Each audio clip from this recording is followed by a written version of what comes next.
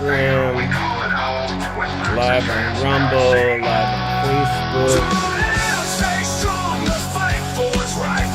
live on YouTube. Taser! Get out the car! Alright, now I need to send this thing out to some people.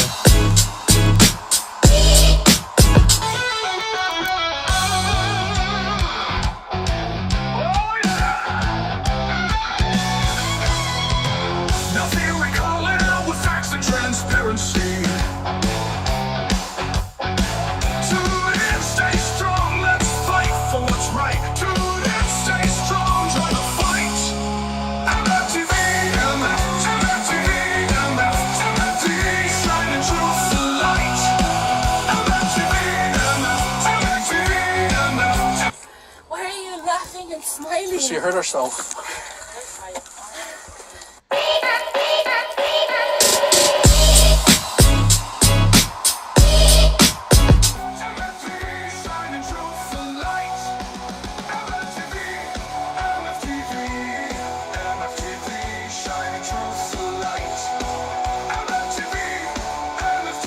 Can you fix my problem? No, get out the car. Oh my God. Get out the car. Joe!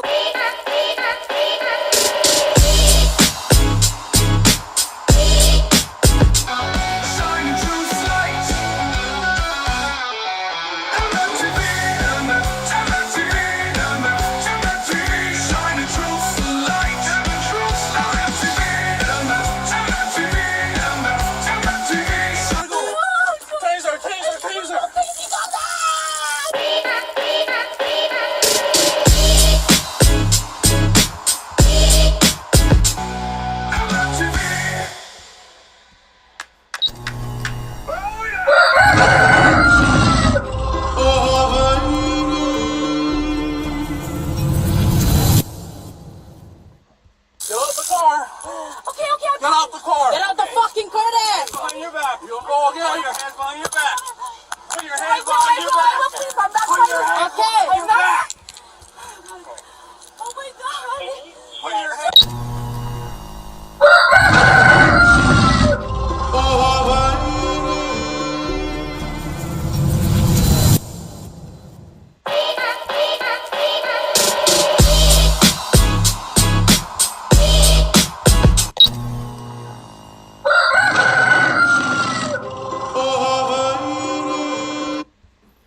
Hi guys, Andrew Aker here with Maui Freedom TV, messing around on OBS, trying to get my head out of my what?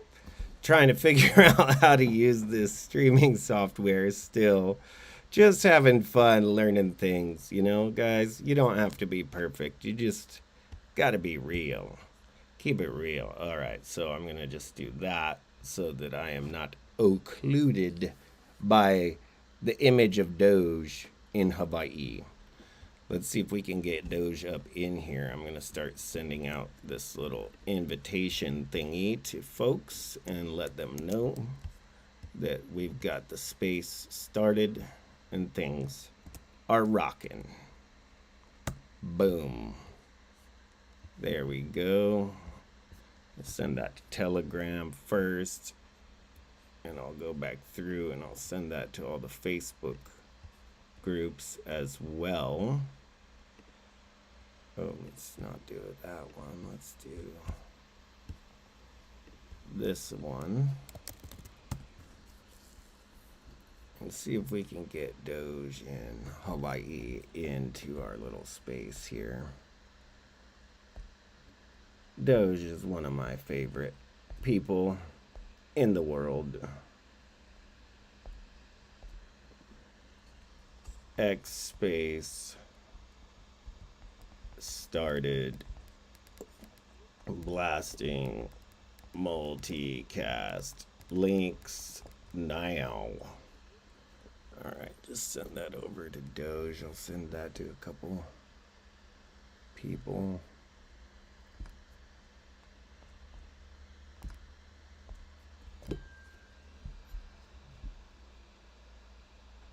X space started blasting multicast links around. Hope to hear from you today. All right, there we go. We can do that. And then I'll just copy paste this whole thing. Send that to a couple people.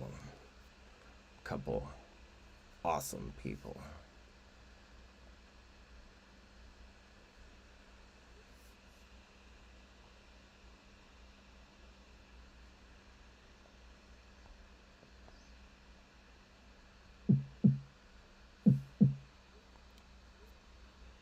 Who's out there? Let's see. Alrighty. Let's see if we can get Nikki into our space. That'd be fun.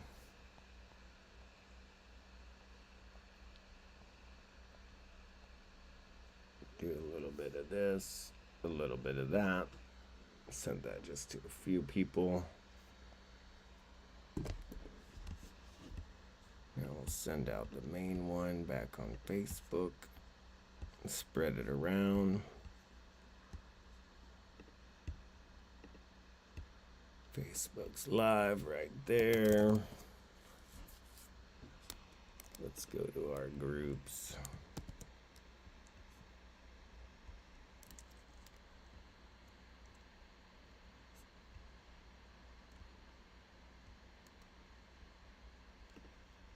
My face looks stupid in that post, but then again, when does it not? When does it not? All right, let's go to these groups. See if my brother can share this. Share, please, brother. We need our brothers and our sisters to share, because sharing is caring. You know the old saying.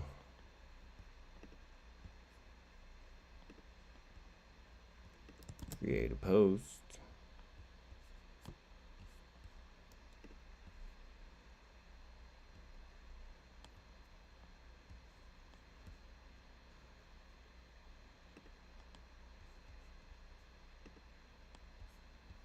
You know, I used to be a fan of Jack Black before I found out that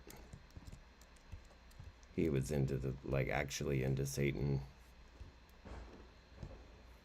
He used to have this saying, it doesn't matter if it's good, it only matters if it rocks. And that is true. Your production quality on your Freedom, Truth, TV, news, whatever you want to make, doesn't have to be great. It just has to rock people's socks off with authenticity. It's that easy, babies. It's that easy. Just be real. Oh, we got Nelson Sua being posted. Governor, they're calling him the Governator 808. Oh, and he's running as a Republican.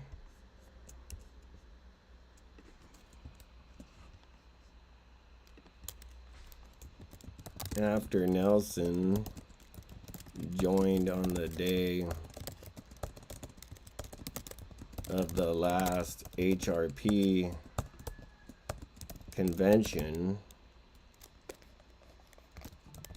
he stood with corrupt clowns, Sheila's, Medeiros, and Walker to help Art Illuminati,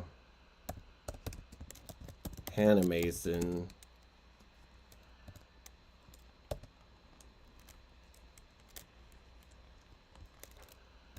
take over the party. Art is out, but the endless procession of musical chair clowns they bring in with the Washington D.C. Leadership Institute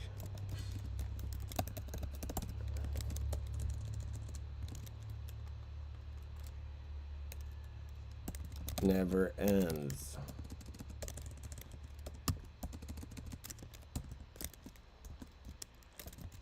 Nelson told me that day that he didn't mean to help the bad guys and that he was gonna quit the party immediately.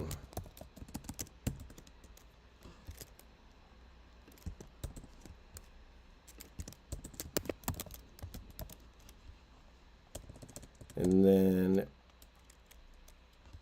Shelby Kikiokalani, that is Shelby Billionaire, Pikachu Billionaire. That is his legal name, Billionaire. Shouted at him on the phone that day for blundering into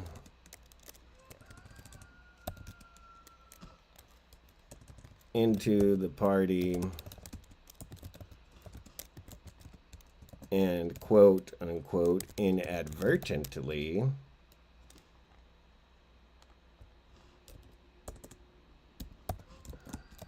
helped the grifter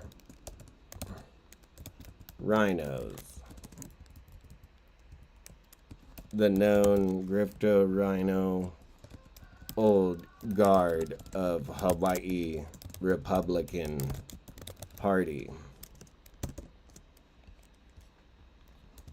He showed up with Christina Everett, who has a bogus lawsuit against disenfranchised former state chair Tamara Mackay.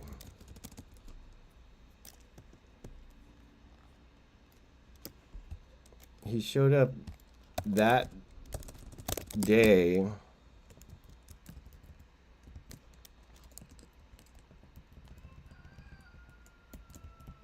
who very publicly slapped a bogus lawsuit against then HRP State Chair Tamara Mackay.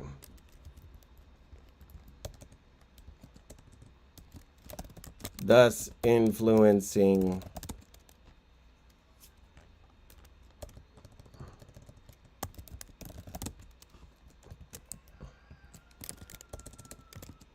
and other known truthers slash patriots.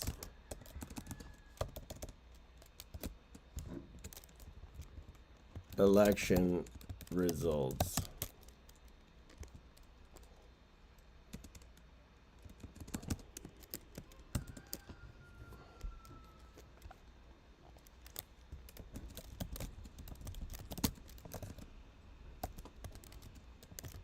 I love Nelson, but he has already shown his willingness to blunder into nuanced and complex operations while trusting and surrounding himself with obviously corrupt individuals.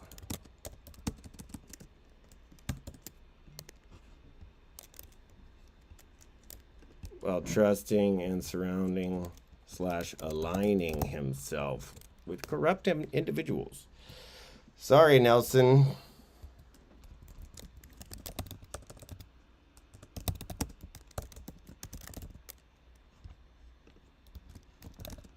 But that's what I saw.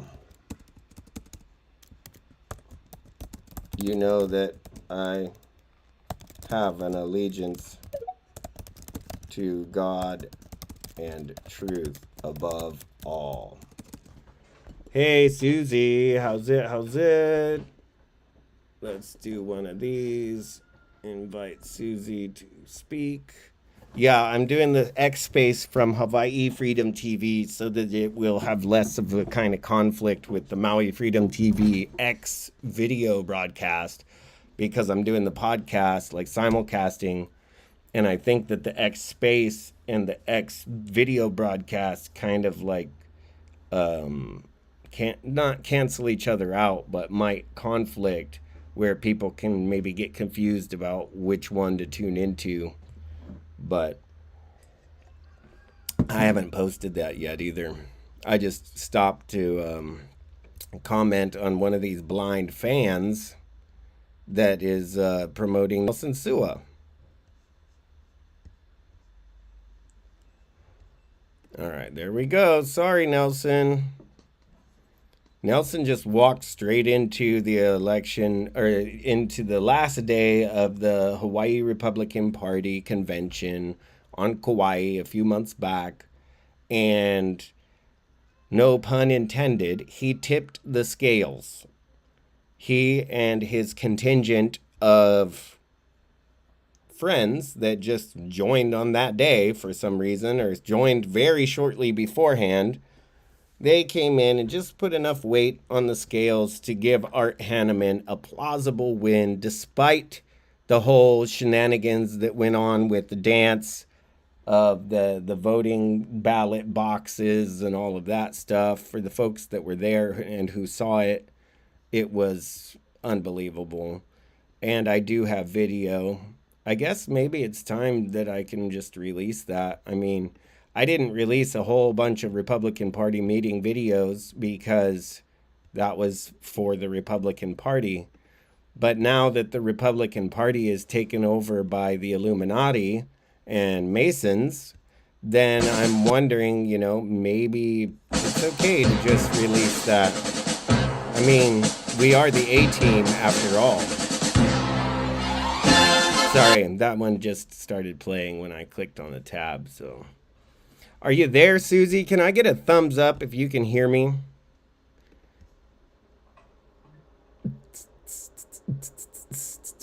Oh, shoots. The Elections Commission thing is about to start in a minute. I better get that link going. Let's get my Zoom open. Get a little bit too distracted here.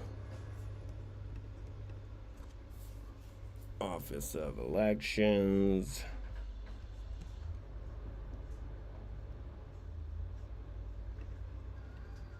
Boards and Commissions. Elections Commission. October 29, November 5th. Where's November 5th? Hey. I was just going to say real quick, aloha. I was having trouble getting on myself, so that was the delay. And Art Hanneman has resigned from the Republican Party, so all the people that went in and put in the effort for him, that was for naught. Well, the ones that honestly put in effort for him, yeah. But I think a lot of them were just part of their, like, goon squad. Mm-hmm. Yeah, and they just had the appearance of having majority. I don't trust the vote that happened that day. I got video of all that kerfuffle. And it's kind of a swamp, the vote. Yeah, they tried to swamp it, but there was still some weird, funny business with all the boxes moving around and, like, people milling around it.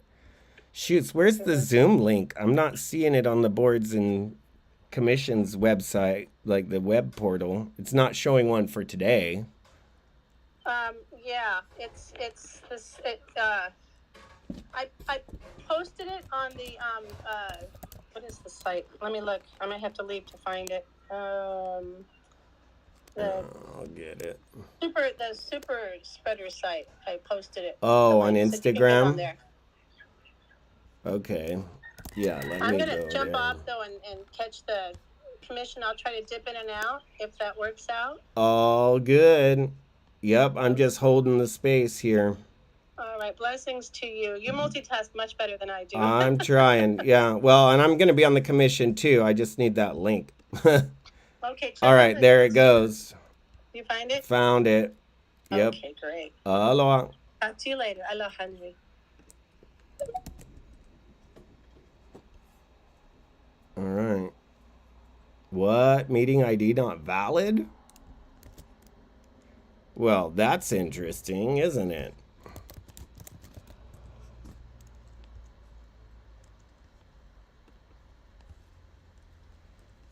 Let's try another way, boys and girls.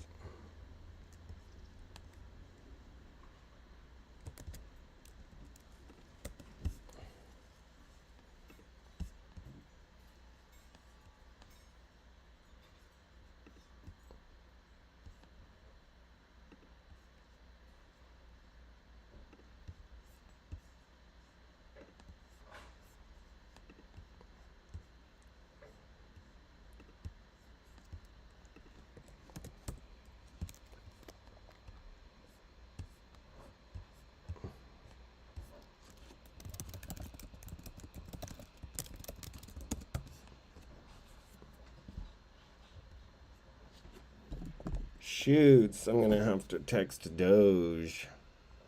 Where is Doge? Do you have a working Zoom link? I'm locked out.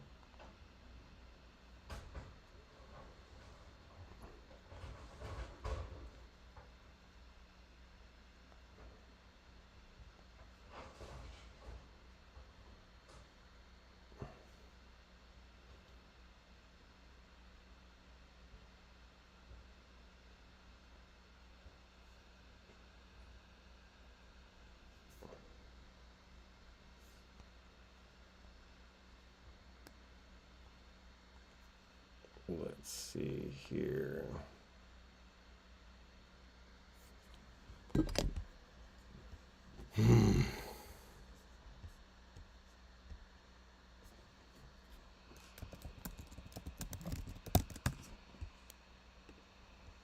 I'm locked out, locked out.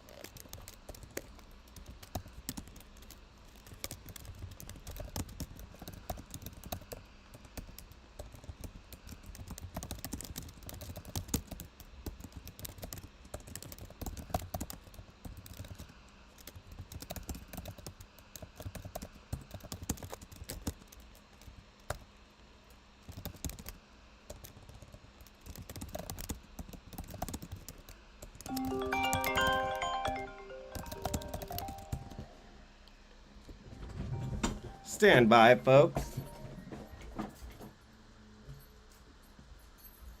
Hey, I'm already running the X-Spaces podcast. I have a picture in that room. What? Yeah, I walked out. Do you send me a working Zoom link or what?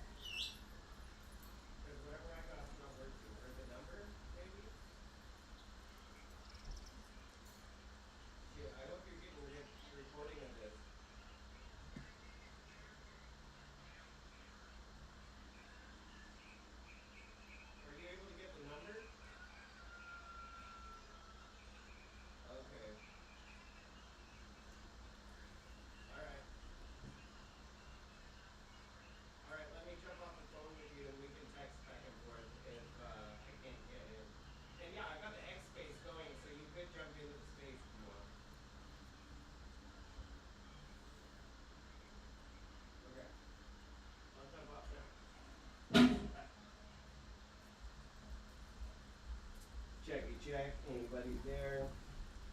Can you hear me clearly? Let's see. Here we go. I'll start inviting people to that once I'm able to actually get into the Zoom call.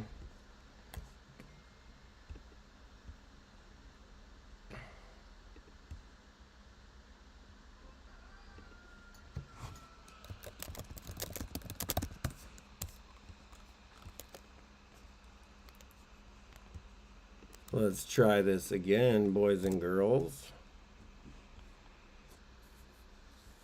There we go.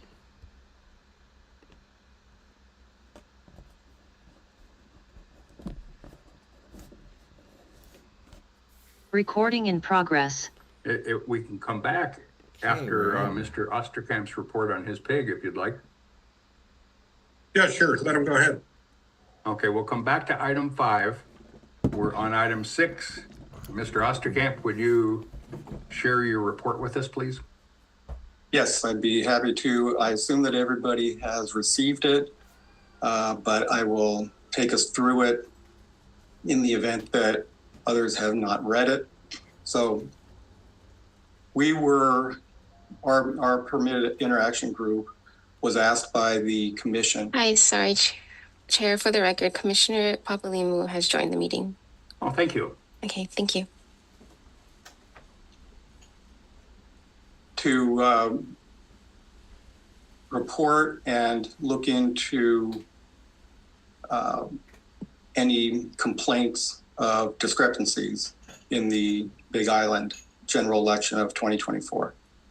And it quickly became apparent that there was only one item that had been the subject of a complaint.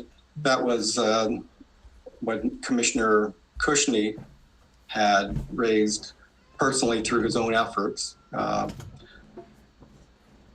claiming that there was a purported discrepancy of more than 19,000 votes between two different means of calculating ballots received by Hawaii County.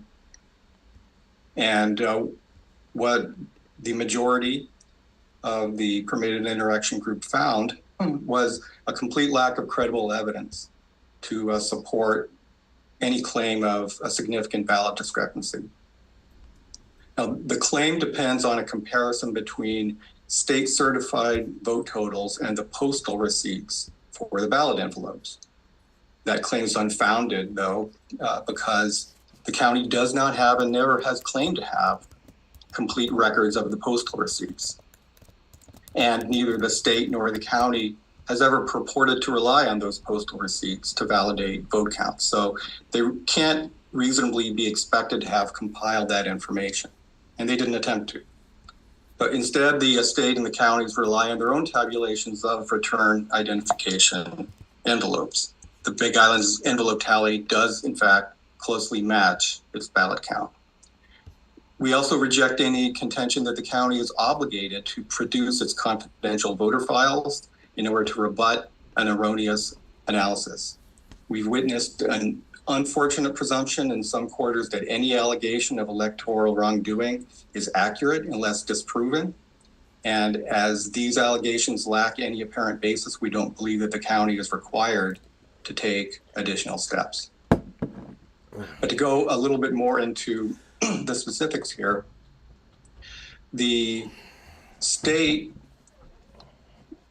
in this case, reported having received 76,595 mail-in ballots, and it included that number in its certified totals of the 2024 general election. The Big Island's count of return identification envelopes was 76,587. That's a difference of just 8 ballots. But Commissioner Cushney represented that receipts of the USPS business reply Big Island mail-in envelopes totaled just 57,553. So he, Commissioner Cushney, Point of order, Chair. moved to form a permitted interaction group to investigate Excuse me, elections Jeffrey. results What discrepancies. rule am I not following now, Ralph? The commissioner is addressing me personally on this report. Okay, I'll overrule that. Please continue, Jeffrey. Okay. So Commissioner Cushney, back in March of 2025, moved to perform or Point of order, Chair. form You're supposed to address the chair. It's been overruled. It's evidence, it's fact. to No, invest. that's not true. Mr. Osterkamp. He needs to address the chair. It's becoming personal, and this is a report from a pig that I sit on. Thank you, Ms. Apparently. Papalimou. You resigned from that pig, I believe. Jeffrey, No, I didn't resign you have from the the floor. pig. I withdrew my name from the report. That's very Thank different. you. Thank you, Jeffrey. Please continue. Okay, so back in March of 2025, during one of our meetings, Commissioner Cushney moved to form a PIG to investigate elections results discrepancies on the Big Island. We are and were unaware of any purported Big Island elections results discrepancies other than Commissioner Cushney's claim. Nevertheless, in a July 11th letter from our chair to Mr. Henricks, who is the Hawaii County Clerk, we asked, among other things, for any complaints received by your office concerning purported Hawaii Island election ballot reporting inconsistencies, including with respect to a claimed 19,000 vote surplus. Mr. Henricks responded on August 1st by identifying no complaints at all. But in the interest of transparency, he did attach some email messages from individuals who were interested in what they thought was a 19,000 ballot discrepancy. Sorry to interrupt. The Commissioner Sabas has joined the meeting, Chair Curtis. Thank you, Mr. Sabas. Okay, thank you. This is what Mr. Henricks said. Our office was aware that concerns of discrepancies arose from an erroneous analysis utilizing business reply mail statements to determine the amount of ballot packet envelopes received by the County of Hawaii via USPS. The county does not use BRM statements to reconcile ballot envelope counts. The process used to reconcile relies solely on cross-checks with the voter registration system and the ballot counting system. Nevertheless, on August 31st, Commissioner Cushney repeated his claim in an email to the Office of Elections. We attached that email and the other documents that I'm referencing in our report. Commissioner Cushney himself attached several other documents, including apparent printouts of the daily USPS records of Big Island BRM envelopes and a spreadsheet that purports to tabulate the ballots received by the Big Island per day, both by Dropbox location and by mail. We attached that as well to our report. We analyzed this. Following a review of the records and a discussion with Mr. Henricks, this PIG has determined that no credible evidence exists to support the claim of a significant discrepancy in the Big Island general election totals. The USPS receipt totals plainly are incomplete. Further, as Mr. Henricks confirmed, the county has never relied on BRM receipts for its ballot count, so did not attempt to fully compile them. The BRM receipt tabulations provided to the county therefore are not, and were never intended to be, an accurate characterization of the county's mail-in votes. The Big Island, like other counties, tabulates ballots by entering the information into the statewide voter registration system. You'll hear the acronym SVRS to represent that. That's a database that tracks registration and voting. Through the SVRS, the number of return envelopes can be compared to the number of voted ballots. Mr. Nago confirmed this. He said, the counties receive, validate, and track return identification envelopes from voters using the SVRS. From there, the validated return identification envelopes are transferred to the state-operated counting center to open, process, and count. As voted ballots are processed at the counting center, our office compares the number of return envelopes accounted for in the SVRS to the number of voted ballots counted by the voting system. In addition, the SVRS tracks the issuance of ballots for both mail and in-person voting. In terms of mail voting, the return identification envelope includes a barcode with a unique identifier associated with each voter. Return identification envelopes are scanned by the county clerks as part of the validation process, and this SVRS is updated to reflect the receipt of the return identification envelopes. The system can also track other situations. For example, it can track if a previously validly issued ballot needs to be invalidated, such as when a voter changes address and requires a new ballot associated with the contest in their new community to be issued to them, and the previously issued ballot to be invalidated. So, this is all, again, from Mr. Nago. His explanation indicates that the state already compiles totals of the ballot envelopes as a safeguard. Commissioner Cushney had access to those totals. Nevertheless, he sought out a separate source for tabulating ballot envelopes. However, the BRM receipt totals presented by Commissioner Cushney are substantially incomplete, so do not allow for a valid comparison. And to emphasize, these are totals that Commissioner Cushney obtained. He presented them, and he is complaining that his own totals are incomplete. We included a table of what it is we're talking about. The BRM records that he provided indicate that during the period of early voting, October 17th to November 5th, and when I say early voting, I should have said mail-in voting. And they include two separate tallies, so-called qualified BRM and high-volume qualified BRM. Excluding Saturdays and Sundays, the relevant period for receiving the mail-in votes includes 14 days. If you look at the table for qualified BRM and high-volume qualified BRM, that's a total of 28 separate subtotals necessary to result in the complete tally. But 10 of those subtotals, 10 of the subtotals are simply absent. 10 of 28, because those BRM receipts were not obtained. Moisturizing, listening to the Hawaii Elections Commission meeting. Matter. I don't think anybody realistically believes that, for example, on October 22nd, 2024, there were no qualified BRM envelopes received. And yet there were 3,640 high-volume qualified BRM receipts. Or that the previous day, October 21st, 2024, there were 2,208 qualified BRM receipts, but no high-volume qualified BRM receipts. It's not that they don't exist, it's that they simply were not provided to Mr. Cushney by the post office.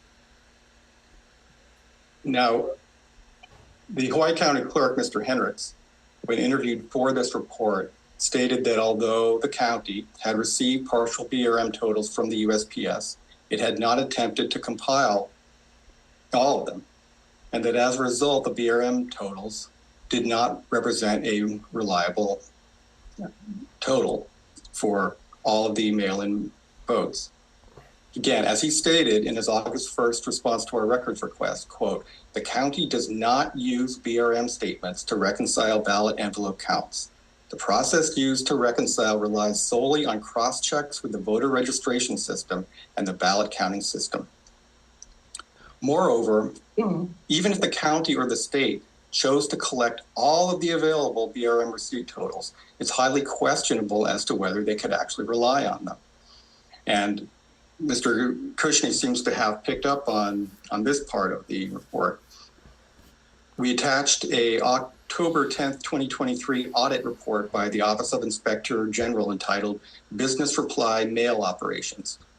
According to that report, the USPS's BRM records system is not trustworthy. In a section entitled What We Found, the Inspector General cited processing delays, insufficient data, and incomplete closeout procedures, and concluded that the BRM data was also unreliable as daily processed and unprocessed Point of order, Chair. Were not captured in any system. Point of order, Chair. Yes, Mr. Cushney. Yes, is he arguing to go back to mail-in in-person voting, or is he talking about his report? Your point of order is overruled. He's finishing his report. And this is directly from the report. So the USPS report that we cited does not in any way state that mail-in voting itself is unreliable. It doesn't cast doubt on mail-in voting. What it says is that the USPS is not equipped to provide the data on the BRM receipts. It's a completely different issue. Mr. Kooshne has seized on this in order to push the narrative that mail-in voting is somehow improper or unreliable, but that's not what we said, and that's not what this means. Now, it's also important to note that it's simply not credible whatsoever to suggest that only 57,500 mail-in ballots were cast in the Big Island 2024 general election. Together with the more than 7,000 ballots cast in person, that would give us a result of just 64,644. That's less than 48% of the voting population and is far below historic precedent. In presidential elections since 1996, Big Island turnout has averaged 65% and it's never fallen below 58.4% in that time. That's the actual we can 2024 Big Island turnout of 62% aligns both with precedent and the 2024 statewide turnout of 60.7%. So accordingly, our PIG does not believe that common sense warrants accepting incomplete and unreliable USPS data as indicative of a discrepancy in the Big Island voting totals. Finally, we just cannot endorse the idea that the county is required to take further steps to disprove the unfounded allegations discussed above. We're aware of assertions that HAR 3-177-453 requires the county to disclose records beyond the tabulation already provided of ballot envelopes, but that's incorrect. What section 3-177-453 actually provides is that A, the chief election officer or the designated representative of the chief election officer shall maintain a complete count of marked sense ballots. Maintain a complete count. All ballots shall be safeguarded to prevent mishandling or misuse. And B, the clerk shall maintain a complete and current count of all marked sense ballots issued, spoiled, and received in their counting. The accounting of marked sense ballots by the clerk shall be recorded on forms prescribed by the chief elections officer. Nothing in that rule requires counties to produce ballot envelopes to the public. Further, this permitted interaction group rejects the notion that unfounded allegations and an erroneous analysis should force the county to do so. So our conclusion from all of this is that while it's appropriate for us to identify problems that need resolution, it's also our responsibility not to unnecessarily feed mistrust in voting or otherwise harm the system we oversee. Elections succeed because the citizenry trusts the process. When we encourage voters to pursue conspiracies or to believe that government workers are hiding ballots or creating new ones, we significantly damage the system on which our democracy depends. This PIG does not pretend that any election is perfect, but we can assure the public that at least in the case of these allegations, the claims of a significant voting discrepancy have no apparent basis. Thank you. We have, as I stated, unlike Commissioner Kooshne's PIG report, we have substantial documentation to back up each of the items in our report. So it's a total of 99 pages, including the attached documents. We need Doge in Hawaii to tell everyone what he YP found on and Sunshine Austin Law Camp. requires us to open this agenda item for public testimony. You'll all get your chance to say, but right now it's the public testimony time. If the secretary could invite the testifiers to 3 minutes, please. Yes.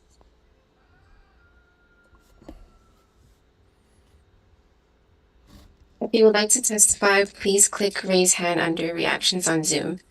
If you are joining us by phone, dial *9 to raise your hand. When your name is called, you will receive a notification requesting you to unmute your microphone. Please promptly accept the request. If you are experiencing technical difficulties and are unable to unmute your microphone, we will move on to the next testifier and return to you at a later time. We ask that you clearly state your first and last name at the start of your testimony so that your name is properly recorded. Lastly, to ensure that we will have sufficient time to hear all of the testimony, each testifier will have 3 minutes to testify. Once your time has expired, you'll be asked to conclude your remarks.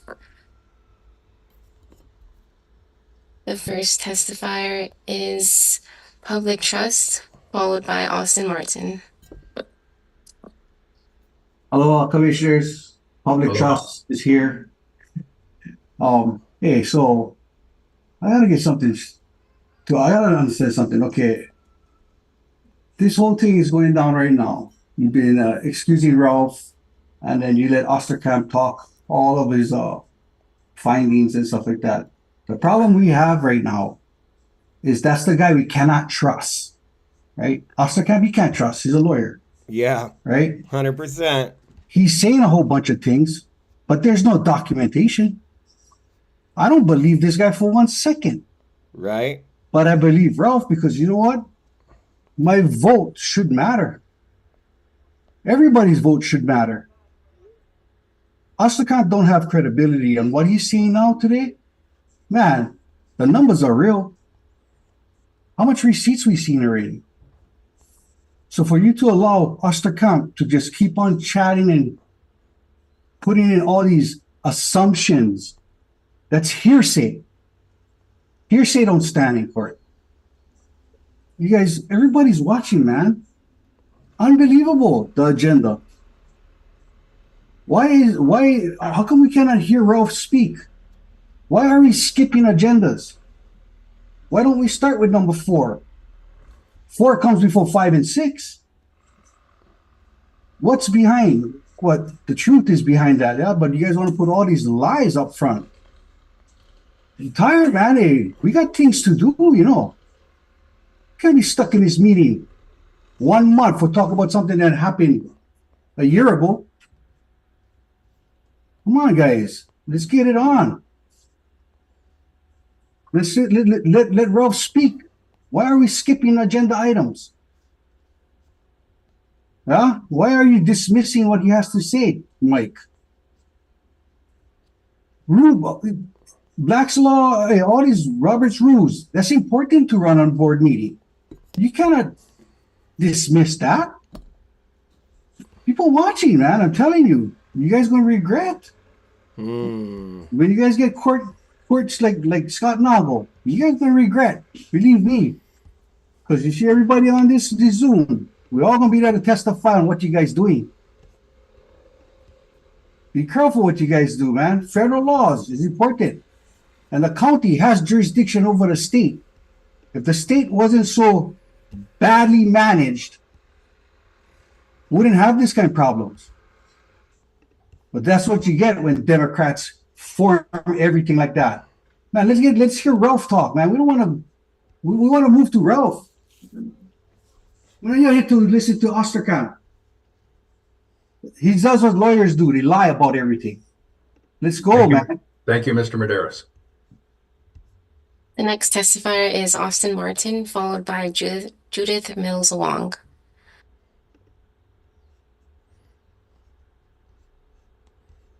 Pardon me. I am just getting reoriented here from a interruption.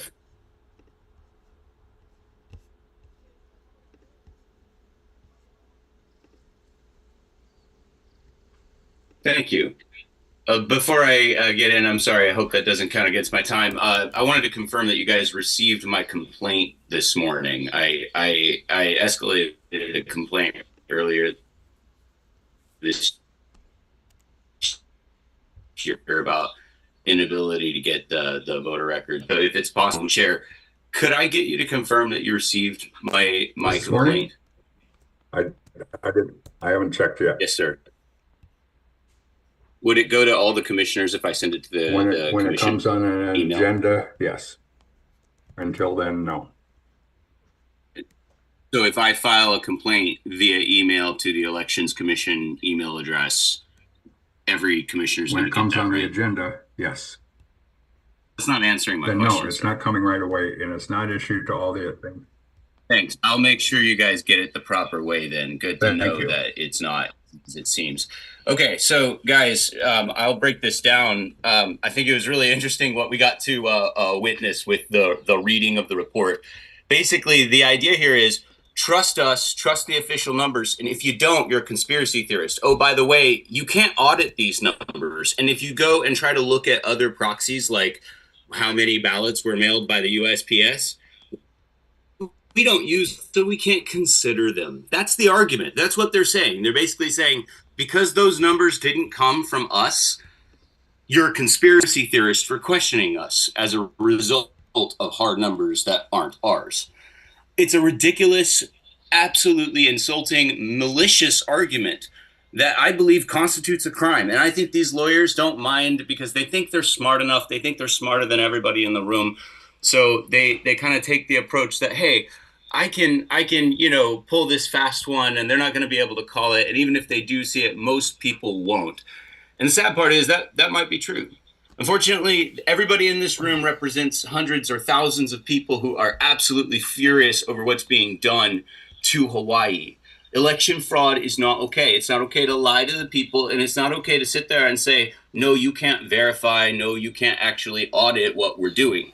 I was an observer, and I was intimidated and threatened with arrest by Mr. Henricks in 2022. I have not been able to get these guys to cooperate with any of the legal requests or information requests that I need to make in my business of running a political party. I mean, it's a crime. What they're doing is criminal. They buried 2 felonies from 2022 against me personally. And I'm here today, and I still can't get my complaint heard. I filed another one this morning, by the way. All you commissioners should definitely request a copy of it from whoever is withholding it from this commission. And if the audience is wondering, yeah, they just lied to us all with that report. And I think the commissioners involved, I think the community needs to take notice of what they're doing, and it needs to be well known. Thank you, Mr. Martin. And get my complaint to the rest of the commission, Mr. Chair, please. Thank you, Mr. Martin. The next testifier is Judith Mills Wong, followed by Jennifer Hunt. Aloha, Judith Mills Wong speaking for the League of Women Voters. First of all, we'd like to say that we very much appreciate the very thorough, fact-based, and excellent report by this PIG. Most importantly, we appreciate that the report has shown that the count between the state received ballots and the county's count of the ballots was virtually the same. We feel that Hawaii County appropriately used the statewide voter system as a database to track registration and voting and to conduct the reconciliation. The report also documented the reasons why business mail records for Hawaii County or any other county do not represent the reliable vote count. And I think that was made very clear in the presentation, both verbally and written for us. The League has testified already that this commission should withdraw any requests for USPS officials' mail records as related to an audit base. The report has very clearly shown, based on facts, that the count was correct and accurate, and we appreciate the work that went into doing this report. Thank you. Thank you, Ms. Mills Wong. The next testifier is Jennifer Hunt, followed by Andrew Aker. Hello, can you hear me okay? Yes, aloha. Aloha. I would like to read something that pertaining to this report. It's Hawaii Code 3-177-453, Accountability and Security of Ballots. The chief election officer or designated representative shall maintain a complete count of marked sense ballots. All ballots shall be safeguarded to prevent mishandling or misuse. The clerk shall maintain a complete and current count of all marked sense ballots issued, spoiled, and received in their county. The accounting of marked sense ballots by the clerk shall be recorded on forms prescribed by the chief election officer.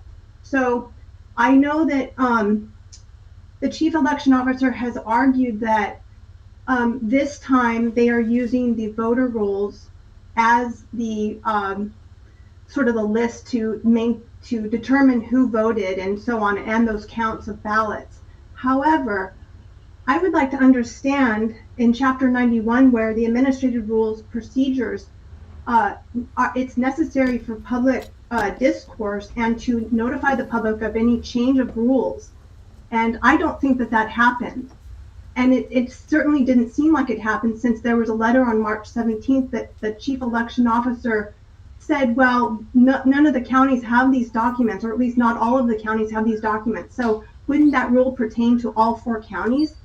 So this pig report read by the very insufferable Mr. Osterkamp doesn't jive.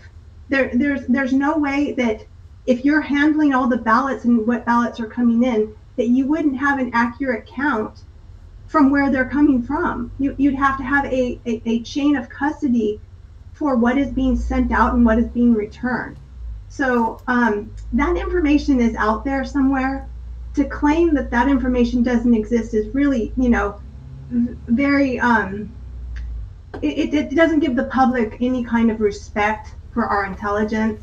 And this is really really disappointing. And I just hope that you guys understand, like, this is not a threat, Mr. Osterkamp, that prison is looming. You guys are not doing the right thing, and someone's going to be going to prison. I don't know who, but somebody's going to prison. Thank you. Thank you, Ms. Hunt. The next testifier is Shelby Billionaire, followed by Jamie Detweiler.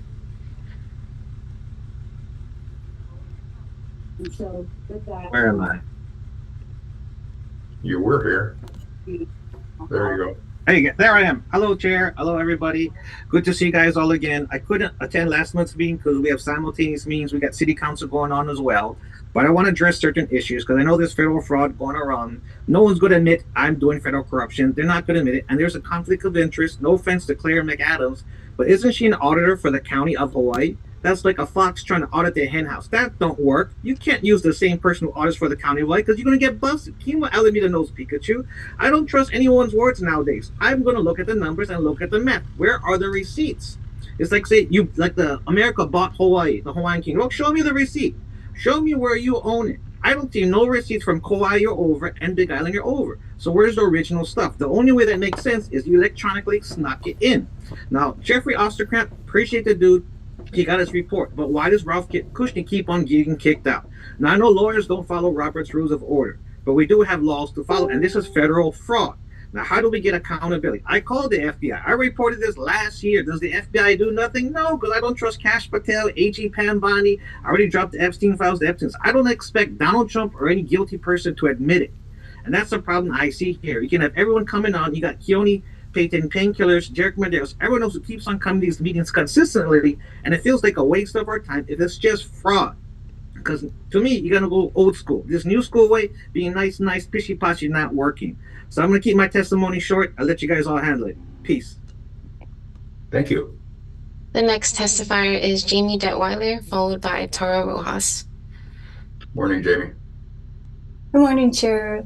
Thank you for the opportunity to testify. Jamie Detweiler here, Hawaii born and raised, lifelong resident, mother, grandmother, and community advocate. There are a number of things here that are very concerning to me.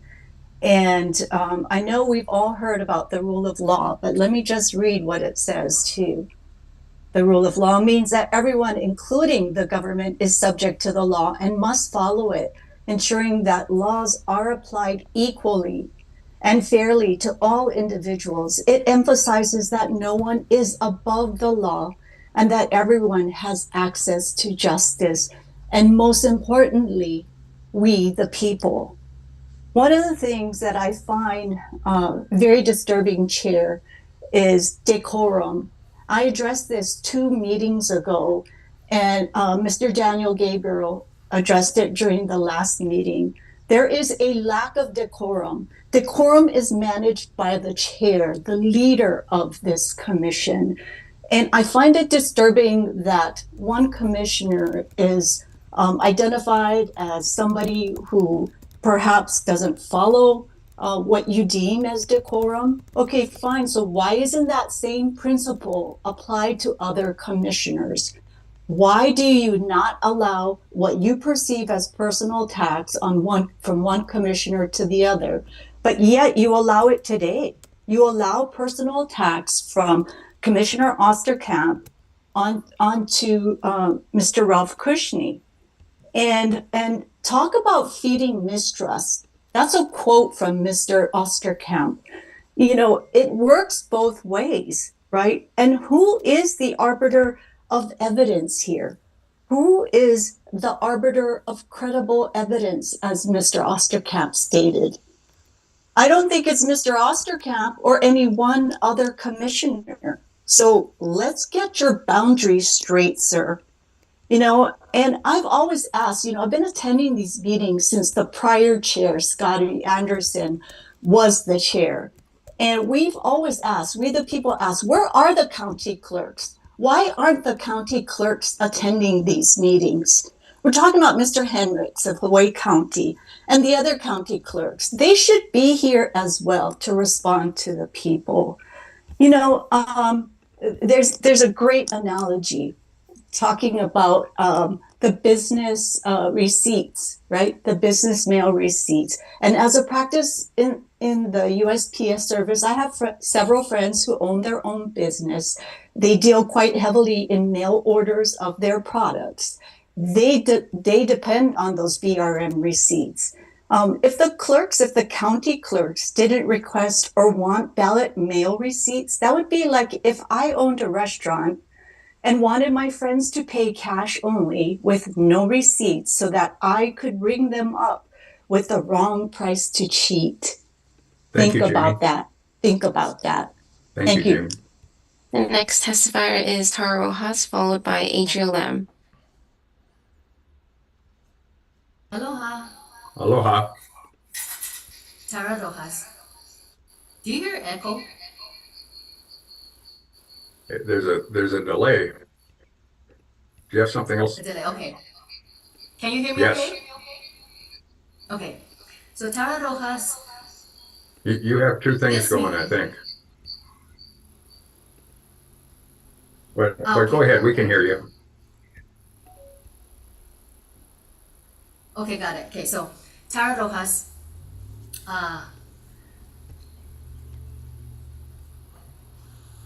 Wait, one moment.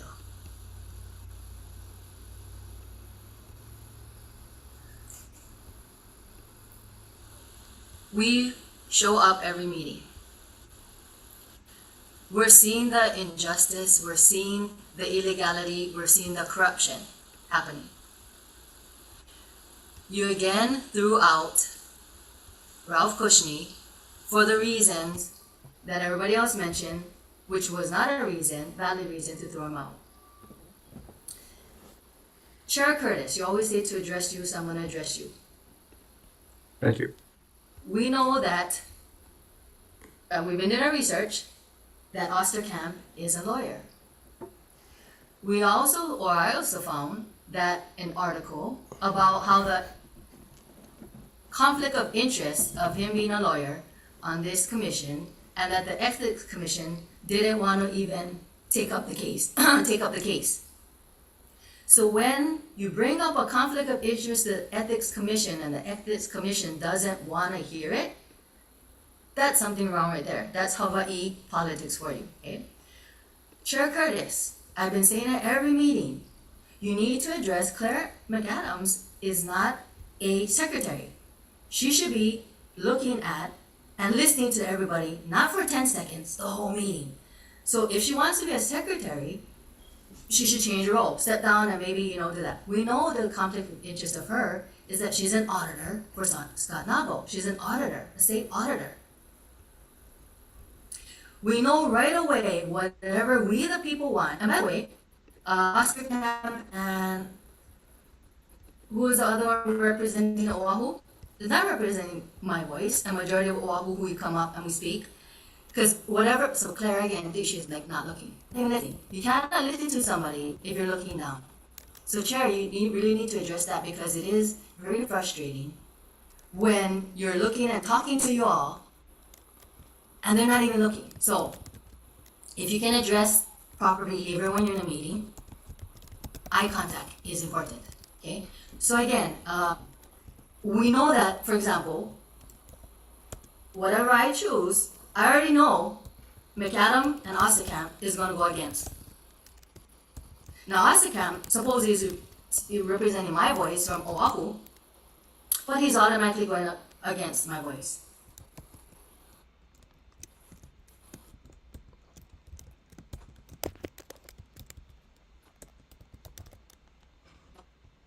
Did we lose Tara?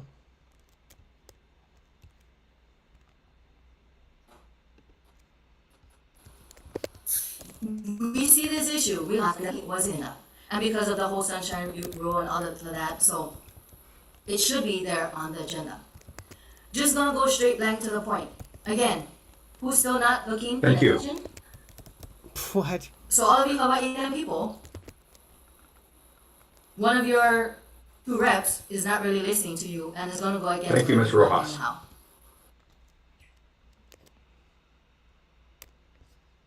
The next testifier is Adriel Lam, followed by Vernell Ogu. Morning, Mr. Lamb. Well, Chair, thanks for the opportunity to testify. Thanks for Commissioner Osterkamp's report. And it just kind of demonstrates again, his very lawyerly report demonstrates how we can't trust the mail system to U.S. Postal Service to handle our mail. He basically says they don't have good records to handle our mail. So why are we using United States Postal Service to for all our ballots, 100,000 ballots that they're asked to handle? And it's interesting that the news media has jumped in on these commission meetings. KTV's Sybil Beat quoting Commissioner McAdams, 92% voted by mail. Well, that's 44% that did not vote by mail. 800,000 ballots and only 500,000 came, or less than 500,000 came back in. That's 44% of the electorate did not want to vote by mail. I've been here testifying ever since January 12th, 2022, and I haven't heard any media pick up on United States Hawaii. This is one data point that you can just disprove right away that United States Hawaii actually did mail in ballot. But has anyone ever investigated why United States Hawaii is recorded for a person who apparently changed their name after they left the residence that they registered at, and then 3 years later changed their name back to that name without any court records? Thank you for the opportunity to testify. I know the Commissioner Osterkamp and McAdams keep saying, hey, there's no fraud, there's no record of fraud. We've been bringing to you every single meeting, and you haven't even looked at any of that.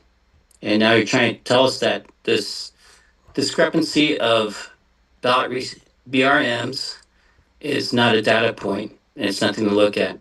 It just tells me that we can't rely on U.S. Postal Service to handle our ballots anymore. And that should be the talking point, or that should be the message from the news media that United States Postal Service cannot reliably handle the mail-in ballots for an election. Thank you for the opportunity to testify. Thank you, Mr. Lamb. The next testifier is Vernell Ogu, followed by Keone Payton.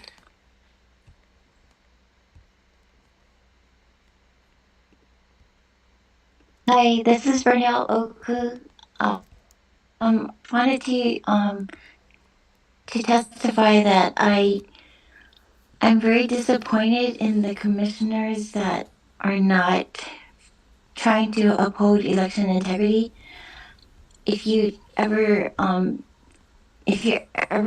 went to visit another country that you don't have a right to vote and your vote doesn't count, then you would know how important it is to have our elections be able to count for who gets elected. And especially if you are a citizen of the United States, I don't see why, as a commissioner, you would not want to have election integrity in your state and in your country. And especially if you're a commissioner, why be a commissioner if you're not going to uphold election integrity? Just resign.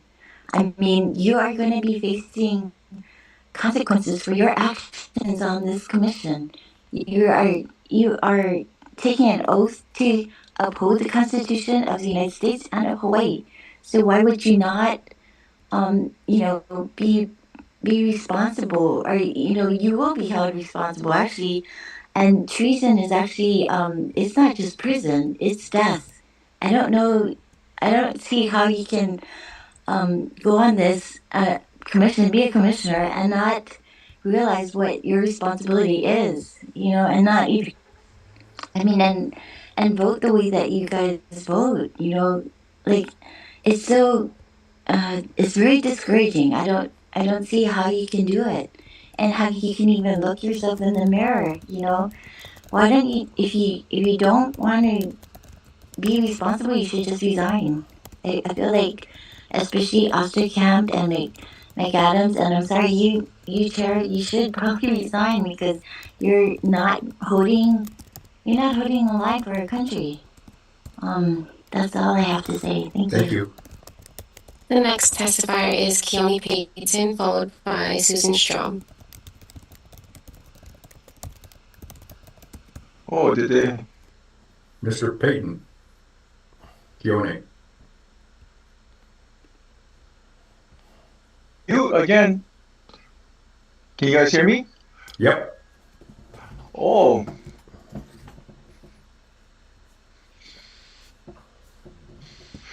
So you guys are gonna let me talk this weekend? 23 times last week. Okay, so just starting this conversation off in my testimony, you guys are refusing to follow laws HRS 16-42 and HRS 11-155. It's funny that I'm behind Lamb because I've been actually listening to Lamb try to bring up the same points of views. Sorry, I got my son here. For the last 5 years in 2020. When Osterkamp actually, when they tried to open an investigation in 2020, Osterkamp called him a conspiracy theorist. And that's what you guys do. You guys gaslight everybody. You guys bully everybody into resigning. And I'm pretty sure that's why Papalimu wanted her name to be taken off the pig, because she wasn't allowed input. You guys, Osterkamp wrote that whole thing and signed her name to it. And she was like, wait a minute, I didn't agree with this. I want my name taken off. It's not anything that she wants to resign from this group. It's that Osterkamp is the one bullying everybody. First off, also, I want to, since Osterkamp is an attorney for Cades and Shoe, you are supposed to hold a legal line. You're supposed to have some ethics here, but you're violating 18 USC 241. And that is when you guys conspire more than one person, which is Osterkamp, McAdams, and Chair Curtis, to gang up on Ralph Cushney. And that is against the law, and that's a felony with 10 years. And I hope all three of you guys get the 10 years. Okay, so going back to what I was saying last week about McAdams. Oh, I'm gonna ask James Kimopana, you hold yourself responsible since you're the new guy on the block right now. But I also did the research on you that you just got back from a big vacation in Israel, huh? Pretty interesting, guy. Where since 2020, Israel has injected over $10 million into funneling and supporting politics in Hawaii. What the hell does Israel have to do with Hawaii? Nothing. We don't want their money. We don't want people taking their money. This has nothing to do with Hawaii. Make Hawaii come first, you guys. Perry McAdams, you're an auditor. You're an auditor that refuses to audit the same thing. I have it right here. From Clerk Counsel, Hawaii County Gov. You're lying. 57,553 mail-in ballots collected by the County of Hawaii. And the state reports that they had 76,595. So there's your discrepancy, and there's your lies, okay? And John knows it too. John Hendricks knows it. That's why he's not coming on here. but there's no accountability because you guys keep on moving the ball and passing the blame off to each other. It's fucking ridiculous. Thank you, Keone, and I'm glad your audio works today. The next testifier is Susan Strom, followed by Kikilani Ho. Aloha, can you hear me? Yes, thank you. Sorry, I'm a little hoarse this morning. Mr. Osterkamp's presentation illustrates the same consistent plight of denial and subversion. First of all, contrary to Mr. Osterkamp's allegations, we are not a democracy, we are a constitutional republic. Democracy is mob rule. Get that straight, please. Even Osterkamp can't prove ballot discrepancies are safe and accurate, so he stoops to gaslighting Ralph and the very concerned public, which is us. Our votes, again, are our sacred trust. And since you cannot secure complete and accurate records for ballot accountability, then this past election, and those that have probably gone before it, is rendered completely illegitimate. Your task, those of you that are left behind that aren't big enough to step down, and you know you should be stepping down because there are other consequences that will be beholden to you if you don't. The only way to establish a complete and transparent and numerically accurate election system, which doesn't present us with mismatched records of uncertainty, this is why we need same-day, in-person voting with identification in order to eliminate all these ridiculous and unnecessary gray areas. It's the only way. It's also embarrassing to witness your mistreatment of Ralph, who's clearly fighting for voter transparency on behalf of us, a very concerned voter public, and you're rearranging the rules and regulations to suit your agenda, steering it in a direction that flows contrary to the concerns and demands of we the people. It is just completely mystifying, but really not if we know there's a hidden agenda there somewhere. Who's protecting who? It doesn't take a rocket scientist to really see how the play is going. Now, because we have no legitimate election where no one can reconcile chain of custody or ballot records, then you know what's going to happen? We're going to ultimately need to do a revote statewide. This is going to be the only legitimate remedy because we can't let it stand as it is. It's not going to be swept away. There's going to be no closure if there's no accountability. So then we will absolutely be expected and should have a revote statewide. So anyway, thank you for your time. Thank you for your testimony. The next testifier is Kikilani Ho, followed by Michael Goliath Jr. Hello, Commissioners. My name is Kikilani Ho. Don't mind me. I'm gathering my thoughts here. I jumped on late. So I did hear Tara Rojas and Shelby Billionaire mention the conflict of interest with Claire McAdams and Jeffrey Osterkamp. And I agree with those. I don't see how Claire McAdams should have been on that PIG report investigating the Big Island when she's an auditor. It doesn't make sense to me. That's a red flag. Especially since those two are on the biggest investigation that we have so far. So the Big Island rate, they say there's a little over 19,000 ballot difference. That's a huge investigation. Yet we have the very two who vote against accountability on that report. That is a red flag right there. Not only that, they left out Commissioner Papalimu, who is always for accountability. They left her out of that report. They didn't contact her about this. And that's crazy to me. So I don't see how you guys can think that we should trust you guys with anything that you guys say. And Jeffrey Osterkamp saying that the USPS BRM receipts, not being reliable, so the county should not have to go out of their way to retrieve them. To me, it just seems that whatever the receipts are, whatever it is, whatever paper or document is being requested, they are always denied to us. So it doesn't matter what it is. The problem is that they're always being denied to us. And there are many documents that were requested from the Office of Elections over these years that have been denied when they should be available for the public to see. And only once did I ever receive what I requested, but when I received it, the information was removed from it. So it was cleaned before I received it. So the bottom line here in every single meeting is the public's distrust in the Commission and the Office of Elections statewide. And one way to make these meetings more proactive is just to do your job and provide to the public what they're asking for, the records. I really, I'm not in your position, so I don't know how hard it is, but I cannot imagine how hard it would be to just show the records. I don't know what's the big deal about showing the people what they're asking for, if you just show what they're asking for, if you guys are saying it's the truth, if you guys just show it, the people will stop, and there will not be any more 7-hour meetings. That's just all I'm saying. That's all I wanted to say. I yield my time. Thank you. Thank you, Ms. Hope. The next testifier is Michael Goleo Jr., followed by Tara Malia Gregory. Good morning. Aloha. Michael Goleo Jr., he, him pronouns. First, I'd like to thank Osterkamp for the report. I'm sorry that most of the majority of the testifiers before me didn't bother to actually read it and look at the evidence. It's very clear on that there is no discrepancies. Everything is explained in the report with examples, with evidence. That's something that other commissioner has yet to provide on anything.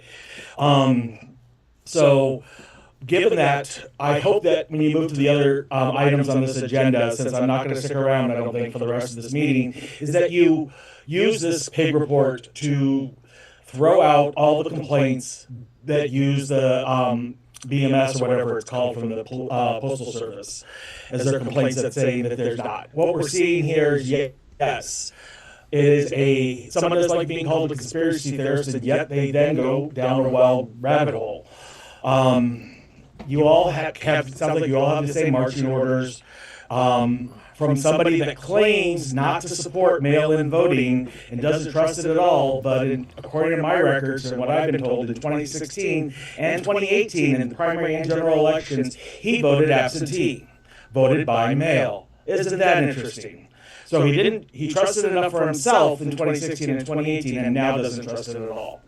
What happened since then? Orange Menace came along.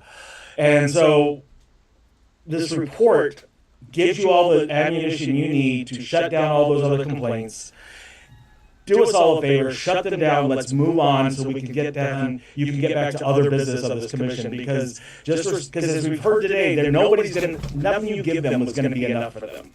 That audit will never be enough for these conspiracy theorists. They're always going to accuse somebody of something, and if there had been any credible piece of information at this point, charges would have been filed against somebody for voter fraud. So the evidence is not there. You keep on throwing out red herrings. And again, like I said last meeting, please, commissioners, learn Robert's Rules, learn the Sunshine Law. Robert's Rules only comes into place when your operating documents do not have operating bylaws, HRS do not have go or silent on something. So the chair is right to follow the Sunshine Law when somebody is obstructing these meetings.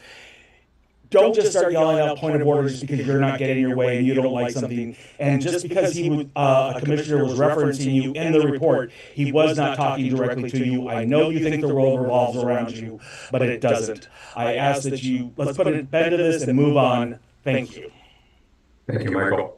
The next testifier is Tara Malia Gregory, followed by Keenan Place Papua. Aloha, good morning, everyone. Tara Malia Gregory speaking on behalf of the people of Hawaii to truth in real time. He added another 7,000 in-person ballots to the already in question mail-in ballots. Let's be clear.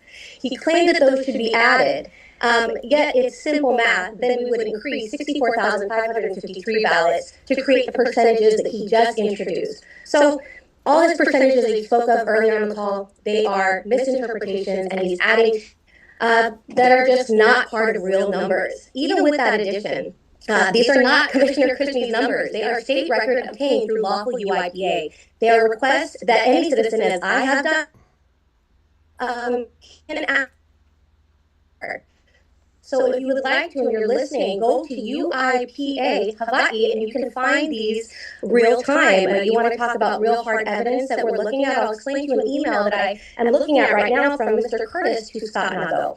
Let me explain exactly what's happening. Mr. Nago is the top election official in Hawaii. He was appointed by this commission to oversee statewide election operations, ballot printing, vote counts, post-election audit election funds. He coordinates the entire election calendar and serves as the highest authority on election integrity in this state. According to the 2025 Civil Beat Salary Report, Mr. Nago earns $131,664 a year to do full-time for so it's reasonable to expect prompt performance and full transparency, especially concerning ballots. On the last meeting regarding communication with county clerks, Mr. Nago said, quote, "I don't know what the county clerks have on their plates." That answer is unacceptable, particularly after certifying an average of 19,000 ballots unaccounted for, and that's just one district, right? That's just one county. And there's 3 other counties that are still waiting on missing data. So I'm reading verbatim an email dated March 19th, 2025. Mr. Apana, you had some questions about something having to do with you can't expect in a couple of days on the last call. Request to be done. Contractors to finish something within 3 days. Let's just be clear, 2024, in 2024, that is over a year ago now. So it says this, from March 19th, 2025, Mr. Chair Curtis to Mr. Nago stating, please share with your staff and contemporaries that the noise we're hearing is mostly insubstantial, irrelevant, and illegal. Message was obtained through UIPA Sunshine Law. It also named Giselle Ballesteros, Hawaii County Clerk, Uti, Maui County, Lyndon Yoshioka, Kauai County, instruct to, quote, hang in there, because leadership was trying to figure out how to get rid of us. So to be clear, this is Chair Curtis addressing an email to Scott Nago, to Commissioner Ralph Cushing for standing firm in truth.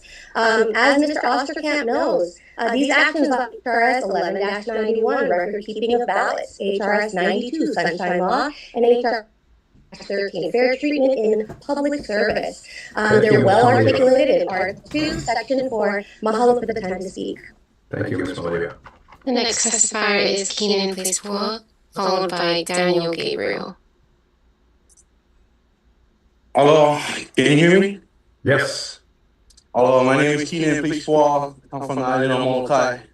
Yeah, I know Ma come on this train and testify, but it breaks my heart to see you guys and this circus show going on. It's hurting my feelings. And you guys putting distrust into this community. And nobody trusts nobody. And we don't care whose side. He's better than who. If you guys just give the audit and do them the right way so you guys can gain the trust of the public. Now, how you guys expect us to vote anymore? You know what I mean? I care about my kiki that can live through all this mess. You know? And all we ask is for accountability. And you guys for follow the laws. You guys teaching people who watching this fucking circus show how to break the law. And you guys, is that what you guys want in this community? Because I don't like that. We get enough BS going on in this community. Man, respect the Hawaiians. Respect all the people over here. We don't care whose side you guys stay on. Just do them the right way. And excuse me, I get one small temper, and I'm not the best speaker, but all I ask is for accountability so that we can trust you guys again. Mahalo. Thank you. The next testifier is Daniel Gabriel, followed by Andrew Aker.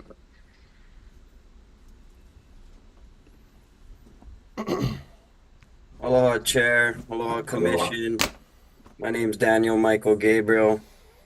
Here we are again, wasting another 7 hours of our life. I am in objection to the pig created by Osterkamp. How can an Office of Election or, each county audit itself in like in a publicly traded company? It cannot use the same auditing firm that they use for consultation, according to Sarbanes-Oxley. Why is our election officials auditing themselves? It's ridiculous. We need to do something, whether it means drafting a new law or something, to where if there is a discrepancy, according to the numbers, it needs to be audited by a third-party assurance agency. I don't trust anything that the government is doing.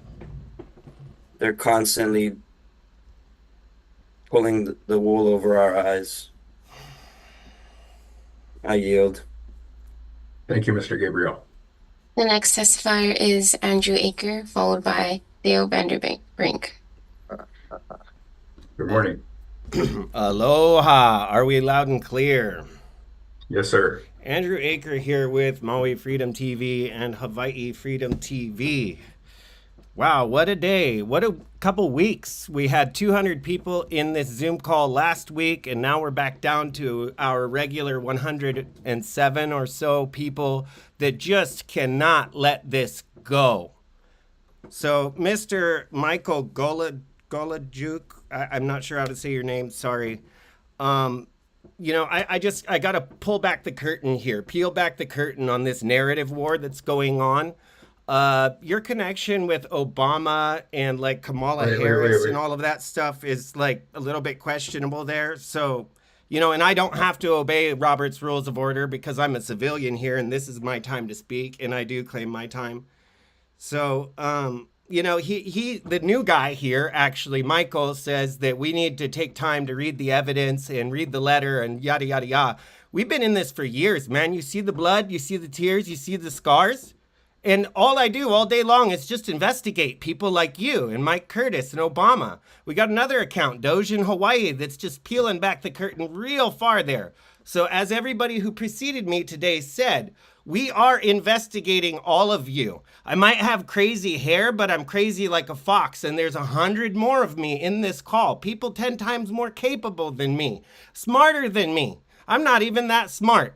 But I'm just really mad as hell, and I'm not going to take it anymore. And like the brother before me from Molokai was saying, we got to respect everybody. We all have red blood. We all protecting our kids. You do not know the road that you are going down by supporting this Obama fried rice, dude. This is just BS. It's just complete BS. Talking about us getting marching orders? Bro, Michael, we're looking at you, dude. We know who's giving you marching orders. I got God and the U.S. Constitution giving me marching orders. And Article 4, Section 4 of the U.S. Constitution says we are guaranteed a Republican form of government in every state. Yes, this kingdom was usurped and this government is fraudulent. You guys are covering for the fraud. But if we can make America right, then we can maybe make it right for the Hawaiians and do the right thing by being honest and cutting off these liars. I love you all, but I'm still mad. Bye-bye. Thank you, Andrew. You're welcome. The next testifier is Dale Vanderbrink, followed by Connect the Dots with Jenny.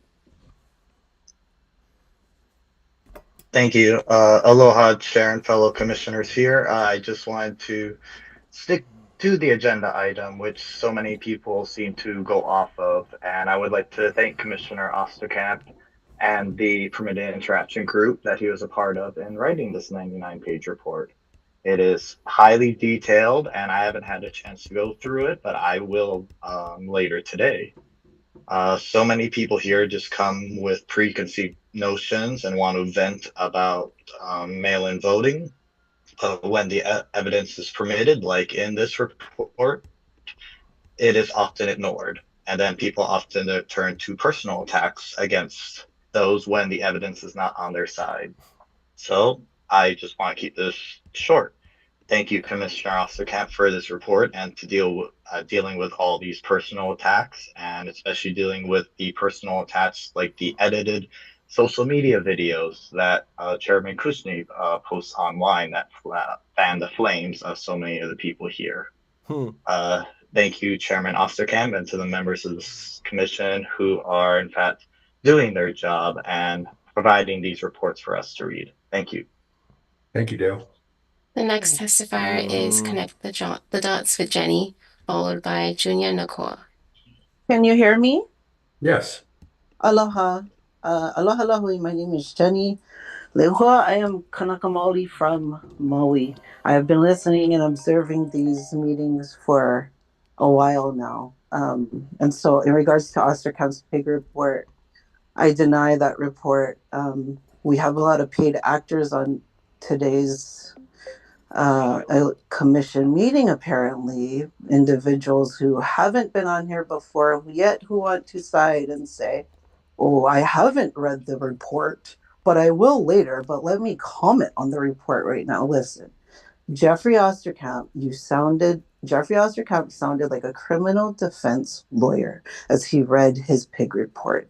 He said words to play on people's emotions to sound like he is accurate. And then to back himself up, he cites Scott Nagle, the man who has had over 20 lawsuits against him, who currently just had a new one brought against him, and you're citing him as your credibility, and you're essentially saying, hey, just trust us, trust the process, trust the government, trust the system, everything's right. And anybody who speaks against that, well, then we're going to label you a conspiracy theorist, and we're going to go ahead and gaslight you, and then you're going to bully a fellow commissioner who has valid points of concern.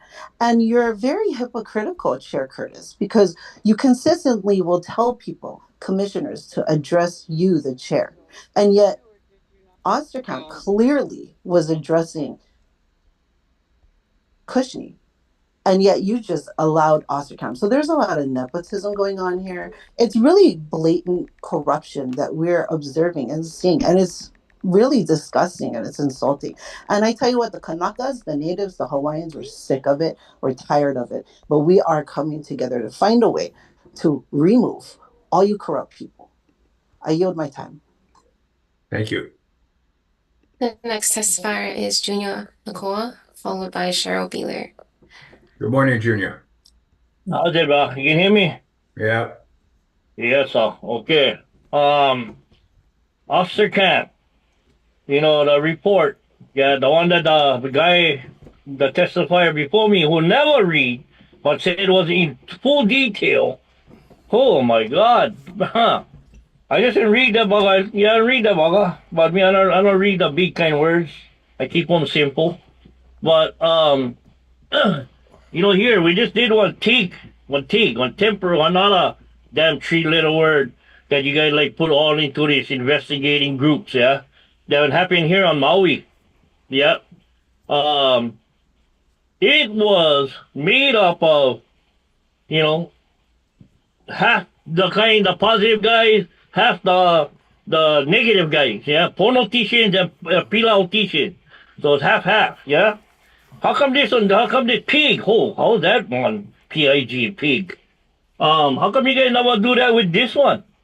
How come you get one lawyer that do liability stuff and whatnot, then you get one lady who is an auditor for the Big Island, and then the one Tita and Auntie, or much respect, whatever way you want to be called, you guys have put words into her mouth and all this kind of stuff. So this kind of investigation, I don't know how you guys can say it is good. And this is not one thing. And you can call me a conspiracy guy, give it all, bro. I take all the kind of names. I don't give a crap. Okay? But you guys, again, I keep saying this. You guys supposed to be making it where the people vote. Come out and vote.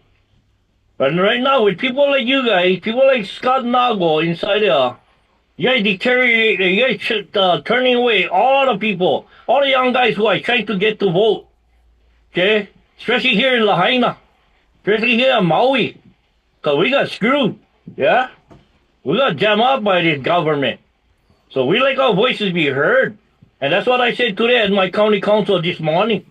And I keep on going. If I could fly to Honolulu every damn time you guys have this 7-hour meeting, I would. But I don't like that place. Too busy for me. I like slow down. So I went to Kaului, and I want to go testify. And I'm going to be there every day. Every time they test, when I get a chance. But you guys gotta be the voice of be able to hold everybody accountable. And if you guys don't like that job, get the heck out. Step on the side. For real. Get out of the way, you tree buggers. Get people who are going to hold people accountable. So now when people want to go vote, they can feel confident. Okay? So, Officer Kemp, I'm going to check out who you is, bruh. I'm going to check out who you bugger is and whatnot because you screwing us, the people of Hawaii, up.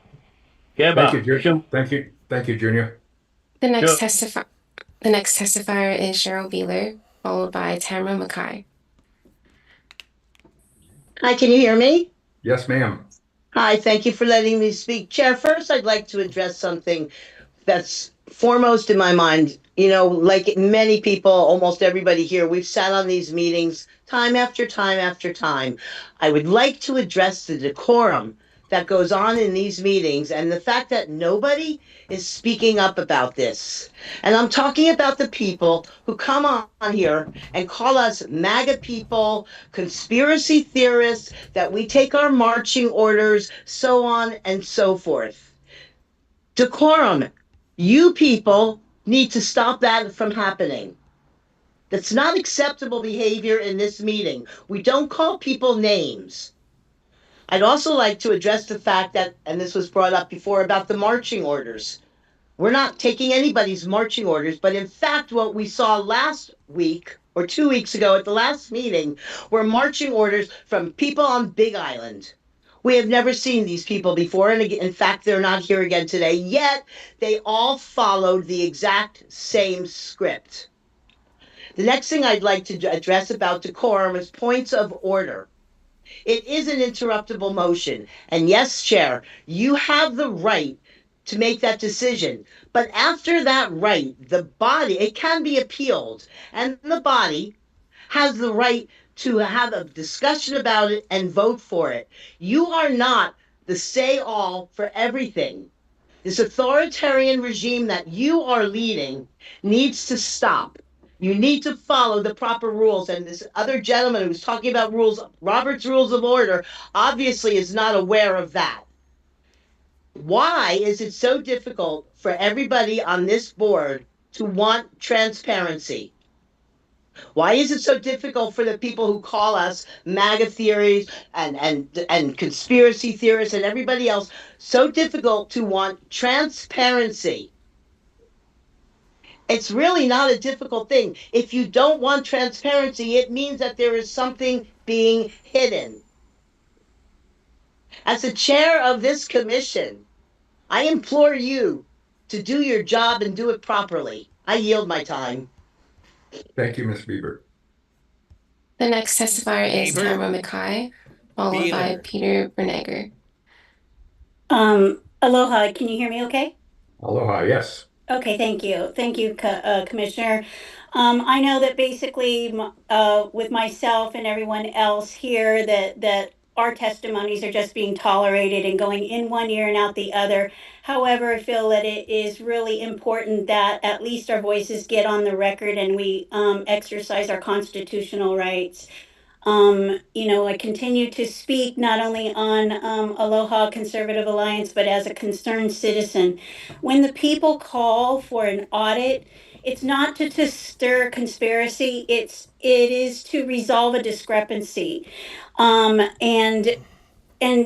find offense when everybody, because they don't want the transparency out there, that they have to say, oh, conspiracy, well, let's put it all to rest and get rid of the conspiracy and do the audit.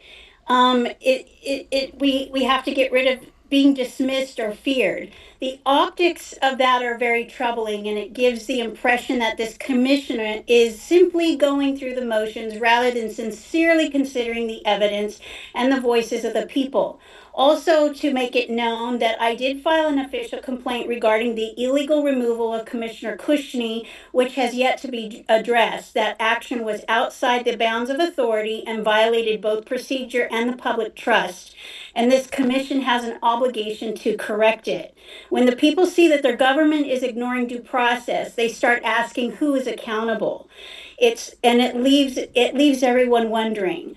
The people are not your enemies. We are the voice. and it's obvious of the direction that is being driven to control the narrative and the voting system. We, the people, want transparency. We want honest elections. Again, paper ballots, in-person voting, and one-day elections as we did for decades. And Mr. Osterkamp's reports, I have to be honest with you, they're as good as the information that he puts into ChatGPT.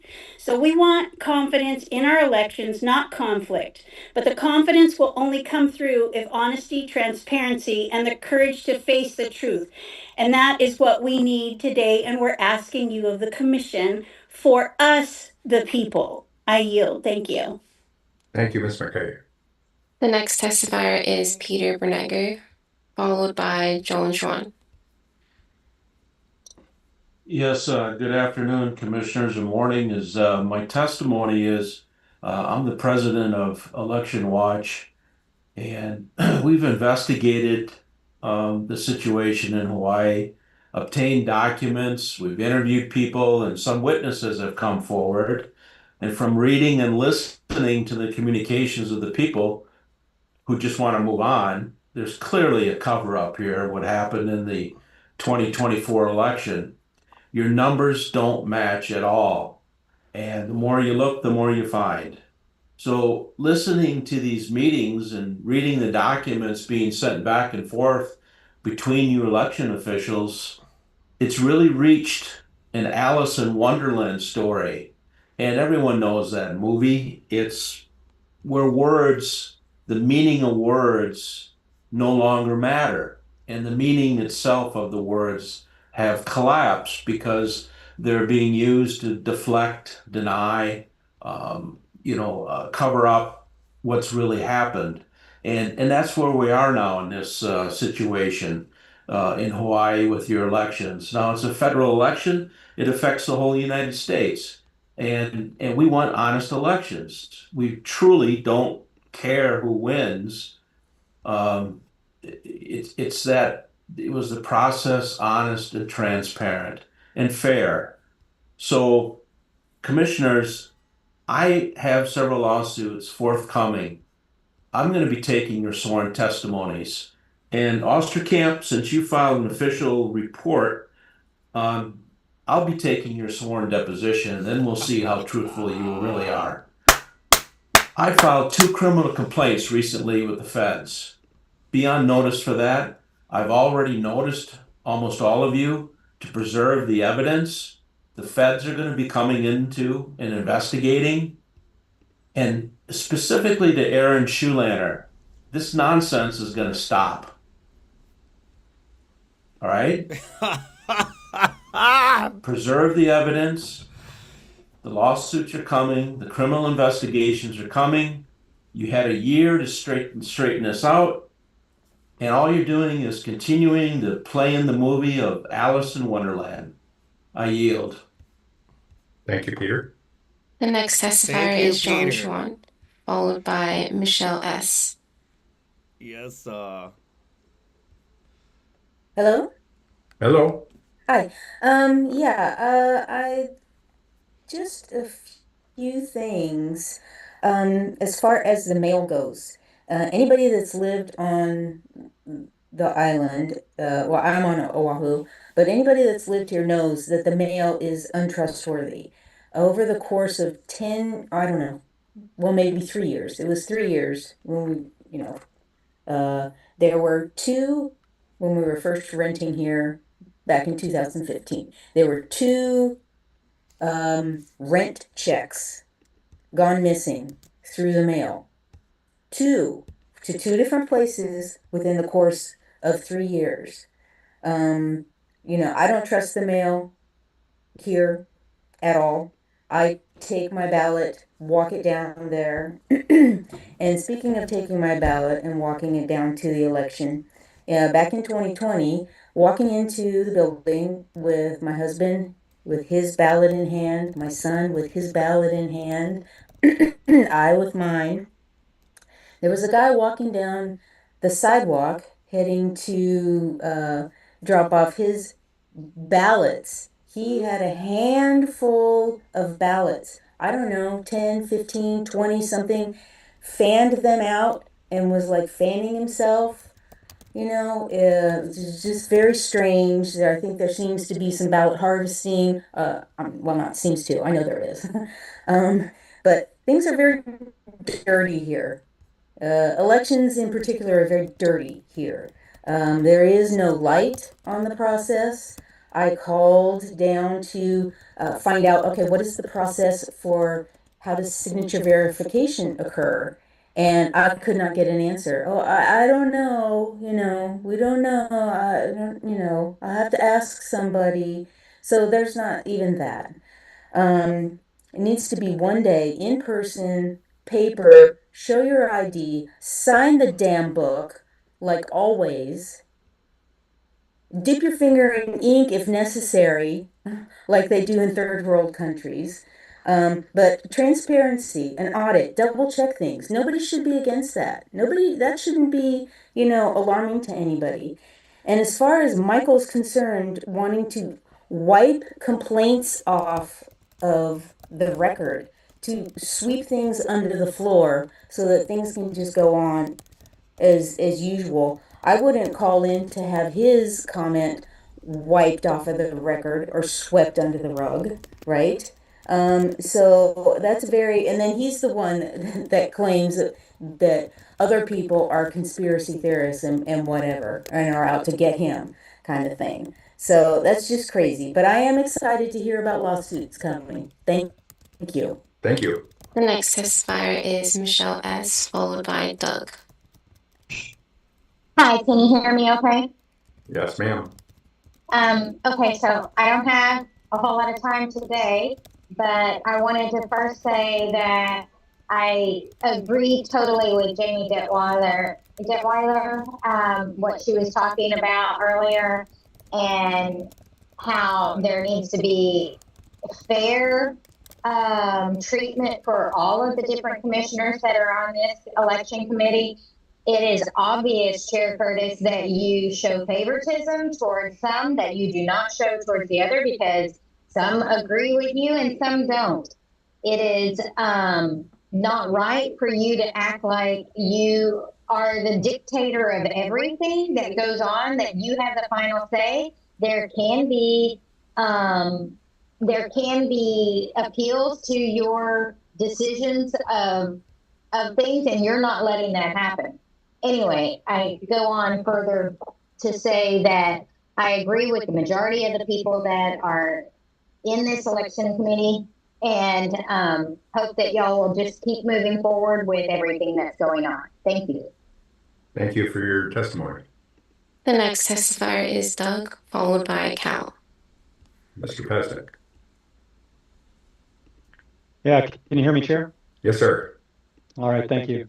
The Big Island Pig Report demonstrates a failure by this commission to fulfill its statutory obligations of oversight and investigation.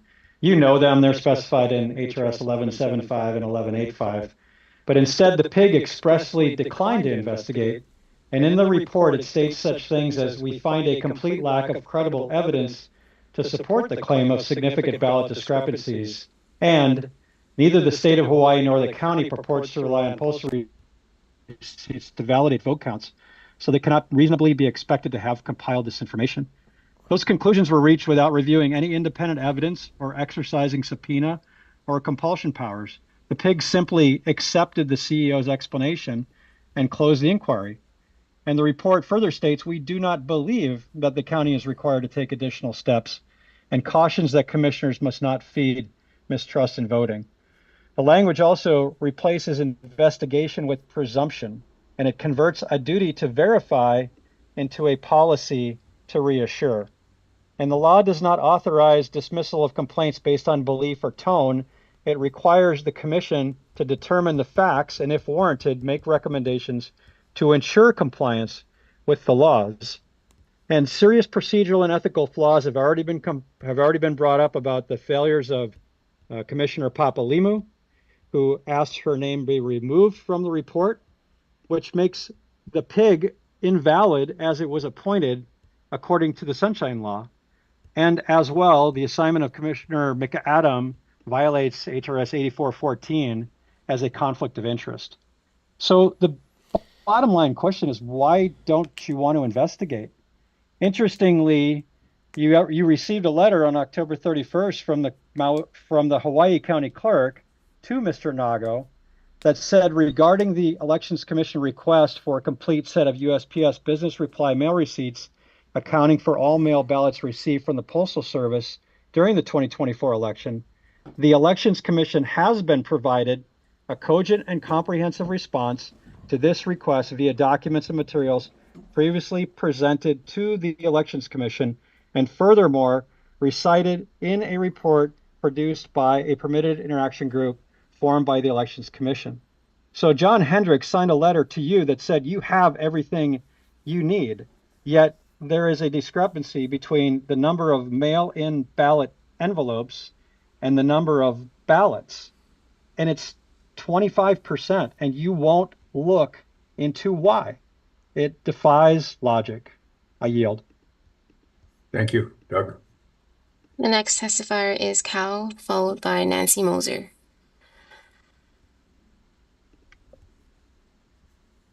Cal. Hello. Aloha. Oh boy. Whew, you guys in hot water, butter. And I get some fire to I gotta let out, but listen to this kind of meetings.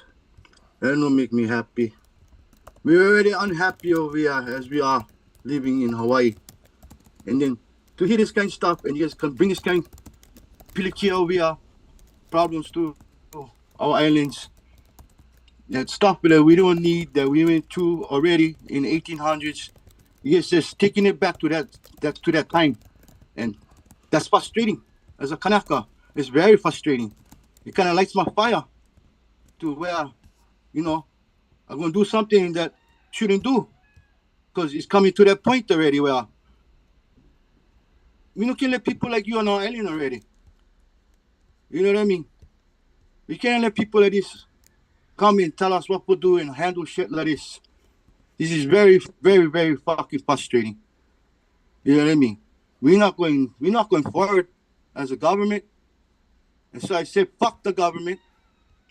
Because we're not going forward with you guys. We're going to go backwards with you guys. We're getting nowhere.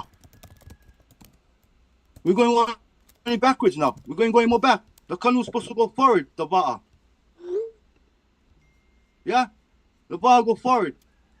When we paddle the canoe, the thing go forward. You don't go backwards, ba. Think about that. You guys here on one island. You guys far away from the United States. You guys think this is the United States. It's not. We all know that. You guys all know that. But you they come over here, bully us, yeah? Do you guys bully tactics, bullshit fucking maneuvers, yeah? And think we're going to accept that kind of shit. I only no pilikia already. Why shoot us?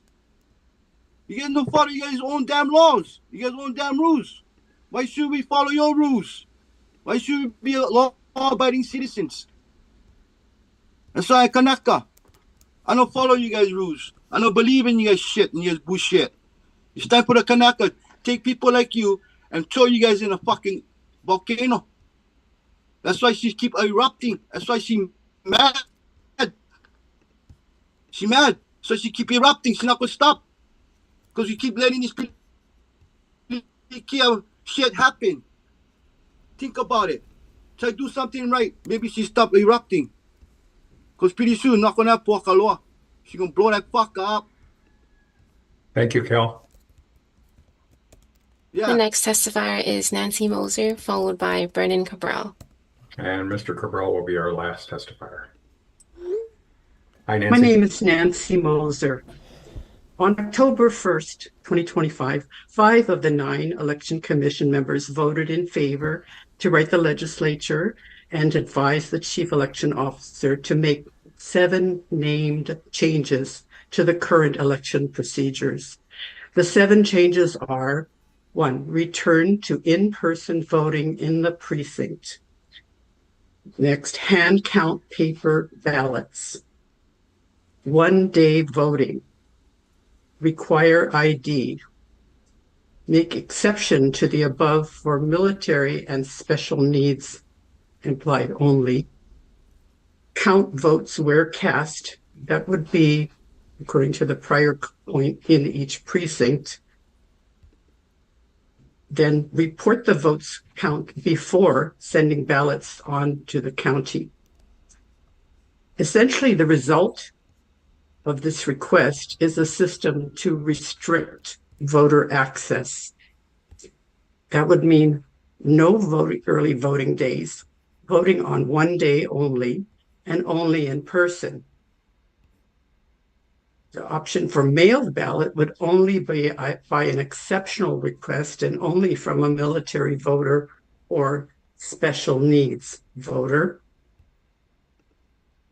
This would magnify the opportunity for errors by using only paper ballots.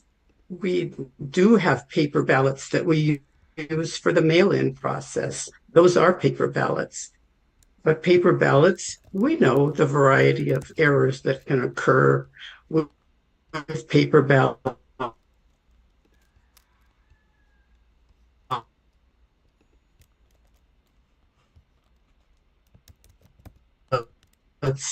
In that system as well. We've all need to be staffed by volunteers trained not just in voting day procedures, but also in the system works. The effort by a bare majority of the commission, 5 of the 9, is a solution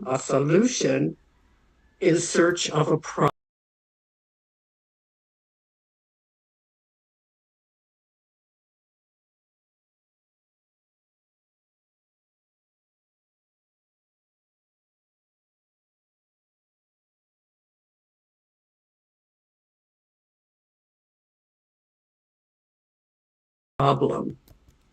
I'm calling this out as intended to restrict access to voting, especially access by working people, the elderly, low income, and houseless citizens. I urge the commission to rescind this request to reverse the procedures of the current voting process. Thank you. Thank you, Ms. Mosier. The next testifier is Brennan Cabral. And we'll allow Mr. Shimizu. Yes, Chair. Can you hear me? Yes. Okay. My name is Brennan Cabral. I am disabled, and I have a hard time seeing such alerts because I have all my data. And I came on here last week, and I'm on this today. But I am want to use that. I am talked with you saying that I am sick. I kind of said, oh, this is a shit show thing. This is a shit show. I cannot believe it. And as I said, oh, and this is not about being a medical, not supporter, nothing like that. This is about transparency and all that. See, I tell it. I can't trust the elections. I'm watching this shit, and I don't trust a lot of these. Yeah, that conspiracy theory, you know? It's not true. It's not true. It's not true because it's been said for a long time now. My election is turned off. And here's what bias does. What's going on? And now, listen, yeah? And as a single person, he is my vote. He represents me. Now let's see how to answer his questions. Oh, answer his questions. I'll answer them. If you guys get to all this meeting, yeah? You guys disrespecting me. So, you guys will tell. I'm a single person, guys. They probably said answer his questions. They're kicking off. Yeah, I want to hear it. Don't get to leave. Guys, the election's off. It's not come up. Move it. I'm not being annoyed on this. Well, that's it. Well, I can question. I trust. Yeah. That's not. I just lost me. Well, that's the other shit, guys. Yeah, I am working guys, guys. I have thought. I have thought, it's just. It's something. Yeah, I saw guiltiness. Yeah, that's it. That's all I want. All right. Thank you, Mr. Cabral. The next testifier is Representative Garner Shimizu. Morning, Thank you, Chair. Representative. Can you hear me? Yes. Okay, first, because Commissioner Papalimo stated that she was not included in this PIG, the credibility of this report is questionable to me, especially with two of the three remaining commissioners openly biased with very opinionated statements. This PIG didn't address the singular question and concern of the 19,000 vote count discrepancy between county and state votes. Using the BRMs as a reference method, there's no conclusive conclusion that clearly explains the question of this discrepancy. The report just defers and deflects the report. As a commissioner, it is appropriate to identify problems that need resolution, but it is also our responsibility not to unnecessarily feed mistrust in voting or otherwise harm the system we oversee. The problem with that statement is it's not only appropriate to identify problems that needs resolution, but pursue a resolution to its end. And because it's not being done, you in fact unnecessarily feed mistrust in voting and harm the system you oversee. By not being open to pursue resolution, those commissioners unnecessarily feed mistrust to the public and harm the system you are tasked to oversee. By properly addressing the problems identified to a reasonable and responsible resolution, doesn't cause harm to the system, but actually strengthens the system and public trust. Being an engineer, you ask questions when things don't make sense or things just don't add up. It feels like there are more questions unanswered than answered. Basic questions are essential to fact find and prove or disprove any discrepancy that should have been asked by the PIG commissioners. And because these questions are not asked or answered, again, the credibility of this report is questionable. I'm not sure if I can go through all of my questions in 3 minutes, but I'd like them answered. So I will formally forward them to the commissioner, the CEO, and the DAGS director for a reply. Commissioner Osterkamp stated in his presentation, BRM's missing is not because it wasn't received, but it wasn't given to Commissioner Kushney. I found that statement very alarming. So, in other words, the BRMs are there, but it wasn't given to Commissioner Kushney. So did this PIG request that information, which is vital to the outcome? And if they didn't, why wasn't that done? Page 3 states, but 10 of 28 totals are absent. So there's no numbers, just question marks in the report. So were these question marks, were there envelopes collected on that day? And if so, where are they? Why wouldn't they be accounted for in some way? Thank you. We look forward to your questions. Chair, there are no further testifiers. Thank you. Perhaps we should ask each one of the commissioners 3 minutes in a round table until we exhaust the talk. Mr. Osterkamp, would you like to start at your report?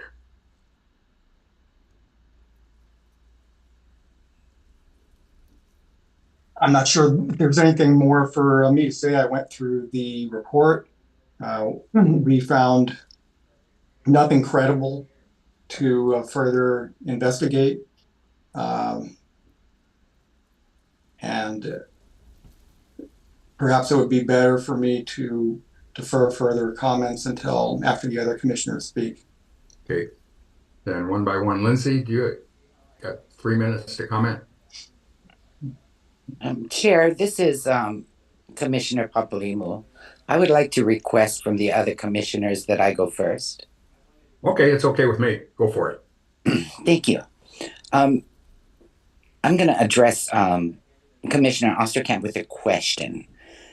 In your briefing, you stated that when we interviewed John Hendricks, who interviewed John Hendricks? Commissioner, a point of order, are you asking for us to address each other? No, I would ask for 3 minutes for you to comment to the chair. We can do a discussion later, but once there's a motion on the floor, we can have discussion. Right now, I would ask for each one of the commissioners' opinions in a 3-minute message. And Okay. we'll continue 3 minutes until we exhaust. Okay, so I will address the first comments when I came on. I did not resign my position on this. Sorry. I requested in an email and also vocally in the last meeting to have my name removed from this report because there was zero participation that I was involved in. No meetings, no interviews. There was a letter sent to me for me to look at. I voiced my opinion to Commissioner Osterkamp on that letter. And there was nothing else after that. That is the reason why I requested my name to be taken off. I did not participate in this. I don't want it to look like there was participation from me in this. Had I been involved in an interview, had we gone on a Zoom and discussed what we were finding, then I would have kept my name on there. I have a lot of questions about this because I'm a little appalled at being thought of or spoken to or assumed to be some conspiracy theorist. I'm not. I have been voting since I was 18 years old. My passion is politics. I love it. I went to school to major in politics to hopefully go into law, but married a Navy man and served my time as a Navy wife. And I will not have somebody look at me and say that I am mistaken about what I've been told and what I've heard. And I think the letters or the email that was read to us today, Chair, that was sent by you to the Office of Elections and the county clerks, telling them to bide their time were just noise. And saying that about our public that shows up all the time, not last week where there were an extra 100 that were whipped up by the opposing side, it seems like.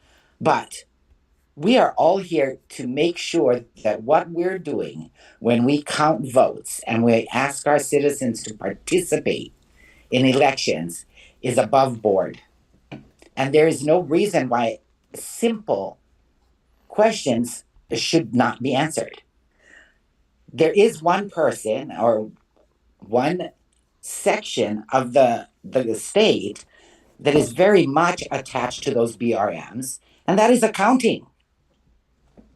Accounting. Because it is those BRM reports that validate how the U.S. Postal Service gets paid for handling our ballots. The ones that are mailed and returned, they get a certain price for. And the ones that are mailed and cannot be delivered, they get a separate price for. So all we got to do is get the Inspector General, right? And then go to the DAG's office and validate. Thank you. That's it. Can we Let's give validate Chair the McAdam money. a 3-minute timer? And I yield the rest of my time. Thank you. Thank you. Ms. McAdam, can we put her on a 3-minute timer, please? Claire, do you have any comments? Sure. Thank you, Chairperson. I just want to make one comment that Commissioner Papalima raised about the BRM receipts being evidence of how the county pays the USPS for handling mail receipts. And I agree, that is. And that's all those receipts show. There are invoices to the county, and then they show how the county paid them. They in no way have those VRM receipts ever being used as evidence as to how many ballots came in, how many envelopes received.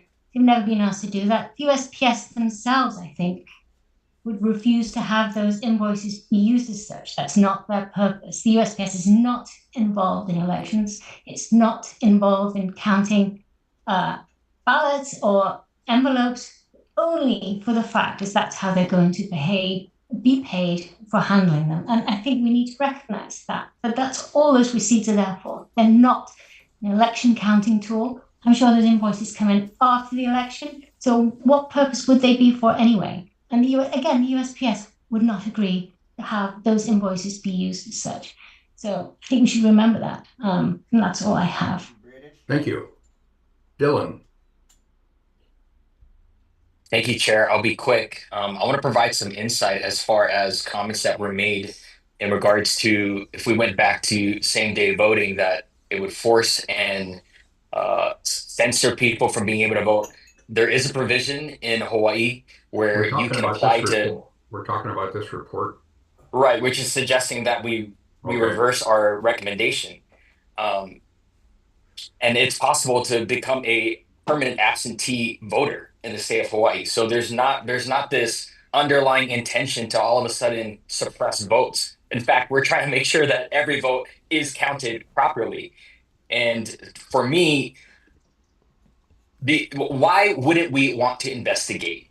By the way, Commissioner Kushne's being painted as this, he's on a personal vendetta. This was work done by our pig. And I think it's interesting that the narrative being written is that it was just Commissioner Kushne. No, we compiled data together. And the request, the Freedom of Information request to see the SVRS numbers was denied. Why is that? Why can only the Office of Election and the Chief Election Officer and those who are putting numbers in are the only people that can access the SVRS? That makes it unverifiable if the people inputting numbers are the only people that can tell us that it's verifiable. It doesn't make sense. And so and I appreciate the testimony by Austin, where he points out, we did our due diligence by now finding a different way to prove the numbers. Why wouldn't the ballot box drop counts combined with the business reply mail receipts equal the total that the state is reporting? And to say that, that's not the official way that we count things, and that the USPS wouldn't want to get involved, is that more possible? Was there more possible to say that those receipts just don't exist, and that's why there's no response? And I agree with the public testimony here that just because we're trying to get to the answers doesn't mean we're conspiracy theorists. We're trying to make things pono. We're trying to make things right. And I know I've got 30 seconds left, and I want to yield the rest of that time to Commissioner Kushne, who's been unfairly attacked through all of this today. Mr. Apana, your comments, please.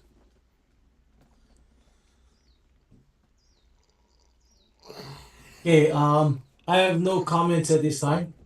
Okay. Mr. Sabas.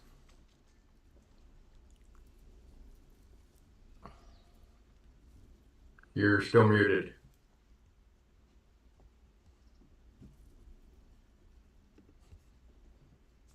There you go. All right. I have no comment at this time, Mr. Chairman. Thank you.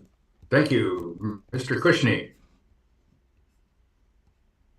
Yes, thank you, Chair. So I find it extremely dishonest that you would not present to the public that we had a reply since the last meeting from the Big Island that Doug Pasnick highlighted, that the Big Island has stated that they have given us all the records through the UIPA requests. And when I asked for that directly relates to this, you are concealing that evidence from the public. And that's the problem that the public has with this commission and hiding stuff. The letter clearly said that's all the receipts they had. So if the post office did not bring the envelopes, where did they come from? And that's what we want to know. So we are concerned that Scott Nago and his cohorts are stuffing the ballots with an additional 19,000 ballots. So this is what we want to investigate. They created the records electronically. And I'm going to summarize Jeffrey Osterkamp's report very quickly. Commissioner Osterkamp report tells us to trust electronic records we can't verify, and that these are backed by paper records Scott Nago will not allow us to audit. So we have electronic records, they're telling us, but we can't look at them. No records have been provided to us that Mr. Osterkamp are saying being kept. We have asked for the SVRS records from the county. The county, in the UIPS request, has stated that they do not keep any records from the SVRS. The state does. Now, if you look at my UIPA request, I asked who the administrator is of the SVRS, and the answer was Scott Nago. So we're comparing Scott Nago's data to Scott Nago's results. That is not acceptable proof. So the announcement of the elections, which Jeffrey Osterkamp is referring to as the proof, which is the election summary report, is backed up by a one-line over-under report. And that is the only evidence that we have that he says proves the election's correct. So I urge the rest of the commissioners, this is a big deal. This should go criminal referral. Where did those ballots come from? And I got more to speak on this. I'll let somebody else go, and then I got another prepared statement after that. Thank you. Thank you. Lindsay? Thank you, Chair. I think that now that this is the report from the last pig, we've heard from 3 pigs now, and I think we all have a clear idea of how the state verifies elections and what the actual procedure is. And I think that we ought to shift gears and try to engage in some problem solving going forward. I know there's more to be said and decided about what has already occurred, but my hope is that going forward, and I'm prepared to make a motion about this, but that in the future, the Elections Commission require that the county clerks produce reports based on verifiable paper trails of ballot envelopes collected and delivered to the state counting centers. I could go on and talk about it, but I think everyone understands that they do that, but they say that it is only for internal purposes, and they don't do it accurately, supposedly because it's only for internal purposes, but they could, and it would not be such a big ask to require a verifiable ballot envelope count. If they did that, and if the state's election report was corroborated by not only the SVRS report, but also by a verifiable chain of custody report based on the envelope counts, then at that point, I think we will regain the trust of the public. So that's where I would like to see us go forward. And also, if I could just say that I'm offended by the crude language that some of the testifiers use, and also by the fact that you let them keep talking. I don't think that cursing should be allowed, and I think that decorum should be maintained. That's it. Thank you. Mr. Osterkamp. Yeah, thank you. So I really appreciate Commissioner Cam's comments on a few things, including what she said at the end. I also think that the cursing and the death threats and so forth should be not permitted, and people should be reminded not to make comments of that sort. That there is a death penalty for I think in terms of going forward, it's at least possible to make the request or the requests to the counties. I don't know what power we have to require that sort of thing. The statutes and rules are what they are.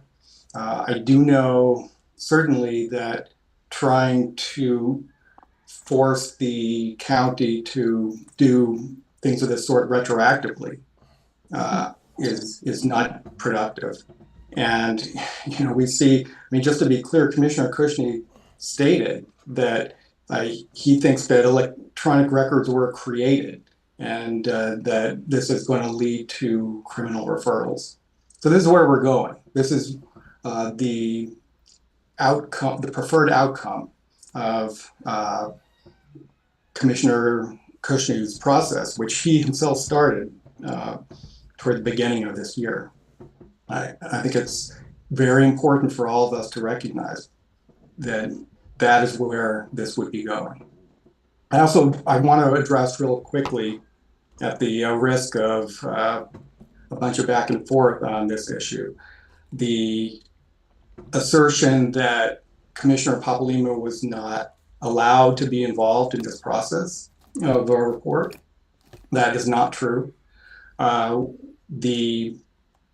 All three of us had the opportunity from the time that this PIG was formed early this year to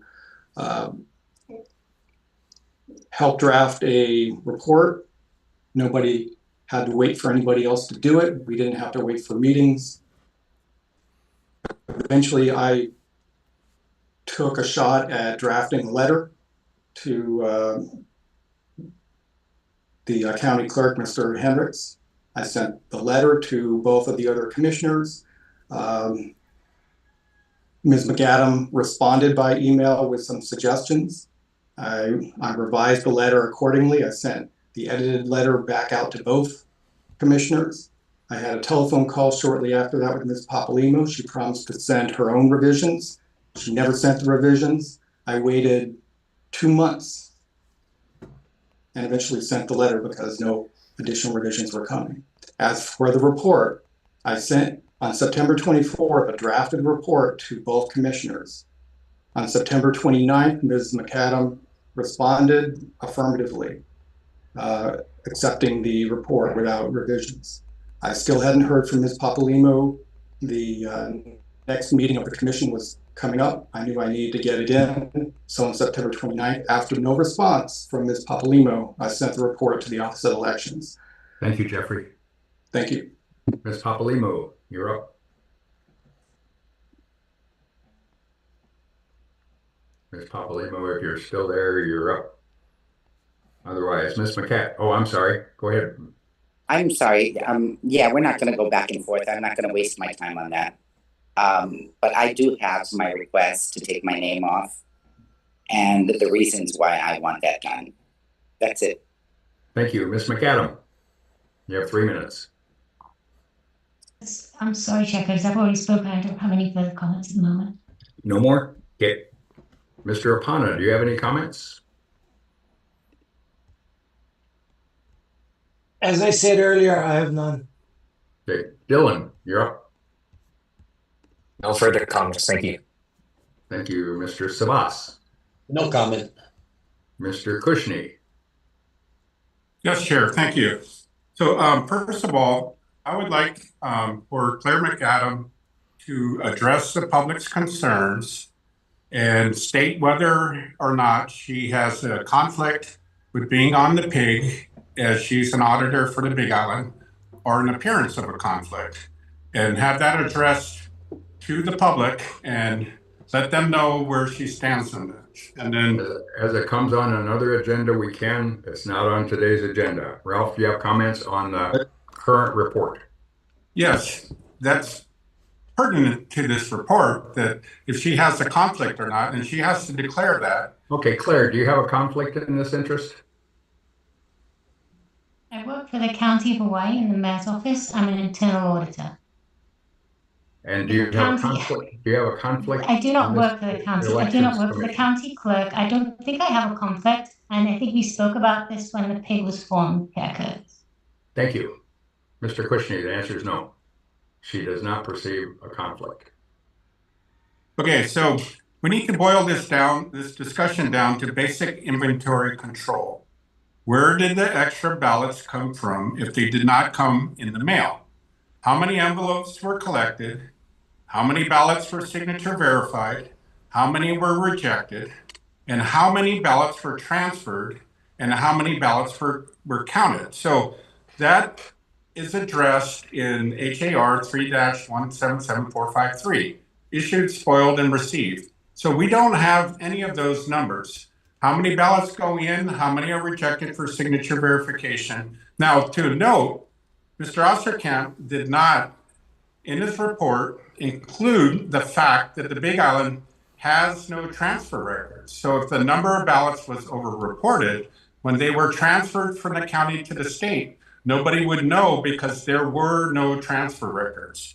So the records that I submitted were sent to the Elections Commission, Mike Curtis, on August 31, and I asked that they be shared with the commission, and instead, Mike Curtis only shared those reports with Jeffrey Osterkamp. And this proves the collusion between Mike Curtis and Jeffrey Osterkamp to write this. Jeffrey Osterkamp cherry-picked records that I had submitted to be shared with the entire commission and cherry-picked those to write his report. He did not include the fact that there were no transfer records, which I had a UIPA request for that. He did not state to the commission that I had also requested records from the state voter registration system from the county. He did not include those things in the report, and shows clear collusion between the chair and Osterkamp that Kahiolani accused you guys of. And I submitted that, and the chair did not share that. The Deputy Attorney General was aware of that because he was copied on that document. So he is colluding with the two of you guys to write this and to try to dilute the report that we had submitted. So Mike Curtis only shared with Jeffrey Osterkamp violating Chapter 92 Sunshine Law, showing collusion with Jeffrey Osterkamp to write his report. Commissioner Osterkamp then selectively used some of the information and left out important parts. So let's go through the records that I have caved. Thank you, Ralph. Ms. I don't Tam. want to be here. I made a deal with. I don't have anything further. Okay. Mr. Osterkamp, did you have anything to consider? Nothing further. Ms. Papalimo, you have 3 minutes. Yes, thank you. I think that, and I brought this up at a previous meeting when Commissioner Osterkamp shared with me that in writing his letter that he had spoken to you, and both of you denied it in that meeting. So I want to say thank you for that email follow-up. That shows that there was communication between the two of you. My concern is not with what's going on here right now, this back and forth. My concern is we still don't know where these extra ballots came from. And everybody seems to be getting lost in the weeds in this. 19,000 ballots would account for 25% of the vote on the Big Island. 25% almost. That could change county council seats, if we had had referendums, any kind of, we don't even know what districts they were in or what precincts they came from. There's nothing. And this is why there's no integrity in this. Because the letter didn't even ask specifics of what we wanted to know. And that was my problem with the initial letter, is that, And now we get a letter back from John Hendricks after talking to Scott Nagle last week. And he said he didn't know how long it would take. All of a sudden, we have a letter back from Mr. Hendricks saying he gave all this information already. So if he gave all the information and it isn't there, because this is what Mr. Osterkamp's Commissioner Osterkamp's pig says, is that there isn't any more additional information, then where did it go? These are all the small little things that just show that there is not a legal paper trail for our voting. And now we've only done Kauai and the Big Island. I'd hate to see what would happen if we do Oahu and Maui. But for the Big Island, this is where I know that we have a problem here. And I'm not sure how we're going to solve this problem except to go back to paper ballots and voting in one day. We're not saying everybody. Remember, when we started this mail-in balloting, when you went into, for all the people that lined up to go in to vote, they were asking you to sign this paper, which was to be on mail-in balloting for the rest of your life. How do I know that? Because I refused to sign it. I said, I don't want to sign this. I don't want to be on mail-in balloting for the rest of my life. And you know what they told me? They told me I couldn't vote if I didn't sign it.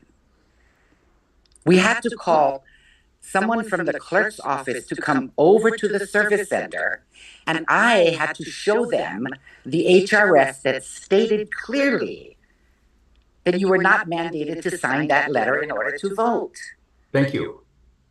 Ms. McAdam, you got 3 minutes. Commissioner, I don't have anything further to say. Dylan, you got 3 minutes. 3 minutes. I'll take 30 seconds. And I just want to pray. Lord, I thank you that you're going to expose evil. I thank you that truth is going to reign supreme. I thank you, God, that you're going to give us wisdom and discernment. And you're causing people to stand for righteousness. We dedicate this all to you today. In Jesus' name, amen. Thank you, Dylan. Mr. Opana, did you have anything for us? No comment.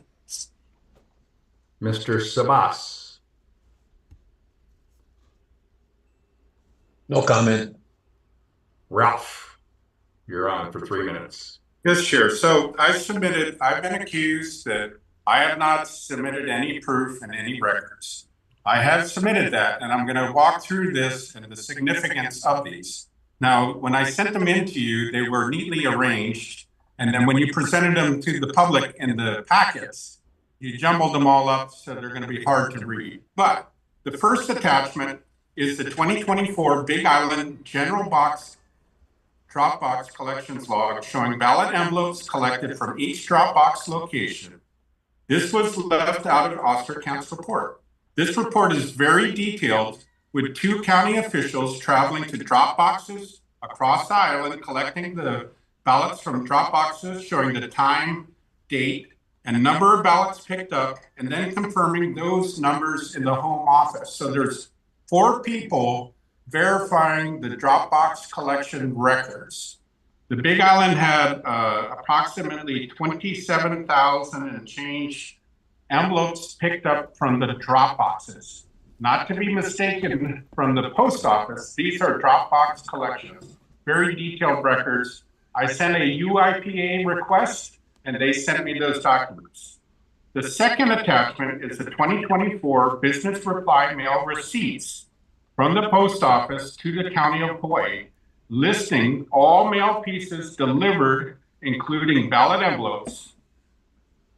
We are an all-mail-in election. If we can't trust the USPS records, how can we trust them to deliver the mail? So these are very detailed records. I went to the postmaster on Kauai and I asked them how they build and how they did records. And what he told me was that every time they did a drop, they would rubber band the receipt on the envelopes every time a drop was made. So they have pictures back in front of every single envelope. And I think we could get those from the postal inspector. But I would venture to say that Mr. Osterkamp never checked with the post office. The County of Hawaii never checked with the post office. Claire McAdam, who's an auditor, never checked with the post office to get receipts. How can getting receipts not be a good way to account for how many pieces of mail we have? The third attachment that I attached is an Excel spreadsheet compiling that data so you can read it coherently. And those are from attachments 1 and 2. So that's the Dropbox receipts, and you can compare them on the spreadsheet, and you can see daily how many envelopes were delivered, and from each Dropbox, how many envelopes were picked up across the island. And then, so according to these records, the Hawaii County received 57,553 ballot envelopes. The state reported, however, shows that 76,595 ballots were counted. We're not disputing how many in-person people voted in person. So this is a clear number of mail-in only. So Mr. Osterkamp wanted to cloudy the report by adding in-person voting. We're simply asking, where did the mail-in come from? The fifth attachment that I sent is a UIPA request from the county's daily SVRS statewide voter registration system processing records, which was denied because the county does not keep SVRS records. So clearly showing we asked for those records that Mr. Osterkamp said clearly proves that they did everything right, but the county said they do not keep any records in the statewide voter registration system. Thank you. You're referring to the attachments on item, I believe. Your 3 minutes is up. Ms. Cam. How long do we keep doing this? 3 minutes until you're tired of talking, and maybe one more round, and then we would entertain a motion.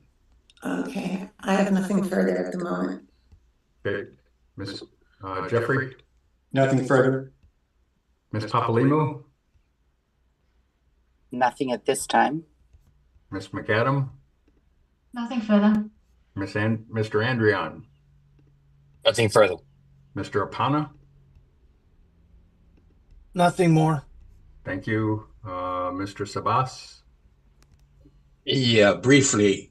Clearly, there's a lot of questions being asked and answers that's not acceptable to some and acceptable to others. I hope going forward that we'll spend time in discussing how we can prevent most of what we're asking questions about now from happening in our next election.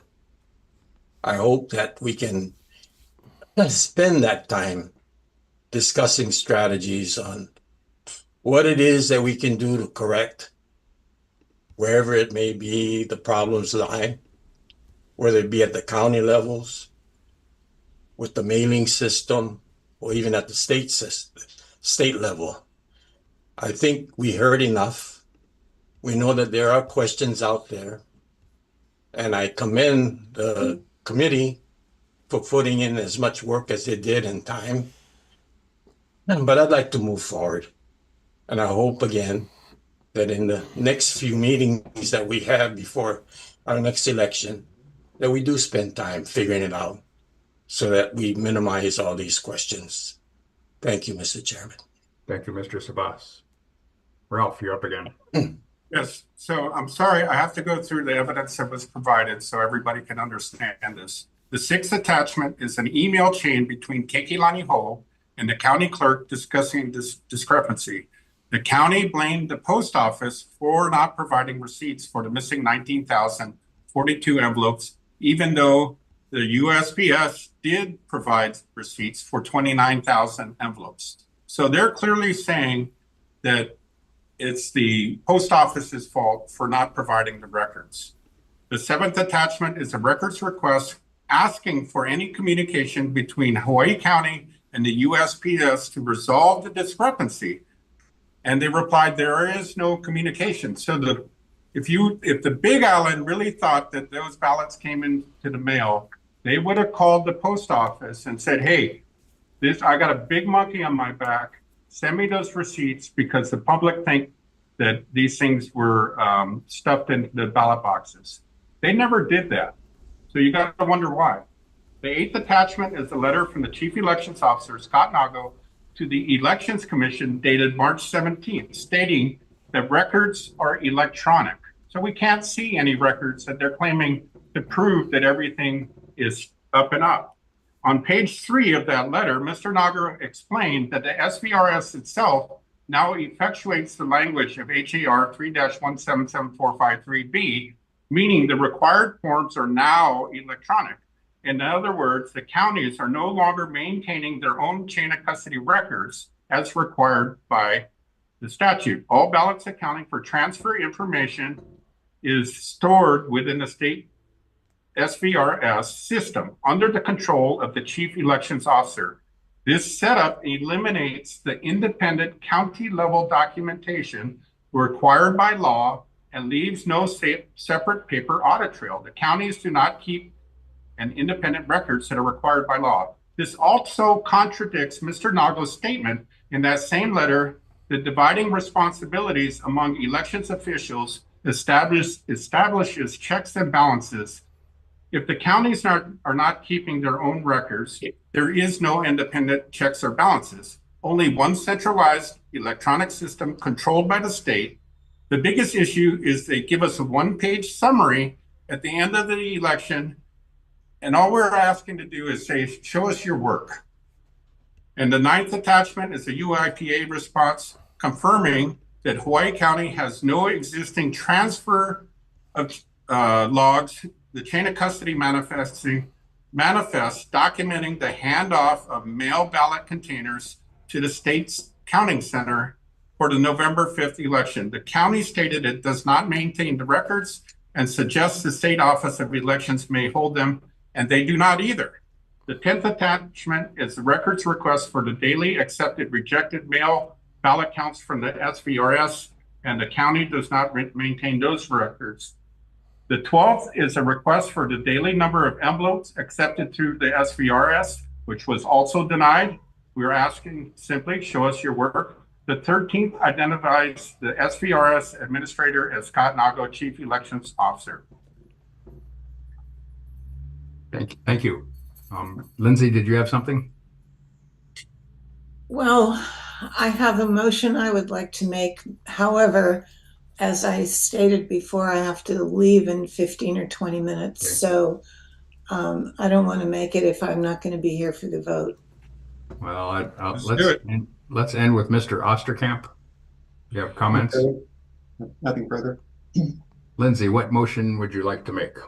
I move that in the future, the Elections Commission request that the Chief Elections Officer require the county clerks to produce reports based on verifiable paper trails of ballot envelopes collected and delivered to the counting centers.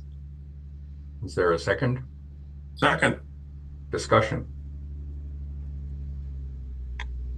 Yes, well, one question is, what does verifiable mean? And this is not to pass doubt on Ms. Ham's motion. It's just, it can be difficult in situations like this to get past the vagaries of language. Okay, I'm very open to improving the vocabulary. So verifiable, significant. Any other comments? Yeah. Do you not understand what I mean, though? I'm sorry. No, I understand. Babylonian law, sorry, friends. I should. That's a Babylonian law game being played right there with the words. I think that what Ms. Ham is saying makes sense. Just I move to amend the motion. I'm speaking, please. It's just thinking through the, how to make something like that effective, and not to say it can't be done. Just we might need to define our terms, I suppose. Chair, I could be very prescriptive about about the intent, but if we can just talk about it, it's clear. I mean, add up the ballots collected from the ballot boxes and the ballots received through the mail, add them up, and then with the ones that are eliminated because of signature verification or for other reasons, that total should corroborate the total that comes through SVRS. Yeah. And Lindsay made the then- motion. Who made the second? I moved to amend the. Someone did make a second. I don't know who. Who did the second? Commissioner Cushney made the second. Thank you. Ralph. I move to amend the language to say, I move to advise the Chief Elections Officer to follow the law in accordance with HAR 3-177453B, that the chain of custody begins when the counties pick up ballots at the drop boxes and when they receive the ballots from the USPS. Is there a second to the amendment? Second. That was Dylan seconded? Is that right? Yes, Chair. Correct, you. Chair. So the amendment is to amend the motion in rather than, could you follow the law is in place of or starts with where, Ralph? So I move to advise the Chief Elections Officer to follow the law in accordance with HAR 3-177453B. The chain of custody begins when the counties pick up ballots at the drop boxes and receive ballots from the USPS. So you're adding chain of custody reporting to the motion, or you're changing the motion to be chain of custody? I'm changing the motion to be more specific. Okay. What's missing then is that there's a report based on that. So, Mr. Apana? I wanted to ask the maker of the original motion, so I'm very clear what she's asking, because it might be redundant what is being requested. You're asking that all ballots that goes to the county, say Maui, may it be post office, walk-in, early voting, whatever, less, get that total, and also those spoiled or otherwise not deemed good, and send everything to the state. Is that what I'm hearing? Your motion is? I'm not sure I understand what you mean, send everything to the state. Mr. Kushner, Commissioner I think Kushner wanted. She Mr. mentioned the election commission. Yeah. Mr. Kushner wanted to add in that the Dropbox and the mailbox votes be included, but I thought your motion included all of that already. It did. Okay. Mr. what to Kushner say. added the chain of custody law to be followed as well. In complying with the original motion, he wanted to add the chain of custody documentation to be added to the reports, the verifiable reports being requested from each of the clerks. Last question. Yes, Mr. Apana. Mr. A, is the AG on? The AG should be here. Yes, sir. Is the AG on? Yes. Mr. Kushner is asking us to tell the Office of Election to follow the law. They need to do it already anyway. So are we being redundant or not? I think to the extent that the motion is requesting to follow up a rule of the Office of the Elections, it may be deemed redundant, but it depends on what the intent of the request is. I mean, if you're asking that the Office of Elections is already required to follow its own rules, the answer is yes. They are required to follow the rules established under Chapter 3-177. Yeah. So, okay, I'm finished. Chair, may I speak? Yes, Mr. Osterkamp. 3-177-453B does not refer to chain of custody.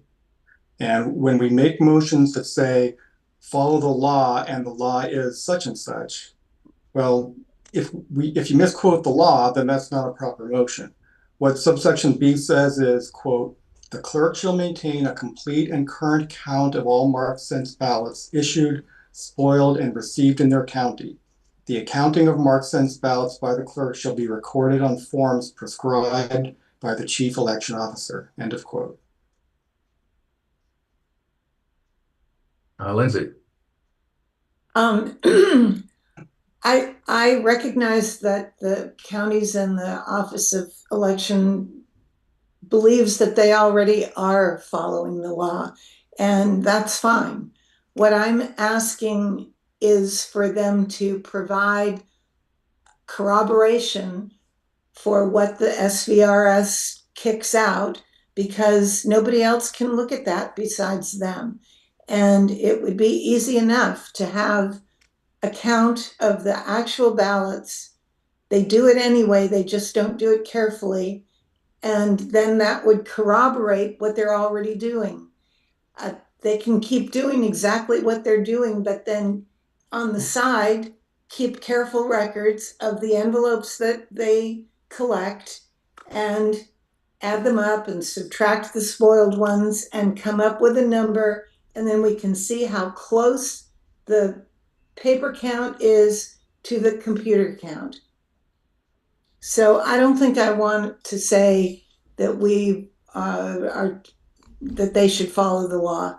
That's different from what I'm asking. And that's the amendment. I Yes. would ask for a 10-minute break.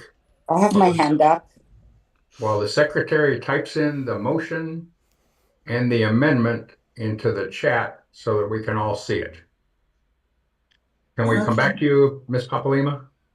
Oh, mine is just a question for Scott Nagel on that form that's mentioned in the law. Okay, let's discuss that after we have the motion and the amendment in the chat. Lindsay. I'll be gone in 10 minutes. So can we postpone voting on this until our next meeting? I would prefer to address it right Let's now. take a vote. So there's an amendment that includes direction for the chief election officer to follow the law, especially regards to chain of custody. Is that essentially the amendment to the motion? The amendment was to advise the chief elections officer to follow law in accordance with HAR 3-177453B. And we can take chain of custody out when the counties pick up ballots at the drop box and receive ballots at the post office. That recording start when they pick up the ballots from the drop boxes and when they pick up the ballots when the mail is delivered or if they go to the post office. That's when they start keeping records. Sure, that's not what it says. That does not say that. Wait. So the amendment is to instruct the chief election officer to follow the law 3-177-453B. And then any additional comments by Ralph or commentary, he wants us to follow this law specifically. And that's the amendment to this motion. Is there other discussion on this amendment? Yes, Chair. Yes. Okay, so on the Elections Commission website, it says, how do you ensure elections officials don't throw away our ballots? So that is the quote on their website. And it says, ballots are always transported and processed in the presence of official observers. Official observers serve as the eyes and ears of the public and monitor that elections officials are maintaining the security and integrity of elections. Additionally, the number of ballots received and counted are reconciled at the end of each day to ensure there's no discrepancies. So that's basically what we're asking to do on their website, but they don't. We want the record to start when they collect the ballots at the drop box, which they already have, and the ballots from the post office, which they have most of. And what's happening right now is that they say they keep these records in the SVRS. The problem with that is that there is a lag in time between when those records are reported. And right now, the SVRS records, the only thing we're getting is a one-page printout at the end of the election. So with this pile of ballots, you can picture this sitting in the floor of the elections office. How do we know ballots aren't being added or taken out? And that's what they say on the website. So this accounting for tracking how many they pick up is just simple record keeping that everybody expects that we're doing. So I'm in favor of this motion. Thank you. Ms. Papalimou, did you have any discussion on this amendment? Otherwise, we'll call for a roll call on the amendment. Instruct the CEO to follow the law and track the chain of custody. Essentially. I think she thought she was messaging Karen. Was she Any other discussion on the amendment? Otherwise, I would ask a roll call on the amendment to the motion. Okay. Commissioner Andrew? Aye. Commissioner Opana? That was a no. You're No. yeah, thank you. Commissioner Kushney? Yes. Commissioner Cam? No. Commissioner McAdam? No. Commissioner Osterkamp? No. Commissioner Papalimou? No. Commissioner Sabas? No. Chair Curtis? No. Back to the The original motion does not motion. pass.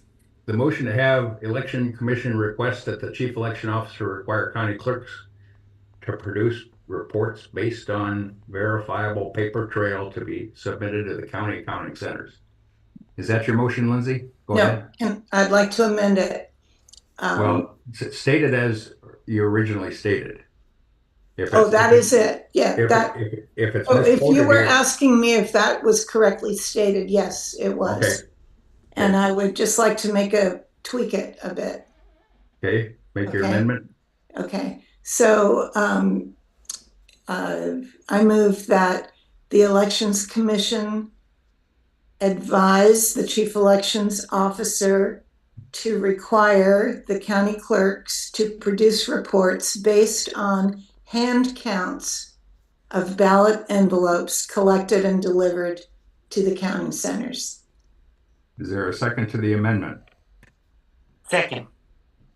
Would you read the amendment, please? That's advise the CEO To require the county clerks to produce reports based on hand counts of ballot envelopes collected and delivered to the counting centers. discussion. I have a discussion. Is if there I- a second? There was a second. I believe Dylan, you seconded that one? No, that was Commissioner Papalimou. I think Oh, that I'm was sorry. Commissioner Papalimou, yeah. Okay. Ms. Papalimou, you wanted to discuss it? Yes, I do want to. I have a question first before my discussion. Mr. Nago, this rule, We're discussing the amendment. yes, it has to do with the amendment. It's going to help me make a decision on voting on this amendment. Okay, I apologize. Thank you. Mr. Nago, the law states on a form that you give to them. Are they in possession of that form? Yes, so we say the form that we prescribe is the statewide voter registration system. And So they are it's in not possession- a paper form. No, the form is the statewide voter registration system. Okay, so this is why none of this is going to make sense. See, the law, we want the law, we are expecting to see a form. And there is no form for us, right? To see. There's a form, I mean, you can see the results from the statewide voter registration system, but like I said, it we was said, can? it's not by day, it's a cumulative number. So would we be That's able the to problem. see? Right, so we would be able to see a form daily. If it was pulled daily. So that's what we need. We need that form pulled daily. And the only person that can do that is you. Am I correct? Well, the county can also pull that form because that's what they also reconcile. That's what they reconcile daily with? They should be reconciling daily with. And so we're requesting the wrong forms. We need to request that form that they pull daily. What are you looking for? All right, And I thank you believe very that much form for was that already provided question. to the commission. Oh, you're gonna let me out. Okay, I get it. Lindsay, did you have something? We can add daily, produce reports based on daily hand counts of ballot envelopes. On daily verifiable paper trails. No, I took those words out. Oh, okay. I replaced it with hand counts of ballot envelopes. So your motion was to amend this motion to Add the word daily. Daily in front of verifiable? No. Okay, so it goes like this. The Elections Commission advised the Chief Elections Officer to require the county clerks to produce reports. Maybe that's where daily should go. To produce daily reports based on hand counts of ballot envelopes collected and delivered to the county centers.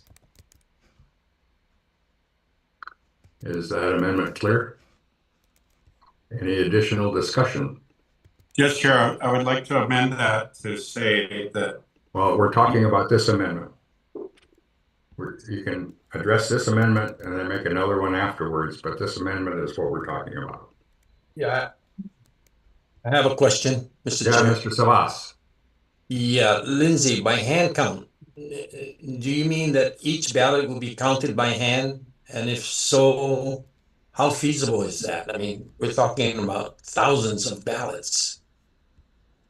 Well, I know that they hand count the ones they pick up from the ballot boxes, and then they receive some from the post office. I was under the impression that they counted those as well. No, machine. I guess. Well, the machine comes later. Mr. Chair, can I ask Scott? Certainly. Scott, Share with us how it works now. It depends on the county. So in the county of Kauai, they were hand counting those things. However, in the first page report that we noted there was a discrepancy, and there are errors with hand counts. Hand counts are not as accurate as a machine count. Now, on the island of Oahu, where you're talking about where over half the registered voters reside, you're looking anywhere from 20,000 to 30,000 ballots a day. To hand count that, they'd still be counting for the whole week. And I venture to guess it's not going to be accurate. Thank you. Other discussion on the amendment? Yes, Chair. Yes. So this, what Scott Nago is saying directly contradicts what he has on his website. It says, how do you ensure the elections officials don't throw away your ballots? You can find it on his website. The answer is ballots are always transported and processed in the presence of official observers. Now that's not true. Official observers serve as the eyes and ears of the public and monitor that election officials are maintaining the security and integrity of the elections. Additionally, the number of ballots received and counted are reconciled at the end of each day to ensure there's no discrepancies. How does that relate to this amendment in motion? Well, that's what Lindsay's asking for, and Scott Nago is saying that's not possible. I just want to point out the hypocrisy. People think this is being done. Everybody thinks the chain of custody is being kept. So this is very important. It's got to be kept. We got to know how many envelopes they collect every day. Thank you. Any other discussion on the amendment? All those, let's have a roll call for the amendment. Okay. Commissioner Andrew? Sorry, can we have the whole motion as amended, either in the chat or restated, please? Yes. Motion to have the Election Commission advise the Chief Election Officer to require county clerks to produce daily reports based on hand counts of ballot envelopes collected and delivered to the county centers. Could you copy the amendment that's in the chat and Yes, update I it? can. I'm sorry, the motion in the chat to be the amendment and amend the amend it with the amended motion. Yes, Chair. So copy that original and put the amendment in there. Yes, Lindsay, what you And have? to the secretary, when you do that, the counting centers are not county counting centers. They are state counting centers. Okay.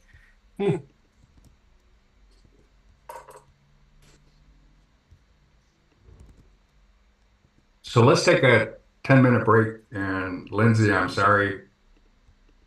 Let's take a 10-minute break while the secretary works on that written amendment. Mr. Chairman, Yes, sir. I too may have to leave at around 1 or so. So Okay. Okay, then let's keep at it. Can we get that printed? I'm inviting you to speak, Austin.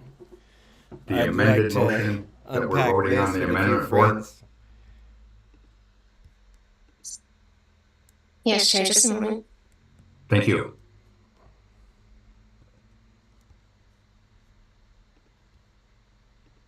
So I guess we're on So are we break. taking a break or no? No. No, not right now. We're gonna move on this motion. Okay, talk during the break. Amended Can motion we have the can I have election discussion while we commission wait for the? Now, here it advise is. the chief election officer to require county clerks to produce daily reports based on hand counts of ballot envelopes collected and delivered to the counting centers. Any other discussion? Yes, so where does the county offices, when they collect the ballots from the drop box to the post office, are we talking about that? Or we, Mhm. so The county, we're asking the county clerks for reports daily on the ballots received. into the county offices when they receive them daily? Okay, those aren't state counting centers. No. Okay, Delivered to the clerk's office rather than the accounting centers? Is that what the amendment's implying? Oh, I see. It might be confusing. Collected and delivered to the county Okay. elections office. county. It's- Is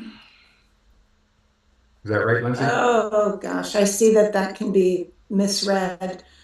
But we want the clerks to report, so the elections, the ballots that go to the clerk's office, election center, whatever, it's the county clerks that are that the CEO is going to be asking for these reports. That's correct? Yes, so they do two things. They collect them and then they deliver them. Let's see, let's take out and delivered then. Just leave it at collected. So period after collected. And Period delivered to after the county collected. center. Yes. Okay. Sorry. Okay, so that's the accurate amendment with the period after collected as stated in the chat. Is there any other discussion? Mr. Sabas, did you have something? Okay. No. Okay, would ask for a roll call then on the amended motion. Yes, Chair. Commissioner Underground? Aye. Commissioner O'Connor? No. Commissioner Kushney? Yes. Commissioner Cam? Yes. Commissioner McAdam? No. Commissioner Osterkamp? No. Commissioner Papalimu? Commissioner Papalimu, are you still with us? She's muted. Okay. Excuse. Yes. Oh, okay, yes. Thank you. Commissioner Sabas? No. Chair Curtis? Yes. The motion passes. The motion to amend the motion. Now we're back to the original motion as amended. Is there discussion? Could you read the motion? Amended motion to have, let's see, motion to have the election commission advise the chief election officer to require the county clerks to produce daily reports based on hand counts of ballot envelopes collected. Their discussion? Yes, Chair. Yep. So in Scott Nago's letter, he says that there's checks and balances. And what we just discovered is there are no checks and balances between the county and the state. We're just comparing Scott Nago's records to Scott Nago's reports. So this amendment, this motion would have a county record that can be compared to the state record. So I'm voting for this. Other discussion? Would ask for a roll call? Yes. Commissioner Andron? Aye. Commissioner O'Connor? No. Commissioner Kushni? Yes. Commissioner Cam? Yes. Commissioner McAdam? No. Commissioner Osterkamp? No. Commissioner Papalimu? Yes. Commissioner Sabas? No. Chair Curtis? No. The motion does not pass. Mr. Osterkamp, would you like to make a motion regarding your report? No. Are there any other discussion on the pig report on agenda item 6? Yes, Chair. Yes, Ralph. Yeah. So we still got to get to the bottom of what's going on. So Do you have a motion? yes, I move to send a letter from the Elections Commission to the USPS Inspector General asking them how many ballots were delivered to the County of Hawaii during the 2024 general election, broken out by how many ballots were returned by voters versus how many were simply undeliverable and returned to sender. Thank you. Is there a second? Seconds, Commissioner Andrea. Discussion? Yes, Chair. Okay. So we got to show some kind of accountability, and we got to know where these ballots are coming from. And nobody has talked to the post office, so I'm suggesting that we send a letter from the commission, not from Scott Nago, from the commission, asking for the USPS Inspector General to let us know what happened and why they don't have these reports for us. So I think this is an easy ask, and I hope that everybody can vote yes on this. Thank you. Other discussion? We'll ask for a roll call then. Commissioner Andron? Yes. Commissioner O'Connor? No. Commissioner Kushni? Yes. Commissioner Cam, excused. Commissioner McAdam? No. Commissioner Osterkamp? No. Commissioner Papalimu? Yes. Commissioner Sabas? No. Chair Curtis? No. The motion does not pass.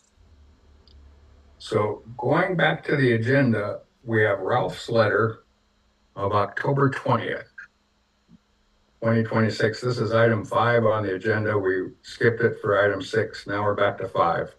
Ralph, you got your letter of September 20th and all the attachments. What would you like to comment? I got a motion to make. So I move to have the Deputy Attorney General provide in writing within 2 weeks his opinion that emails sent to and from the commission to and from the Elections Commission email address can be withheld from the commission and from the public, and how the chair can receive legal advice from the Deputy Attorney General that the commission is not entitled. I'll say that again. I move to have the Deputy Attorney General provide in writing within 2 weeks his opinion that emails sent to and from the Elections Commission email address can be withheld from the rest of the commissioners and from the public, and how the chair can receive legal advice from the DAG that the commission is not entitled to. Is there a second? Seconds, Commissioner Andrew. Discussion. Yes, Chair. Yes. So under HRS 11-7, the Elections Commission is a single 9-member body that acts only by majority vote. The chairperson is part of the commission, but does not constitute a separate legal client. According to Hawaii Rules of Professional Conduct 1.13, a lawyer employed by a government organization represents the organization itself, not any individual officer or member. Therefore, the Deputy Attorney General's client is the commission as a whole, not the chair personally. The DAG cannot give confidential or privileged advice to one commissioner, including the chair, that is withheld from the rest of the commission. Doing so would create a divided loyalty and violate the duty of the organizational client. In short, the chair is not a separate client. The commission is the client. All commissioners are entitled to equal access to counsel and to all legal communications provided to the chair in that capacity. And also, the Deputy Attorney General is giving advice to the Office of Elections, and that's totally prohibited. So I would like to get his opinion that he can do that in writing. That's a simple ask. Thank you. There was a second and discussion. So that's sure I'll be voting in favor of the motion. The WAG's opinion is the WAG's opinion, whether it's in favor or against Commissioner Kushne's outline. So I don't think there's a reason to not ask the WAG for his opinion. Yes, Mr. Ohana. Yeah, I'll be voting no, because I think as a commissioner, we can go to the AG ourselves. Even Commissioner Kushner said that we as individuals can use the AG, and I have used them several times in this meeting for my own knowledge, not on behalf of everybody, because I wanted to know. And I think he can do the same on his own without, I guess, entangling everyone in it. Just write the letter or call him up and get an answer. So I would like to get his opinion. So we're just saying, tell us what it is. You can ask him personally or write to him. It doesn't have to come from the whole rigmarole. Otherwise, every time we ask the AG a question, we're going to have to take a vote. Are we going to do this as a group? No, if it's important to you, just do it. Thank Dylan. you. Sure. Thank you, Chair. I just want to encourage our commission to vote yes on this. I believe the intent is so that this can be a part of public record. And if you read through Commissioner Kushne's letter, you'll see why there's raised concerns, and why I believe is the reason why he's making the motion, is so that the response from the WAG can be public for everyone to see. Because the public, as you heard from testimony today, do want to know why there is redacted emails between the different parties. Other discussion, Mr. Sabas. Yes, I think the request is a valid one. But I wonder, why wouldn't we just go to the top, to the Attorney General herself, and ask ask an opinion at that end? Because we already know how, in practice, the deputy has been responding to this request. But of course, realizing that, it probably would take time, and sometimes the Attorney General's office may not even respond, or they'll take their time at it. But that's just my comment, that why not ask the Attorney General herself for an opinion on this matter? Would you like to amend the motion? No. You can change your motion. Ralph, you filed actions with this question, of the Ethics Committee as well? I have not to the Ethics Commission. I want to get a written opinion, because Dag Yee told us that according to 11.7, that the commission acts by majority vote, and that the Attorney General's office would only answer questions from the commission as a whole. So we're getting conflicting information from different Attorney Generals. So I think it would be great to ask the Attorney General herself, what is the rule? No. Ms. Papalimou, please mute yourself. Thank you. Other discussion? Would ask for a roll call vote. Mr. Chair. Commissioner Andrion? Aye. Commissioner Apana? No. Commissioner Kushni? Yes. Commissioner Cam? Excused. Commissioner McAdam? No. Commissioner Osterkamp? No. Commissioner Papalimou? Yes, and my apologies. I was yelling at my grandchild. No worries. Commissioner Sabas? No. Chair Curtis? No.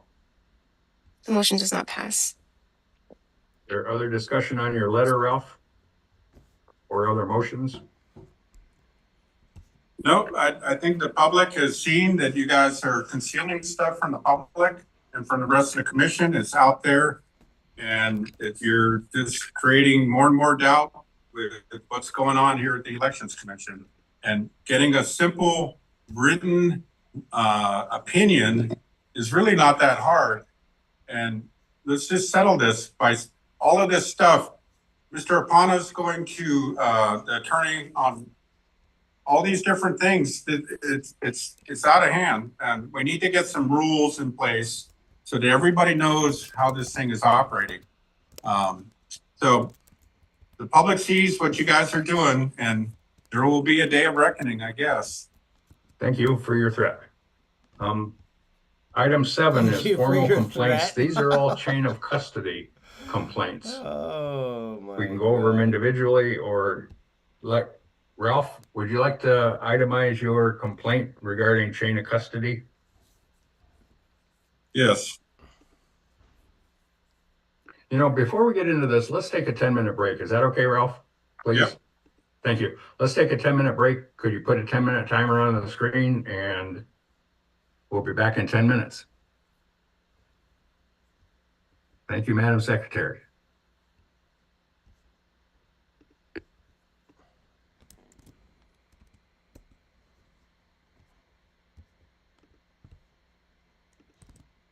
All right, 10-minute break.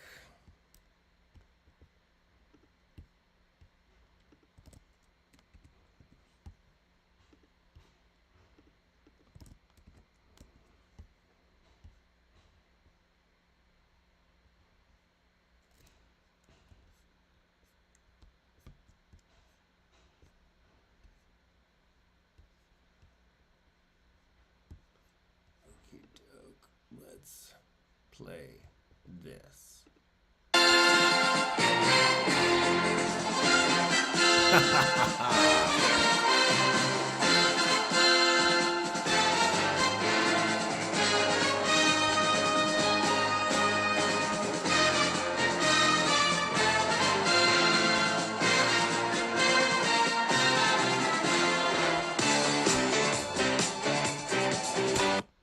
I don't know. Maybe I'll get in trouble if I play too much of that. Oopsie daisy. I'm not used to all this YouTube stuff.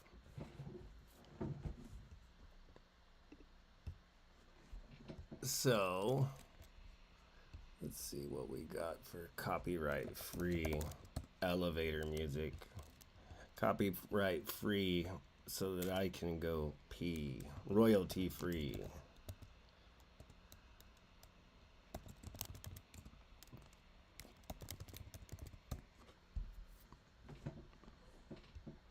Here we go.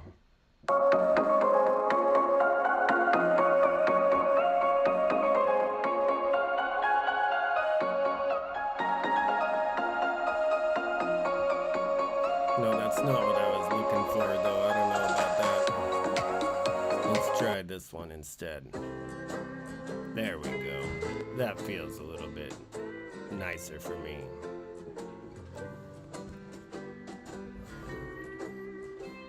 We'll be back in just a little while to hear more BS from corrupt puppets.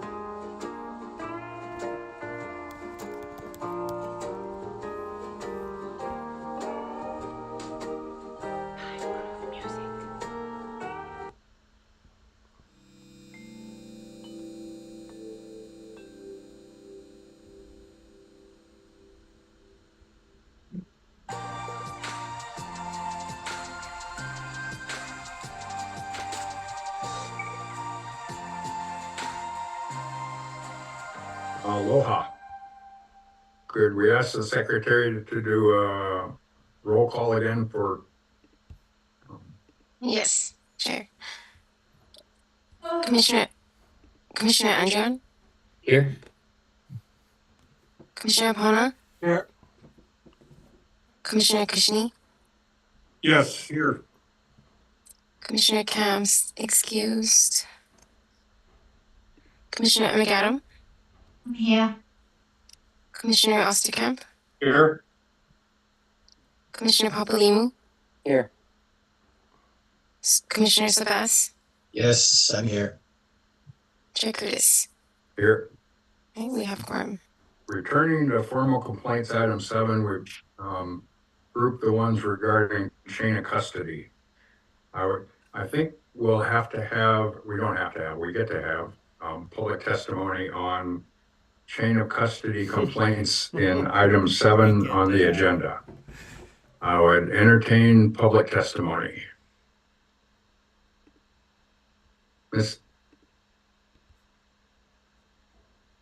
Could you announce and put them on a 3-minute timer, please? Oh, hi, yes. Okay, there they are, the raised hands. Okay, the first testifier is Jennifer Hunt, followed by Austin Martin. Hello, can you hear me? Yes, ma'am. Okay, so I have one of my complaints, well, I should say one of many in here, but as a general sort of, disappointment or complaint overall, is that this commission is not actually enforcing the election office to follow the law. So regarding the chain of custody items, there's such a convoluted discrepancy here with the chief election officer saying that he went to the state voter registration system as a way of having that be the paper trail that is required by law. The record keeping of the chain of custody, the amount of ballots coming in, who signs off on those ballots when they get picked up, how many ballots were picked up, are there any observers present? All of those things he's saying is part of this voter registration system. However, when last year during the election season, the beginning day of counting, I asked for these records and then didn't hear anything else, was gaslighted the whole time. I sent several emails requesting this as an official observer. And for the chief election officer to say they're now being kept on this voter registration system, why didn't they tell me that? It goes against what he said in his March 17th letter. He was basically saying, well, we don't have these records and it was human error. Well, how can it be human error if I asked and requested them? Wouldn't that prompt them to remember that this is a requirement by law and not just a suggestion? This is the problem. It is a requirement by law. Chapter 91, procedures for changing rules. He didn't do that. 11-1642, it requires a verifiable paper trail. HAR 3-177453 is the procedures on how to do that paper trail. The SBS is not verifiable. Nobody can see it. It's like the ballots being sucked into the machine. No one gets to see what really happens when they pop out. Nobody gets to see how that works in the machines. All of this is convoluted, and it would be really easy to fix this problem, this big dumpster fire that you call an election, by going back to verifiable ballots at the precinct level where people can see it. Thank you. Thank you. The next testifier is Austin Martin, followed by Peter Bernegger. Mr. Martin. Aloha, and thank you for hearing me today. My name is Austin Martin. I'm the chairman of the Libertarian Party of Hawaii, just to introduce myself. And I play a few different roles in the liberty movement out here. Unfortunately, in 2022, while I was an observer, I was threatened with arrest for asking questions and trying to file complaints exactly along the lines, I mean, exactly what we're discussing today and what comes up every election cycle. And right now, there's a game where they can play plausible deniability to deny the validity of these complaints or confusion and inflict confusion about them long enough to get to the next election cycle. And that effectively makes it very difficult to actually get any of the complaints to land and ever cause real enforcement of the law. The attorney generals are totally compromised. They helped the Elections Commission and the Office of Elections cover up my complaints in 2022. And this year as well. There's one that's been ignored, that's been escalated today.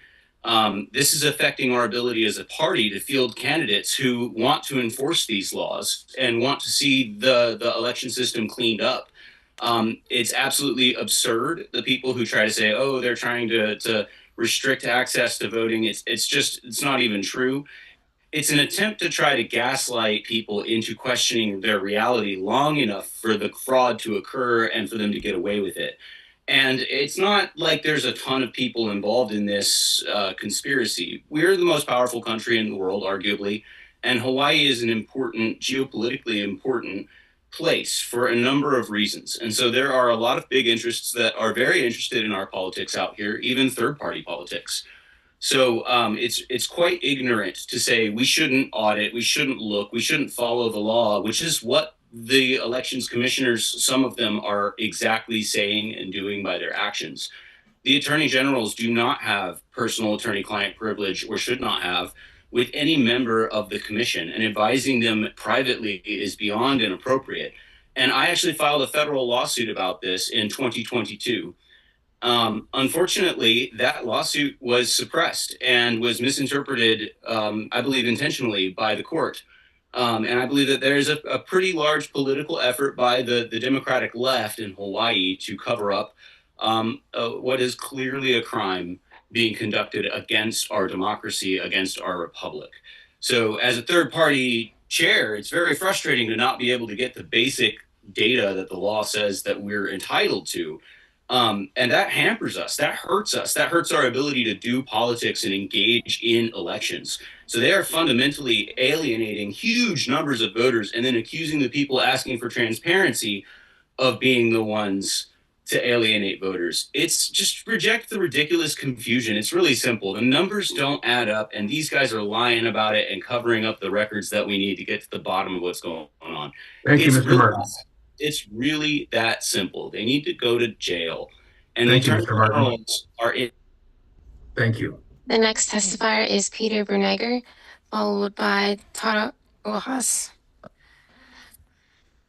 Yes, I'm testifying on my complaint I filed under 7D, and it is a federal HAVA complaint I filed against the Office of Elections and the 4 county clerks.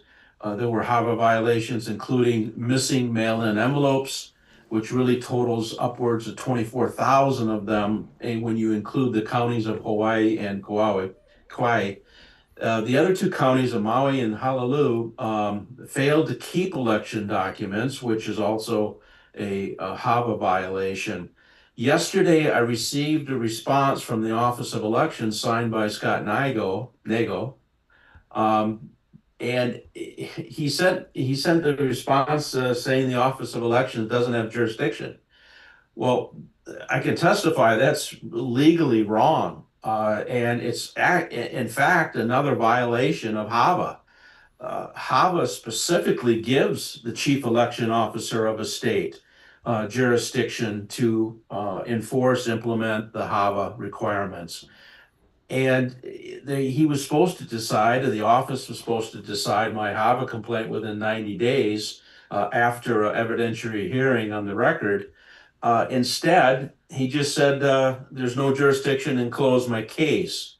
So there's a situation here where your chief election officer has violated federal law again, and it still leaves this gap of some 24,000 missing envelopes compared to the number of ballots coming in through the mail.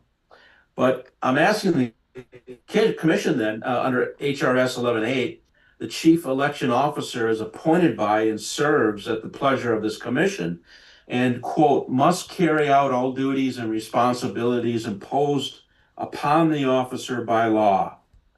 So under HRS 11.7, this commission supervises the chief election officer and has the power to enforce election laws. Now, because HAVA makes the state responsible for providing a hearing and a written determination, this commission is the body with that duty now when the Office of Elections refuses. So I ask you tonight yet to direct the chief election officer to reopen my complaint, schedule a hearing, which is required by Title 52 USC 21112, and produce the records needed to reconcile the election, which is also required by, triggered by my HAVA complaint. Now, last is under the HAVA section 402, the state must provide the hearing. So if the office will not, which they said yesterday in writing they won't, the commission must reassert jurisdiction and direct the Office of Elections to comply. Otherwise, the commission and the commissioners are in violation of federal HAVA, which opens up a can of worms for each of you. So I appreciate you that you take care of this tonight. Reassert the jurisdiction, direct your chief election officer to process my HAVA and hold a evidentiary hearing like he's supposed to per federal law. I yield. Thank you. The next testifier is Tara Rojas, followed by Shelby Billionaire. Aloha, can you hear me? Aloha, yes. Okay. Man, gotta breathe during this meeting because, again, the will of the people is not being heard. The elections is about the will of the people. But what we're talking about here is the corruption happening, the hiding, the mismanagement of the votes, which again are the will of the people. When you look at this agenda item, complaints, and we know that some complaints have been missing. We know complaints in previous meetings have been disregarded or just, swept under the rug, just, not even heard. We've seen that. That's an issue. Now, one of the other testifiers, who's kind of on like the other side of those who are like kind of hiding, like I saw on his page, like he says, the minority of the commission members. There should be no majority minority on this election commission. You all got to put aside your thoughts. You got to listen to the people, and then from there, formulate your response. Not an automatic because I'm the majority or I'm left or I'm right. There should be no majority minority on this election commission. So the minority who is like the will of the people is not being heard.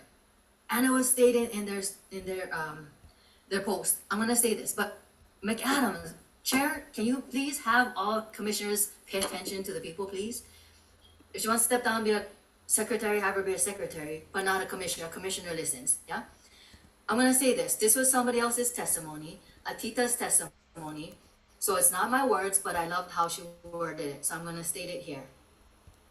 When police, judges, political leaders, and election officials hide misconduct, it is not politics, it is crime. A democracy cannot function when those entrusted with authority use it to shield wrongdoing.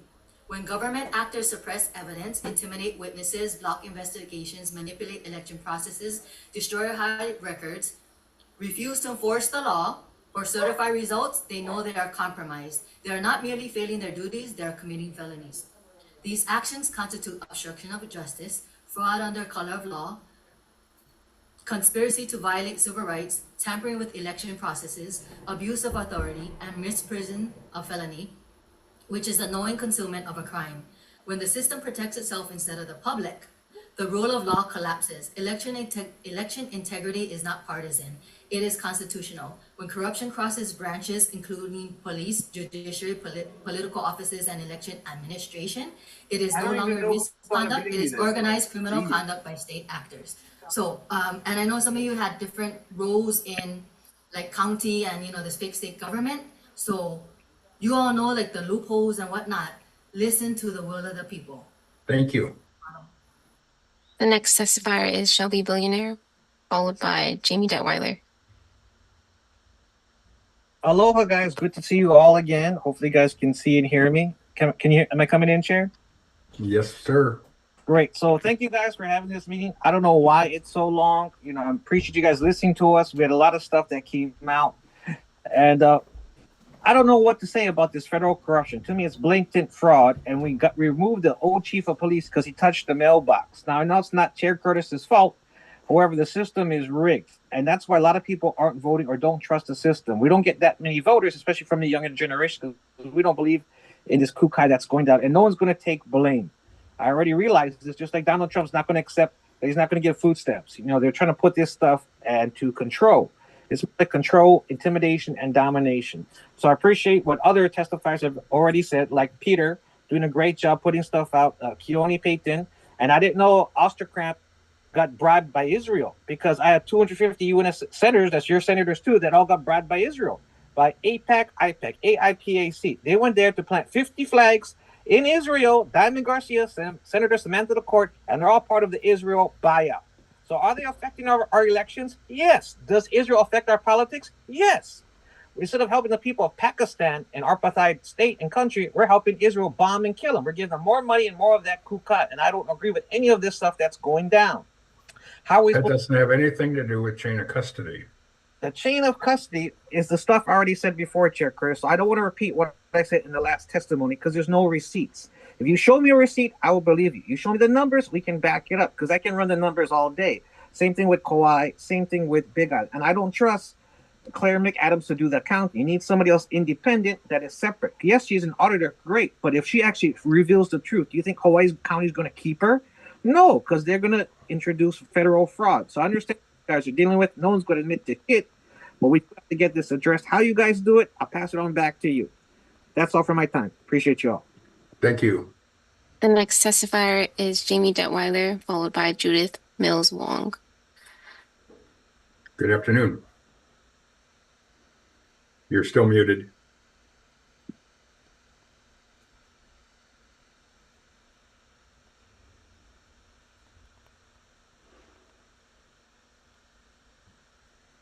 Can you hear me now?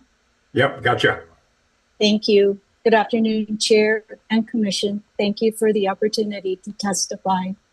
I've been testifying at the Election Commission since 2021. I ran for office in 2022, and I also served as an official state election observer in 2024, both during the primary and general election. And I've testified previously to my specific observations during the process of counting during the primary and general elections. I also journeyed out to the Verification Signature Center, and I was stationed at the Kapolei Voter Service Center on election day and I saw the very last voter vote after midnight. Just to give you that wide perspective, I filed a complaint in February 2025, specifically regarding chain of custody. That's always been my concern. That was the basis of my complaint in 2022 following the election. I've never really received a response with regards to specifically the chain of custody. I did receive a response from the District 37 audit, and I appreciated that. I appreciate the Office of Elections and the volunteers who participated in that audit. And I am on record on accepting the results of that audit. But I want to take us back to the chain of custody again. There, as previously said, there were notable issues that I did ask right there on the spot when I was at the Signature Verification Center, asking Why were the ballots counted at the drop box when they picked it up? No. Why? Because there's no time. Then they dumped the ballots out on the table. And I asked, do they count them here? The answer was no. And then I asked why, because they said they don't have time. So then I reported that on the state side to Mr. Nago post-election during our debriefing. And he basically said he can't control what the county clerks do. The county clerks have their area of responsibility and the state does. So how do we reconcile this? And I think that's what everybody's been trying to say. How do we reconcile this? How do we make it right? And, people have offered suggestions. People have voiced their frustrations and concerns, understandably. So why does it feel like there's pushback from some of the commissioners to make things right? That's all we're asking for, to make it pono. And so, I'm still waiting for a response specifically addressing the chain of custody. So are we here to just provide testimony and then you're going to say you heard testimony and that's it? When do we get a response, Chair Curtis? Thank you for your time. The next testifier is Judith Mills Wong, followed by Derek Medeiros. Aloha, Judith Mills Wong. Many of the formal complaints that are listed here ask the Elections Commission to review basically personal studies outlined in their respective letters.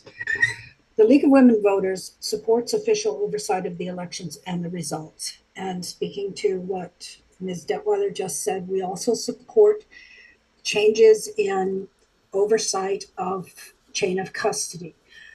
But we feel like that the studies that have been conducted, the PIGs and possibly forthcoming audit by a state auditor, ought to be taken seriously.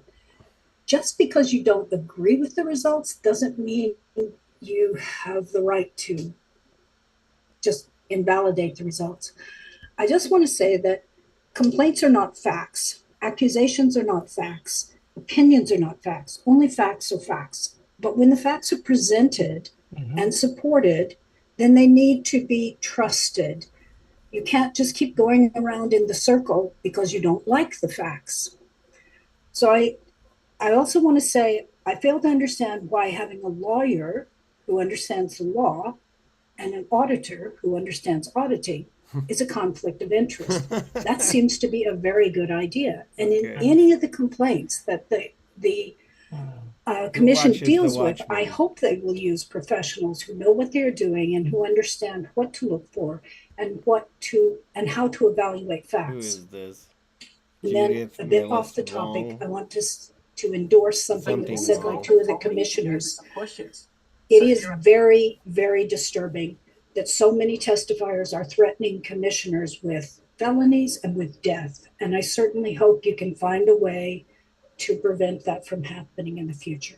Thank you for letting me testify. Yeah, censor us. Thank you, Judith. And we're not, The next testifier is Derek Medeiros, followed by Doug Pasnick. Nobody threatened anybody with death. Mr. Medeiros. Okay, thank you for the time.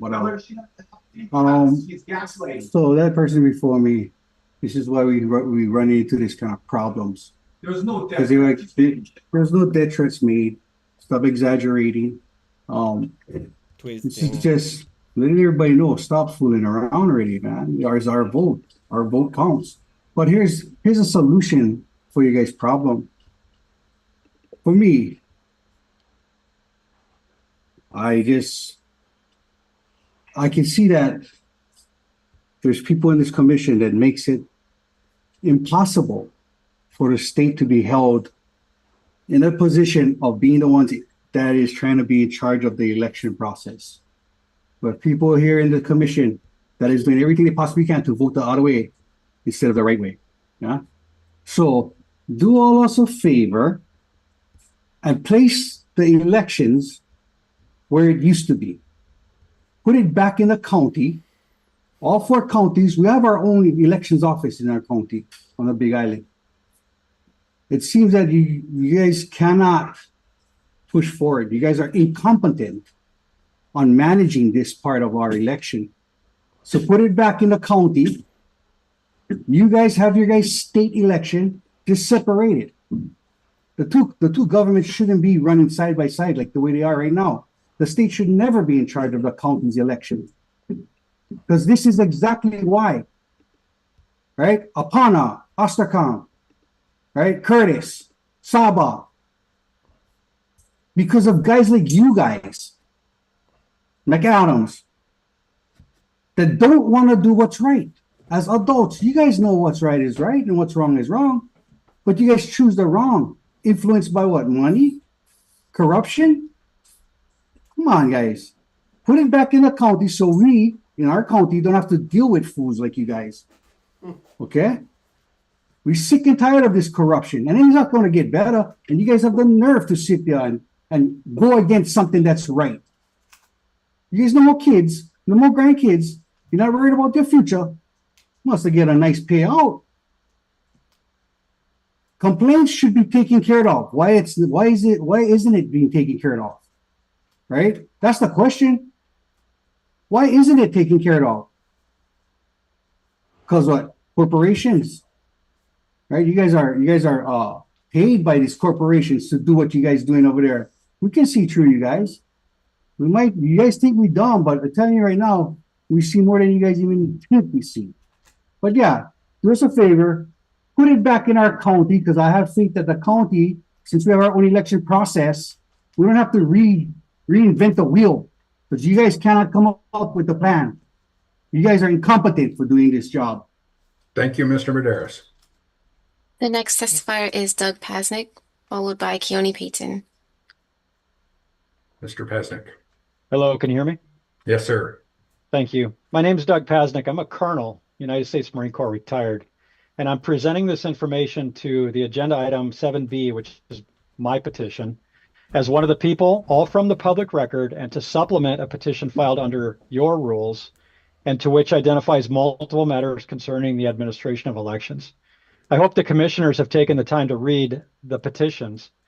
This petition is the conclusion of 4 prior filings to this body, all on the record on July 9th and August 20th of 2024, and March 12th of 2025 and July 8th of 2025. Each one warning that Hawaii's elections were not being certified in accordance with the law. In 2022, the Chief Elections Officer, Mr. Nago, signed certificates of election on November 28th before the election was certified. That was before a comparison and reconciliation of all logs and records was complete, and before campaign spending reports were even filed, contrary to HRS 11-155, 156, and 331. The certificate was signed before the election was certified, and that remains an unrefuted fact.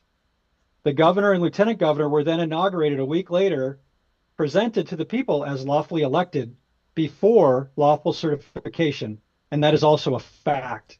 If done knowingly, this constitutes willful disregard of the certification statutes and therefore potential election fraud under HRS 19.3, paragraph 8.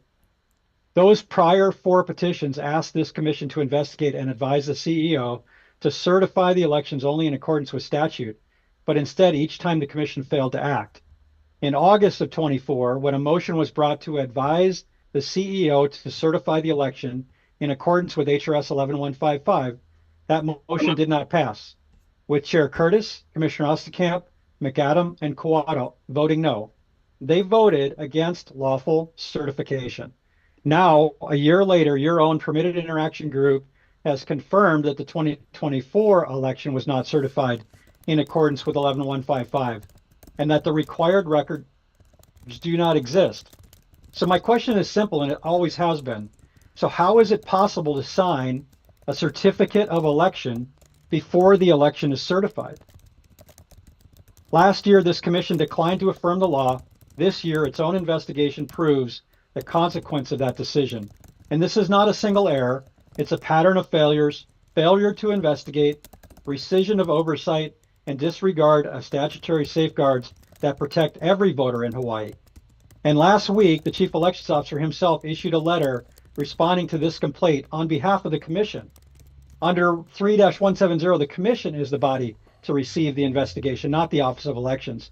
But you allowed the CEO one of the respondents to claim authority and decide that the complaint was not valid, and he declared it concluded. And that act alone confirms that every misfeasance and conflict of interest this petition Thank you. describes.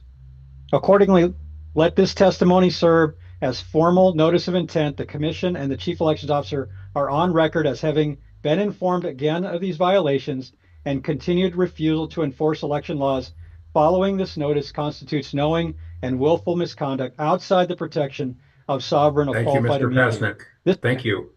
Thank you. Next. The next testifier is Keone Payton, followed by Tara Malia Gregory. Oh, did I get through? Yes, sir. We hear you loud and clear. We're on a roll today. You're allowing me to speak 2 times today. Right on. Appreciate that.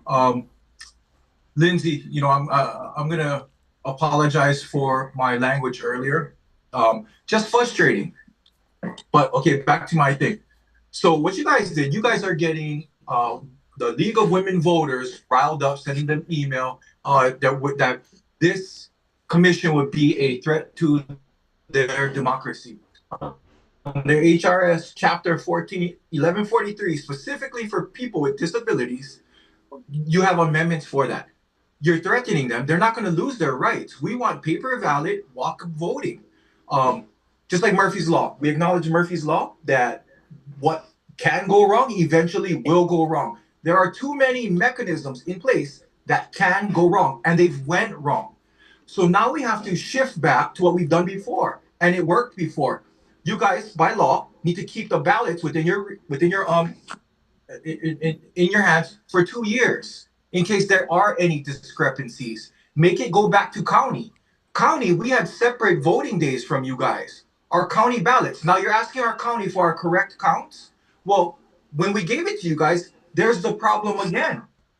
So I move that I can't move, but it'd be a great idea if we brought it back to the county level. And also, stop gaslighting the old Kupunas, saying that they're going to lose their voting rights, that they're going to have to, if they're disabled, they're going to have to drive there. We just want a safer, more transparent, and honest voting system. My grandma, she didn't even have a car. She worked every election in the 80s. She took me. She had polio. So this thing where they're saying, oh, disabilities, my grandmother was disabled. We caught the bus to the polling stations. She worked the voting stations. I don't buy it. If you guys believe in the system and you think it's that serious, show up. Don't talk about it, be about it. I yield my time. Thank you. Keone. The next testifier is Tara Malia Gregory, followed by Jennifer Cobb-One.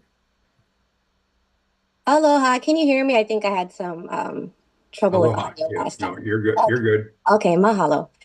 So Tara Malia Gregory, I'm actually the 2026 candidate for City Council here in Honolulu for District 4. It's Hawaii Kai through Ainahaina, Kahala, and into Waikiki, and I talk to constituents daily, all day, every day, unless I'm on a 7-hour meeting like this. And they want fair elections. I'd like to speak on record regarding formal complaint 7D.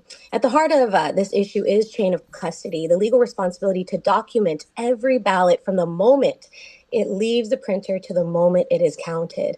Under HRS 11-91, both the chief elections officer and the county clerks are required to maintain complete records of ballots printed, distributed, spoiled, and returned. So not just the number. It's actually more than that. When USPS business reply mail receipts are missing, when counties can't verify delivery totals, and when certified reports don't reconcile, that's not a clerical error, it's a break in the chain of custody. So those same obligations exist under federal law, like I'll call him Peter B, explains in this complaint through the HAVA. Yes. Now, HAVA is the Help America Vote Act of 2002, for those who don't know.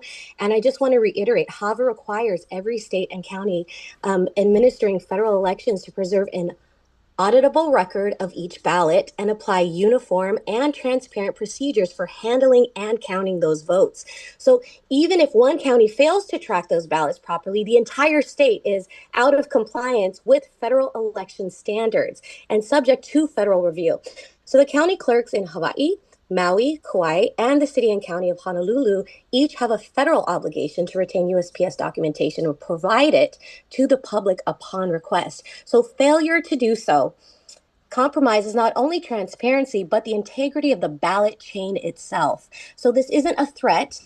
I don't want anyone to feel like people are being threatened. This is just law. And I'm so grateful that we have some lawyers on the call because they know that this is law. And every single commissioner, each of you, is legally bound to uphold Hawaii's election statutes and federal HAVA requirements. This is not political, it's procedural. It's legal and it's constitutional. And let the record reflect, if this commission and the state refuses to act, the people, together with the federal courts, will continue to pursue accountability, with or without the participation of the Attorney General of the state of Hawaii. Mahalo for the time to speak. The next testifier is Jennifer Cobbwan.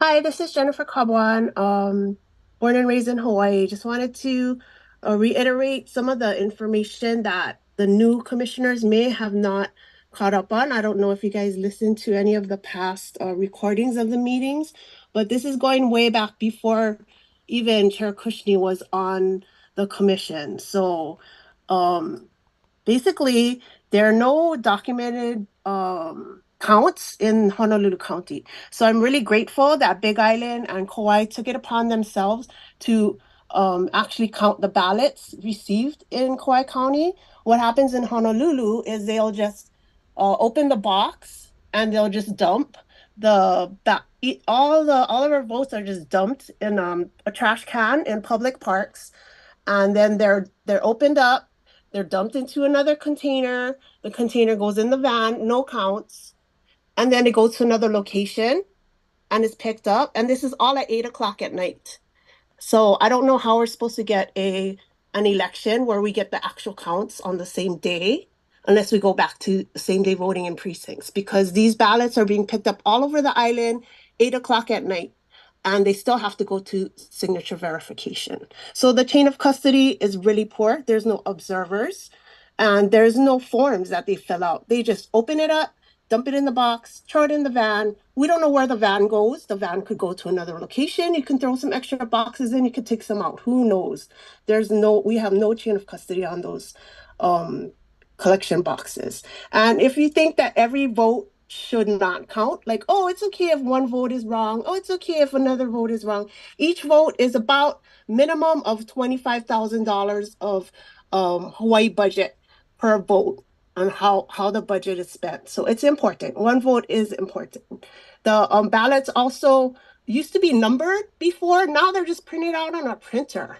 What's up with that? We used to get ballots that were numbered, and we used to have a receipt after we finished voting. We need to go back to those practices so we can ensure one person, one vote. Back to Adriel Lamb's comment, his testimony about United States, Hawaii. That's one vote that voted by mail, and it's proven, and nobody wants to investigate that. That is the easiest thing to investigate, commission. Start there.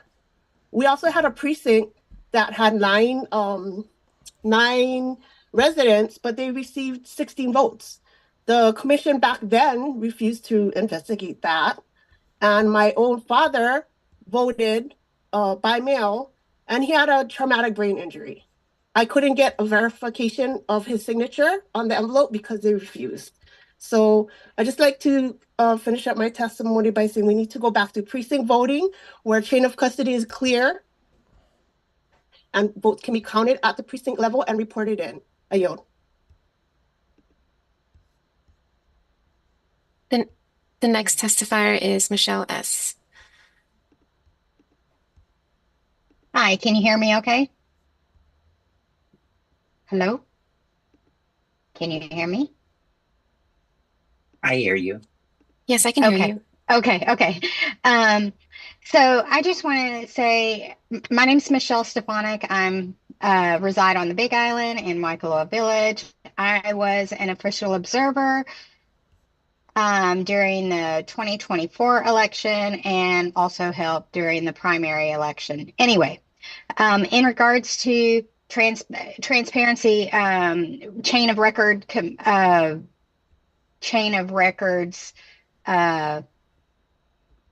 keeping track of everything. I can say as a observer that is not always done, especially transparency. But when voting boxes came into the voting poll, they were counted in a back room by only 2 people.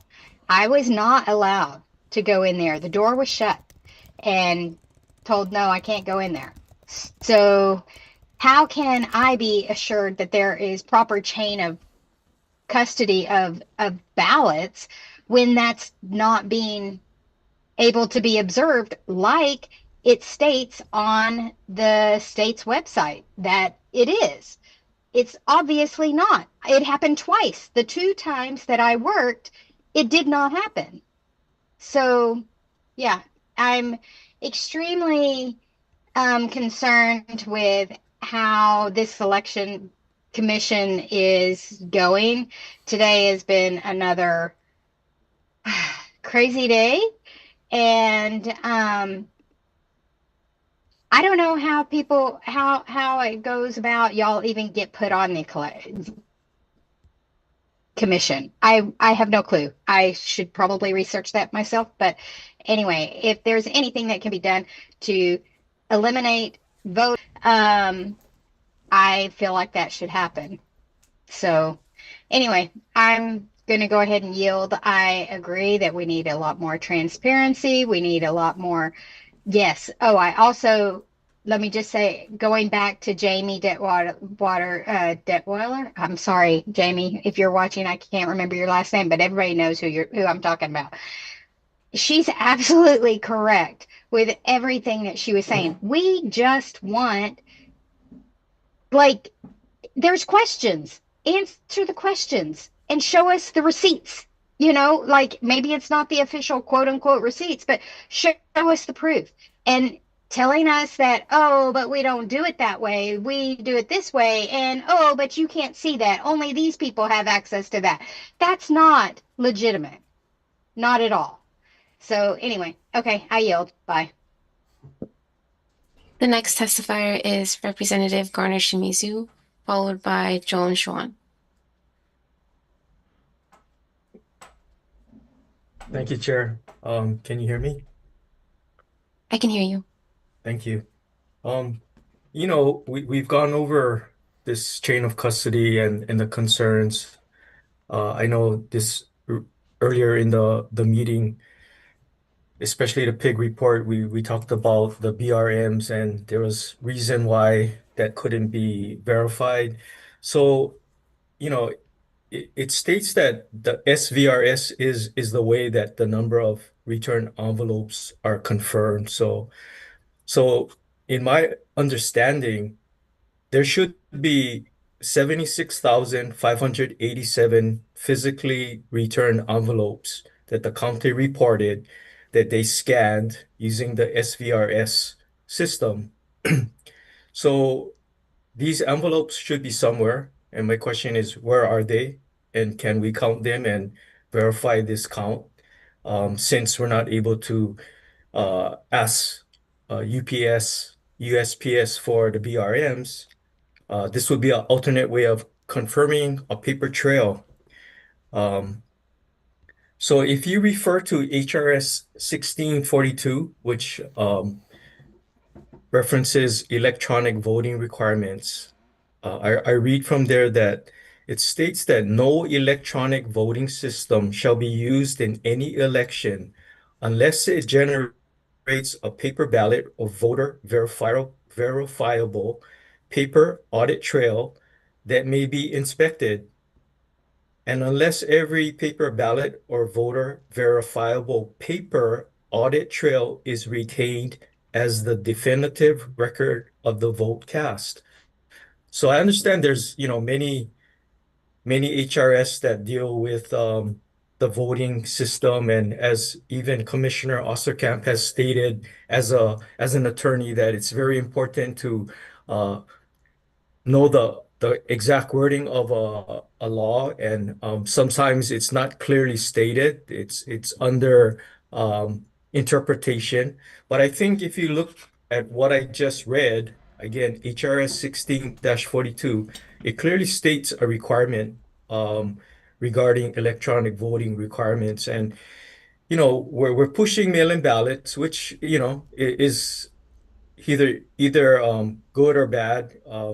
But it only can be good if we can rely on the system. And if there's questions on the validity and accuracy of the system, then something is wrong. And that's what the Election Commission is tasked to do, is to find out and make sure that if it is in fact mail-in ballots and that's what we have, then it has to be solid. It has to be approved by a system that's verifiable.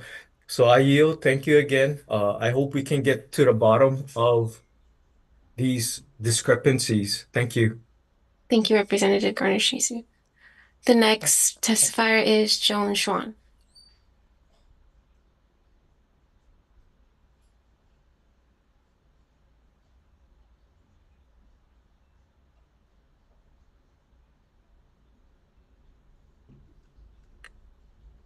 Hi, can you hear me? Yes, I can hear you. Okay. Yeah, I think everybody on the commission as well as people in the public need to have an understanding of constitutionally protected speech. If everybody would look up Simon Campbell, and it is New York Times versus Sullivan, 1964. Simon Campbell makes a very good little video representation when he's talking to Pembury School Board about what constitutionally protected speech looks like, and it is required to not be silenced, not be deleted, not to be shoved under the carpet just because somebody has like a little bit of objection to it, or there's pearl clutching going on. Oh my goodness, what am I hearing? It is the people's constitutionally protected right to say what they have to say and it to be heard. Also, I'm going to just reiterate, one day in person, show your ID, sign the book. And people that can, absolutely need an exemption, that they would get that exemption, but the exemption would need to be verified, a verifiable, honest right to that exemption. Also, I think it's pretty much been proven that all of our elections going forward require an audit, full, complete audit, because nobody trusts the system anymore, and for good reason. So audit everything every single year, because it's proven that, we can't, you guys can't all be on the up and up in the elections commissions or the clerk's office or, what have you. There needs to be transparency, and nobody should be, appalled by the ask for transparency and people's involvement in such of a task. I guess that's it. Wait, hold on. Let's see. No, I guess that's it. Okay. I took my 91-year-old dad, who is a walker, down to vote, and that was doable. So nobody's excluding anybody from the voting process. That's just ridiculousness, Thank you. Thank you, Joan. That concludes our testimony for agenda item 7. Just want to notify the commissioners that Chair Curtis has lost connection. He should be with us shortly, though.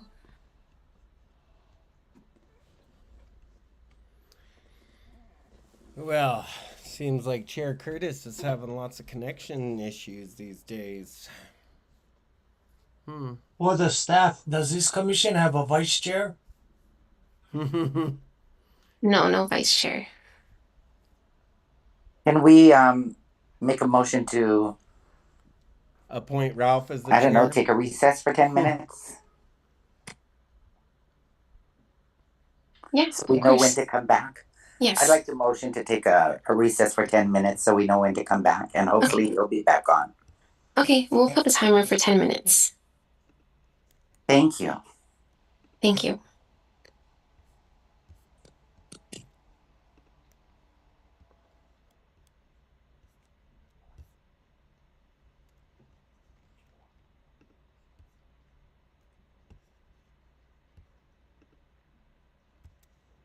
All right. And we're back to listening to some royalty-free reggae music.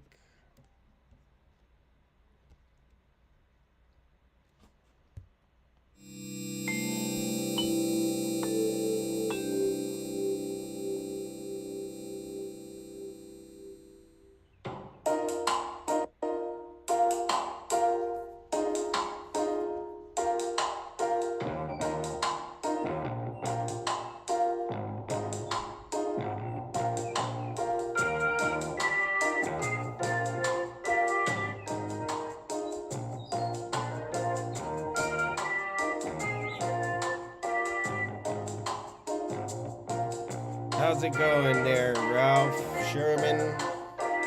I see you there in the X space, showing up, supporting the thing. Thank you very much. If you'd like to chat during the break, we can. Hopefully this meeting can be over someday soon. Aloha, this is Mike. Sorry about the Hawaiian Telbot. And Mike's back.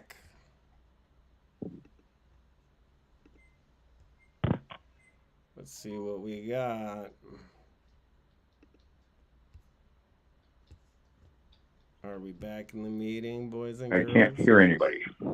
It's Mike Hi, Chair on Curtis. cell phone. Hi, Hi. Chair Curtis. We went on a 10-minute 10-minute recess while we attempted to get you to rejoin. So we're at minute good. 8 Thank right you. now. Okay. Then I'll stay here and see how long we last. Okay, thank See you. how long we last before getting arrested and thrown in prison. All right, let's keep it up.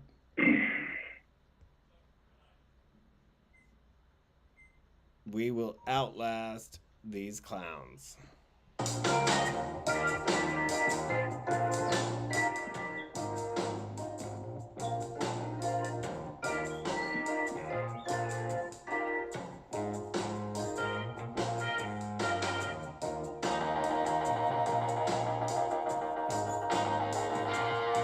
Recording in progress.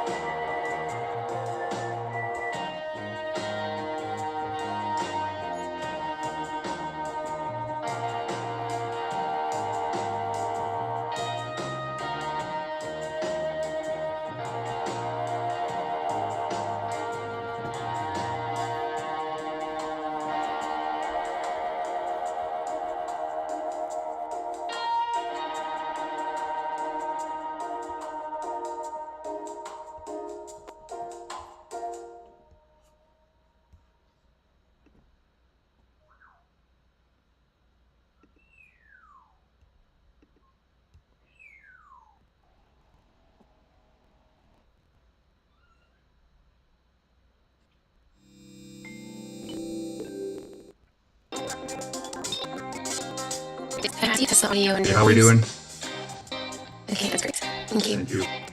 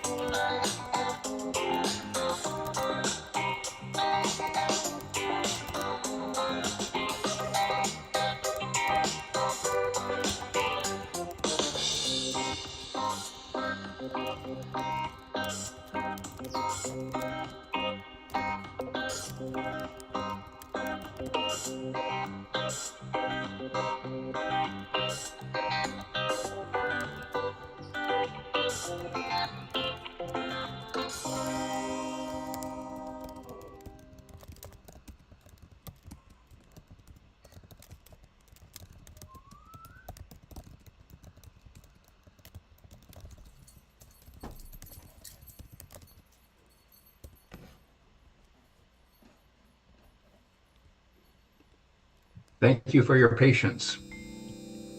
Apologize for Hawaiian Tel. Yeah, it's They've Hawaiian gone bad on me Tel's fault. twice, and both during these meetings. Did we have any other testimonies? No, it's Chair. We just finished with the public testimony. When nobody sees Jennifer. So I would ask Could we- Ralph. There, I see it. Oh, before we start on that, could we get a roll call? Yes, please. Since you're back. Go ahead. Okay. Yeah. Commissioner Andrian, Here. Commissioner Apana, Here. Commissioner Kushney, Yes, here. Commissioner Cam still excused. Commissioner McAdam, I'm here. Commissioner Osterkamp, Here. Commissioner Papalimu, I'm here. Commissioner Sabas, I think he said he left at 1. I still see him in the meeting though. Oh. Maybe excused for him. Chair Curtis. Here. Okay, we have quorum. And we're done with testimonies? Correct. Then I would give Ralph the floor. Thank you, Chair. So basically, how are we going to show to the public that everything is on board? Because right now, what we have established is that all the records are electronic and nobody can see them. So there's concern that ballot box, drop box stuff is being monkeyed with. Does any other commissioners have any recommendations? You know, we threw out the recommendation to have the county clerks count the number of ballots that they collect at the drop box and from the post office. And that's kind of what everybody thinks that's happening. So is there any other recommendations to help the public be secure with what we're doing? Because right now, all we're doing is saying, trust the results. And if you don't trust the results, you're a conspiracy theorist. So Mr. Apana, what's your recommendation? What could we do? Regarding the chain of custody. Yes, regarding the chain of custody. How can we assure the public that this stuff's not being monkeyed with? And we were thinking that the counties would have an independent record, but that's not true. So what is your recommendation for this? Mr. Chair, do I speak? Yes, please, Mr. Apana. Okay, for the other commissioners, when I first came on board, I'll give you a little history. That I heard about this commission, and my first reaction was, why would I want to do this work? And then I thought about it. I said, you know what? We owe it to the public to give them the best system we can. Is it walk-in? Is it mail-in? Whatever we choose, we need to give them the best system we can. So one of the first things I did was I went to my county clerk's office. And I said, these are all the things that are being said out there. You know, I need to reassure the public it's worth their time to go and vote. That's how we're going to get the vote count up. And we sat down, we strategized things of what could be done. Nothing is finalized. And we agreed to meet in a couple weeks after we sit down and think about how we can better make the system. So I just want to say I'm working with my county clerk to see how we can better the system. I did ask them things about collections, and they said what we do is there's like a plastic bag, they zip tie it with some kind of a seal, and it's safe. And I said, what if we get observers to watch you seal the bag and follow the car behind? And my county clerk from Maui said, that works for us if that's what they want to do. And I said, oh, there's allegations of they cannot go into room, they locked out. And she said, Kimo, as a commissioner, you want to be in any room, be my guest. So I think they are on board. They too want to make it the best for the public. I don't see we having much issues. We just need to we need to know what we want to check. and then we see how we're going to get it done. That's to come. I think earlier there were suggestions to have these printouts given to us daily. One of the, I forgot who it was, that said Honolulu uses machine. The numbers are just huge for them.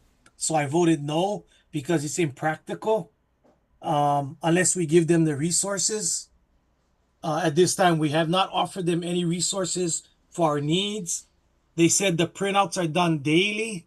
So we just need to have the county clerk send it to the commission. It's no new additional work. These things we can do to better the system, to give more confidence to the public. And that is why one of our commissioners said, you know, we grumble about, did it happen this way or that way? We asked the ledge to do an audit, and that should put that to rest one way or the other. But our goal is to make the system the best we can. So like Commissioner Sabah said, let's move on and make what we got even better so that we have even higher turnout because people feel their vote counts. And that's where I'm at right now with this commission, that I want to work on making the system better, tighter, whatever you want to call it. But the integrity is there for the public to say, okay, good enough. Nothing is perfect. I understand that. But we got to get perfect as our goal and get to it as close as we can. And that's where I'm at. I hope that helps you, Commissioner. That's it, Chair. Yeah, so daily. Excuse me. So the outcome of that was that the Maui County Clerk was willing to generate reports of ballots received daily. No, that was today's meeting. They do it regularly. We were told by, I think, Mr. Nago that they do it on a daily basis. So we just need to ask them for that. We have asked. The information is available to us. There's another component to this, and there's a law enforcement officer shared with me that the approach determines the outcome. When you approach the county clerk asking for understanding, you get it. If you approach the county clerk accusing them of fraud, you're not going to get a whole lot of cooperation. And I think that's where Ralph is coming from. He doesn't get cooperation voluntarily from the clerks because he's insulted them. But I think the information is available, and according to the Maui clerk, it's available daily and can be given to us. Is that our understanding, Mr. Apana? No, it was Mr. Nago, I believe, that said the county does a daily count. I did not know they do a daily count. But they must, I mean, if they get the bag at night, I don't think they're going to count it by midnight. They might do it the next working day. But they collect it at night because that's the end of the day. Yeah. So Chair, I'd like to be recognized. I want to be clear what I'm saying. Okay, Ralph, go ahead. So you just telling me that I'm insulting the county clerks. All I've accused them of fraud to their face. I'm talking, Chair. I'm talking. All I've asked for is the chain of custody documentation. When I was given the documentation and I compared it to the state's documentation, I simply asked them, how come it didn't add up? Then I started getting attitude from them because their numbers didn't add up to Nago's numbers. And that's the problem. There's a big disconnect going on. And how do we get that? The public knows that. I'm presenting counting records and we're comparing it to state records. There's a huge disconnect. So how do we make the public feel at ease with these disconnects? And daily records, I think, is essential. They need to be posted online daily. We got this many ballots, and however you want to do it, that's fine, but we should get those daily numbers. Getting a printout at the end of the election is not acceptable because nobody knows what's happened. So, but we got to move this along quickly because we're running out the clock. The next election is going to come on. We started this conversation in January of 2024. And I brought testimony from the county clerks. I brought emails that they're saying there was no law requiring them to do this. And we started talking about it. Here we are 2 years later, and we haven't established anything. And that's a testament to your lack of leadership, Curtis, that this hasn't been resolved yet, because we've been discussing it. And you mute people, you talk over them, and nothing gets done. So the other, Mr. Osterkamp, what is your idea? Wait. You're speaking. What do you got to say? I'm speaking. So I'm asking him for his ideas on how. It's not a discussion. You have the floor to speak. I'm asking when Mr. Osterkamp speaks, I'm asking that he let us know his ideas to put to rest this issue, that there's a discrepancy between the numbers, and how we can solve this for upcoming election. How would we do it except for just saying trust the results? I would ask Mr. Sabas if he has any input on how we can resolve this and get the numbers from the clerks on their daily ballot count. Any ideas, Mr. Sabas? Wow. I'm a simpleton, you know. I'm originally from Molokai, and my honorable mayor Apana there, he and I go way back, and we think alike oftentimes, because we come from a rural area like Molokai and Kahului, and yet we don't always agree. You know, as you've seen so far in the last couple meetings, we don't always vote the same way, because we have our own, you know, perspectives on things. But being a simpleton, I'm just thinking out, is it possible for someone like Ralph, and even myself or anyone else, to go out there to the county clerk's offices and establish some kind of relationship with them, you know, so we can better understand how they operate? I don't know if that would be some kind of violation of some sunshine rule or not, but I think we need to take some immediate steps to at least bridge this misunderstandings that's out there, you know. And you know, I'd be willing to do it, and you know, and it sounds like Mayor Apana, he has relationships in Maui County, but I think we need to bridge some of that on Kauai, on the Big Island. I think this commission,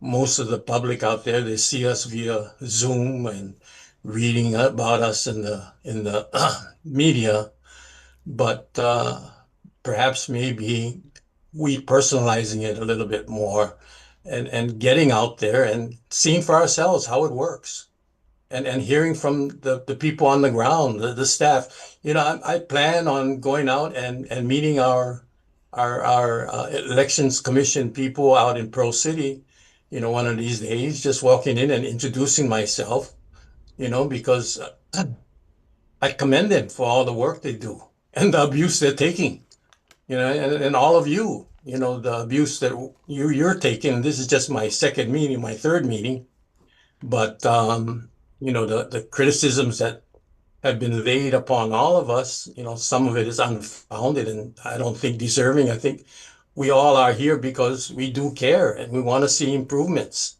and we want to make sure that this is done right.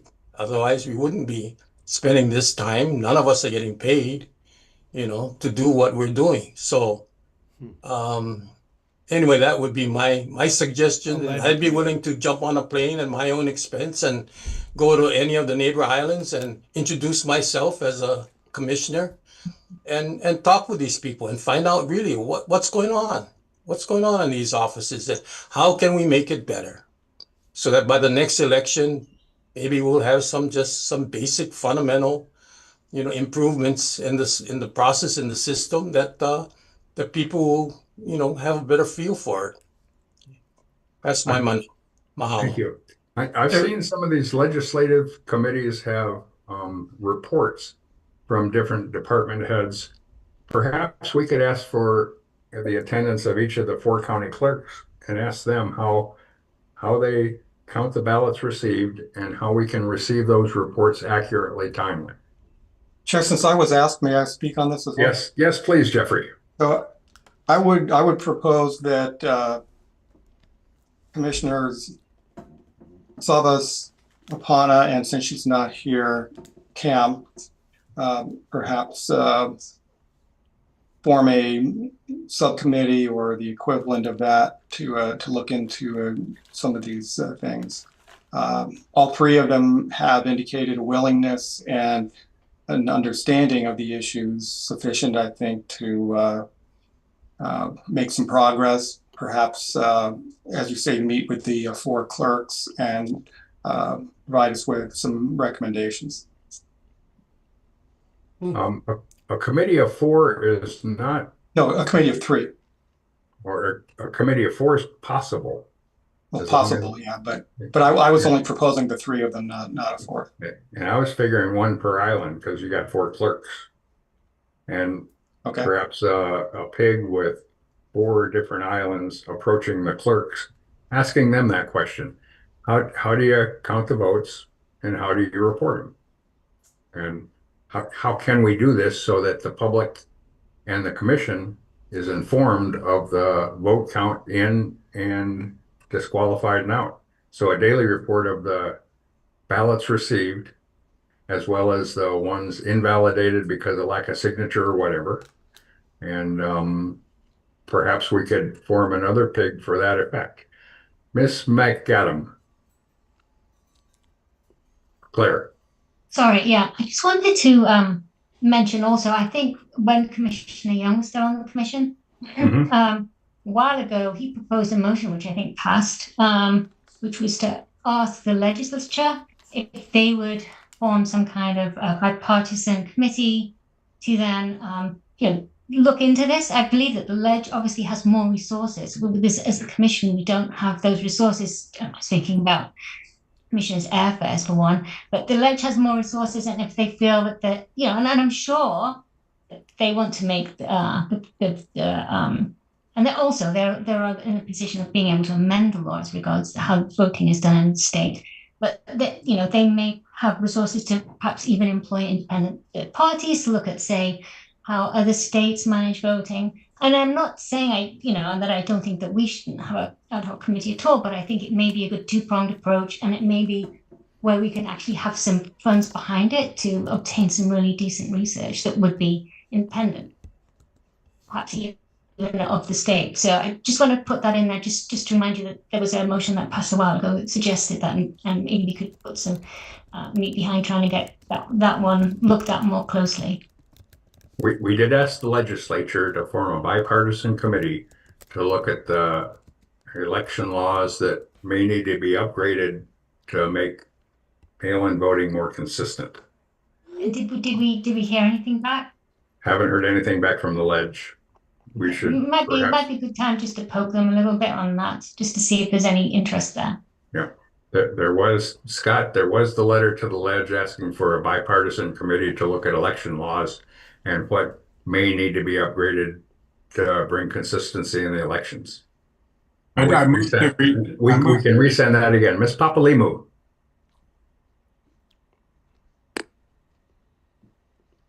Kahiolani, you have your hand up? I do. I'm sorry. I was muted because kids. I would like to say thank you to Scott because he did answer our question that you can pull a form every day. And so really, that's all we need. If he can let the county clerks know to pull that form every day, and they can even just email it into the commission for you to share or post. I think that's the easiest way to do it. I did not realize that we could pull a daily form from this monstrosity that handles all of this. And so I think that's a really good way to do it. Number 2, they're familiar with me down at the, I've sat with John Hendricks before prior to this commission stance position. And number 3, we have laws that they were very clearly stated from just the lady a few moments ago that are already in existence. And I think the difficulty we're having is getting the law followed. So how do we do that? And I think we need to find someone who's interested in following the law. That's my perspective. When we're sitting here and the AG tells us it's the law and the commission still votes against it, we are sending a clear signal to those we oversee or have oversight over that it's okay to break the law. And so I have a real problem with that. Because we're setting that example. And we did it clearly and loudly and publicly. So how do we ensure that the law is followed by those who are in charge of it? And how do we make, how do we have the person in charge understand that he is accountable also for the clerk offices when it comes to elections? So I think this is where we're getting stuck. This is what's happening, is there is the law. The law is very clear. Federal law is clear. State law is clear. We're not following the law. Apparently the commission thinks that's okay not to follow the law. So nobody else would think there would be a problem. And I think that's what we need to fix. That's what we need to fix. I will never vote to break the law. Mm-hmm. I don't care what an AG tells me. Thank you. Thank you. Ralph, you had a motion or something? I move to resend that letter to the legislature, and then I hope we can form a PIG. I'm in favor of having a PIG formed, and you guys could go talk to the county clerks to figure out a solution. But we should get a daily count of how many ballots they collect, and we have not gotten that, even though we're told that that happens. Somebody send it to me. I have not seen a daily count of how many ballots the clerks have collected, the county records. They do not keep records in the SVRS. Scott Nago keeps all those records. So I've requested those through UIPA requests, and the counties say they don't keep any records in the SVRS. So somehow, if you guys can form a PIG, go meet with them and get a solution. I'm all for it. Other discussion or motions? So the motion was let's make a motion to form a PIG to meet with the clerks to figure out a solution to this chain of custody. And the reporting, the counting and the reporting of ballots received daily. Is that what you're saying? Yes. Hi, Chair. Sorry, before a vote's taken on that, I think I should note that. Okay, let's wait for a second. Is there a second to the motion? A second. Thank you. Yes, Mr. AG. Before any PIG is formed, it needs to be put on a agendized meeting notice. So we can't form a PIG without it being agendized first. There was no formation of a PIG placed on this agenda. So if we do intend to vote on creating a PIG and putting PIG members and defining their roles, that needs to be placed on a public agenda so that members of the public have an opportunity to comment on the formation of that PIG. So I would suggest that being placed on the next agenda. Thank you. I would suggest that this chain of custody allows us to act on chain of custody to include establishing a PIG. And I think we can do that now. And then that's my opinion as well, because we're talking about chain of custody. Addressing the chain of custody in the form of forming a PIG is addressing the chain of custody that's been on the agenda item 7.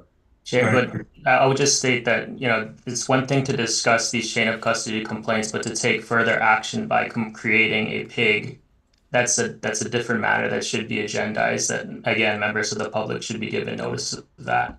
Can you read the law you're looking at?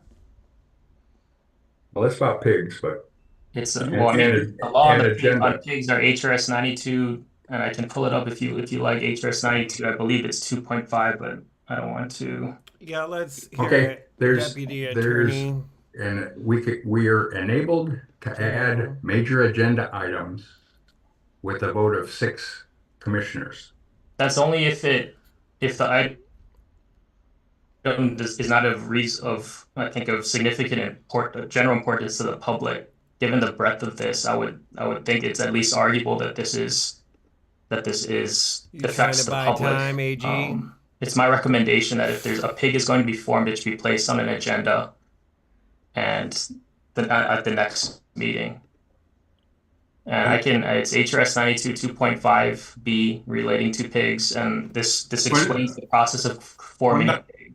What number, please, so I can look it up? It's HRS 92-2.5B, and this explains the process of creating a pig.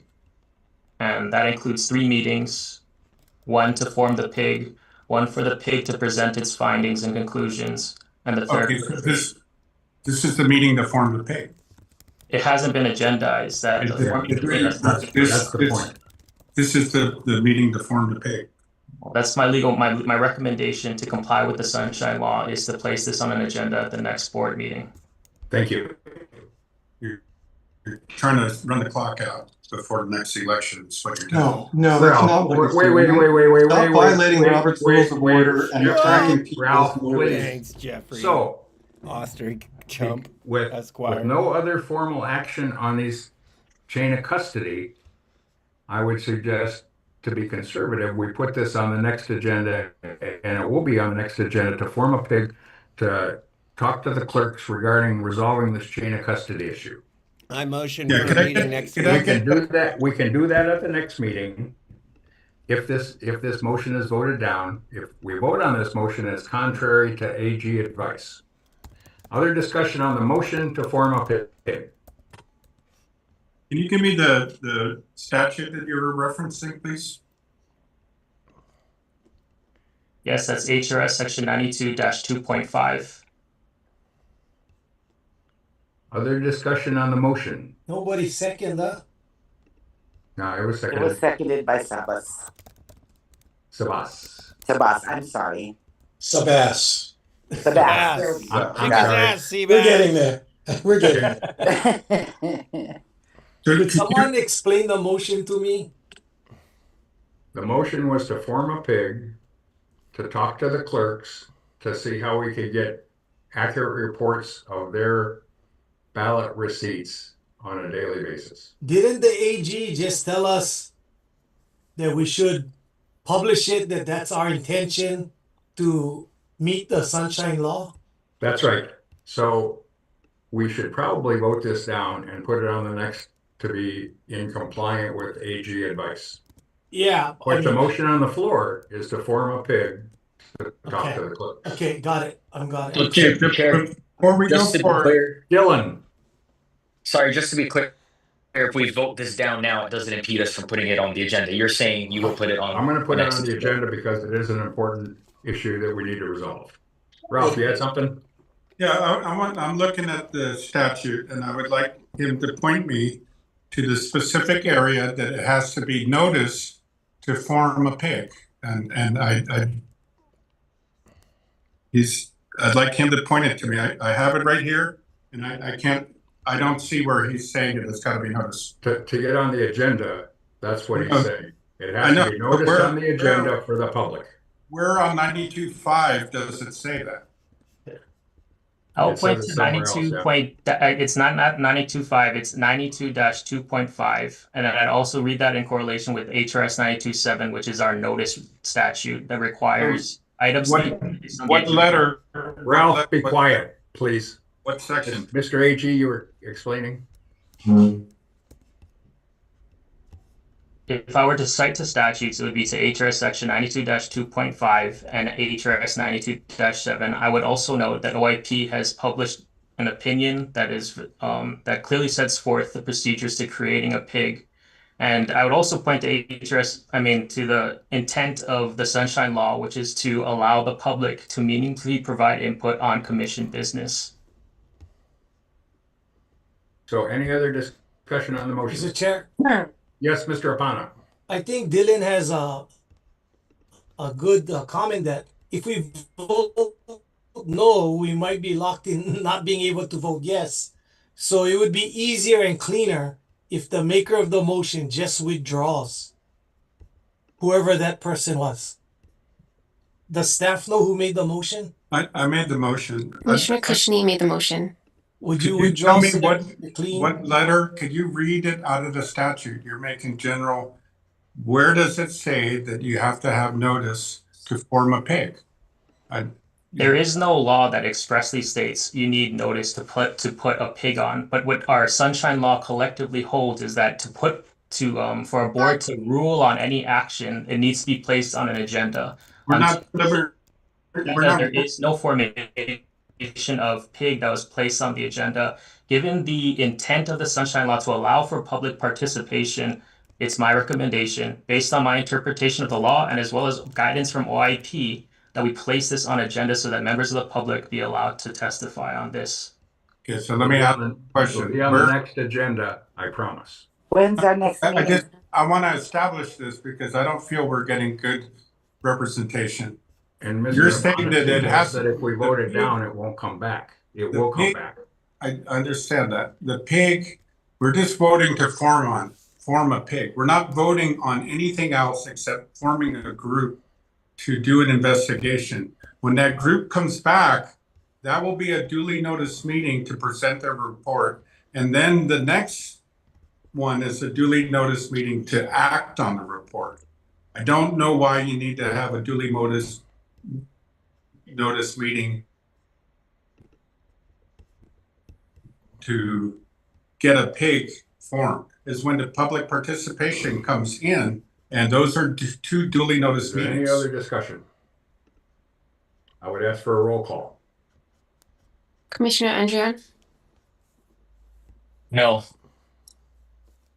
Commissioner Pana? Aye. Commissioner Cushney? Yes. Commissioner Cam is still excused. Commissioner McAdam? No. Commissioner Osterkamp? No. Commissioner Papalimu? I'm going to abstain because I'm not a fan of the AG recommendations. Okay. Commissioner Sabas? No. Chair Curtis? No. The motion does not pass. Thank you. Is there any other discussion on item 7? I make a motion. Chair, I'd like to. Ms. Papalimu. I make a motion that we include on next meeting's agenda the formation of a PIG to meet with the county clerks in order to reconcile chain of custody and daily reports. Is there a second? Second. Who made the second? Sabas. Sabas. Discussion. That means the motion was to put the formation of a PIG on the next agenda regarding this chain of custody that we've been discussing for the last year. Chair. Yes, Jeffrey. So, seems like we're not being precise as to what the group would actually be looking into.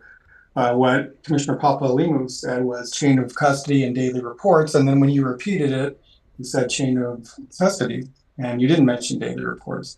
And I think that's an important distinction. Another distinction is when we were discussing it before, I thought it was more along the lines of perhaps a more open-ended situation where the members of the PIC would be meeting with the county clerks to see how the system as a whole can be improved.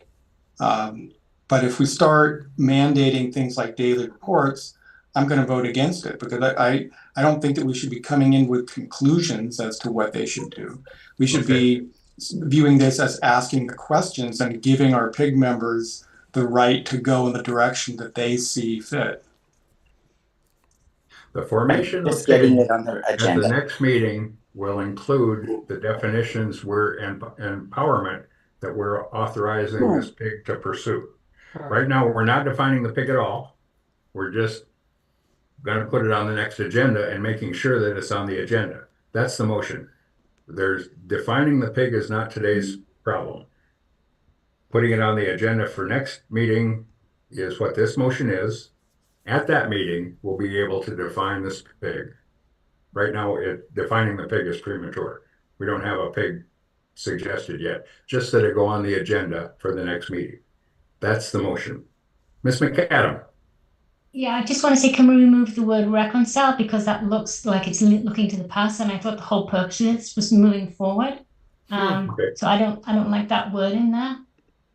Okay, so the motion was to, could we have in chat the motion to put on the agenda at the next meeting to form a pig to look at the To work with the county clerks in Yes. regards to chain of custody and daily reports. Okay, let's leave it right there and then allow the next meeting to define the pig definitively as much as we can. Ralph, you had your hand up? No, sorry. Claire, you got your hand up? Any other discussion Sorry, on I'll take putting that. a pig on next meeting's agenda? Yes. Yes, So Jeffrey. we're back to chain of custody and daily reports, which is what I thought we just said that we're not doing. I mean, what is it that we are going to be asking the pig to do? We'll discuss What are we putting that at on the the- next meeting, that the pig's being considered. Right now, we can't consider a pig. We'll consider it at the next meeting, and this motion is to make sure that it's on the agenda. But what? For what? What is going to be on the agenda? It's not just going to say pig. It's going to say something specific about what that pig. Form a pig addressing item 7, which addresses the chain of custody. And Mr. Apana's suggestion of working with the clerks is behind the scenes right now. We'll bring it up at the next meeting when we do define this pig, whatever it looks like. Right now, we're not doing definitions of the pig, other than that it's going on next month's agenda relating back to this item 7 format with chain of custody. We can get into the definitions when we form the pig. Right now, we're just putting it on the agenda. The question is putting it on the agenda, and I would suggest we put it on the agenda. Other discussion? Would ask for a roll call.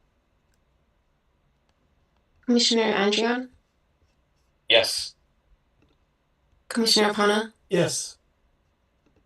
Commissioner Kushney, Yes. Commissioner Cam excused, Commissioner McAdam, Yes.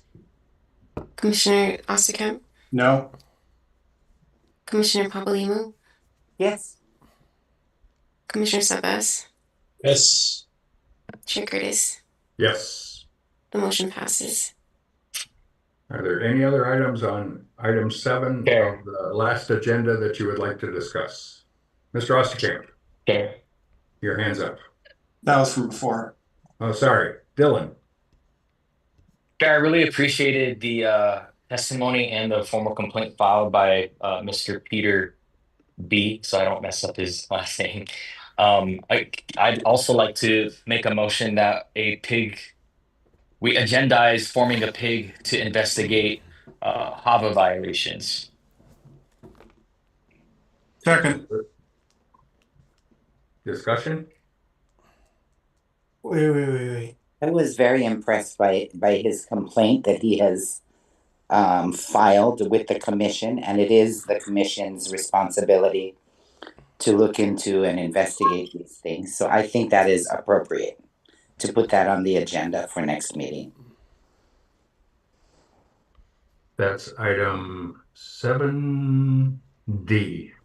D. Delta. Discussion. Yes, Chair. Yes. I hope people take the time, including those who seem to be fanboys of Mr. Bernager, to Google him, see what he's done in Wisconsin. First thing that comes up is the fact that he's brought at least 18 lawsuits against election clerks in Wisconsin. And he's been relentlessly promoting his litigation and circulating false claims about election fraud in that state. I'm just reading what the newspaper article says. I'm not saying it's true, but this is what the newspaper article says.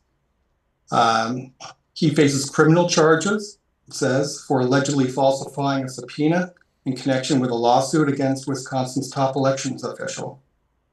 And he's drained election offices of already limited resources and stoked mistrust in the electoral process in his years-long quest to uncover election fraud. So if this is what the Elections Commission wants to do, if you want to go down this road, that's what you can expect. Thank you. Or maybe that's what we can avoid. Other discussion? Chair. Oh, sorry. Raise your hand, please. I'll let Kim. I don't know what the motion was. Was to add to the pig? No, this is a separate pig. Oh, another pig. To investigate 7D Delta, the HAVA complaints. Ralph, you had your hand up? Yes, Chair. Yep. So what Peter said was that he's noticed the Office of Elections and they're according to HAVA, you're supposed to have a hearing. And he's telling us that now, since the Office of Elections has just dismissed that the Elections Commission is on the hook for this. So I think we should check it out. I have no idea. But I think we should look into the federal law and find out if what he's telling us is true. And if it's conspiracy theory, like Mr. Osterkamp says, then we can say nothing to see here. But I think we should look into whether or not it's HAVA violations are happening. Other discussion on forming a second pig? Yes, Mr. Apana. Chair, I'll just make a. Oh, do I speak? Yep, Mr. Apana. Mr. Chair, I'll be voting no, and I tell you what I would like instead. I'd rather you have write a letter to the AG to get some basic knowledge of what's going on, because I really don't know much about this. I don't want to expose us for any reason unnecessary. And I think letting the AG explain it to me and others before we jump off into something we know very little of. That's my feeling. Thank you. Dylan. I just wanted to make a final comment. I think disparaging a public member who was bold enough to come and testify and sharing things that you find online. I would just ask the rest of the commission to consider his complaint on that merit alone and not on any history that was shared on Peter. I think this is something we can still form a pig on and is worth investigating based on the complaint. Thank you. Ralph. Yes, Chair. I'd like to amend the motion, and I like Mr. Apana's. Let's ask for a written opinion from the Deputy Attorney General on whether or not we should be addressing this HAVA complaint within 2 weeks. And before the second commission. Is there a second to the amendment to the motion? I mean, you making an amendment to the motion? It's a voting motion, it sounds like. Because the motion is to make a pig. Okay, well, I'm in support of asking the AG to give us a written opinion before we do a pig. So however we want to do that. Just like what Mr. Apana said. Then let's take a vote on the motion for the pig regarding 7D Delta. Okay. Roll call, please. Commissioner Andrea? No. Commissioner Apana? No. Commissioner Cushney? No. Commissioner Cam, excused. Commissioner McAdam? No. Commissioner Osterkamp? No. Commissioner Papalimu? I'm sorry, I'm confused at what the motion is again. To form a pig looking into 7D on your agenda, Mr. Peters' HAVA complaint. Yeah, I'm gonna say yes. Yes. Commissioner Sabas? No.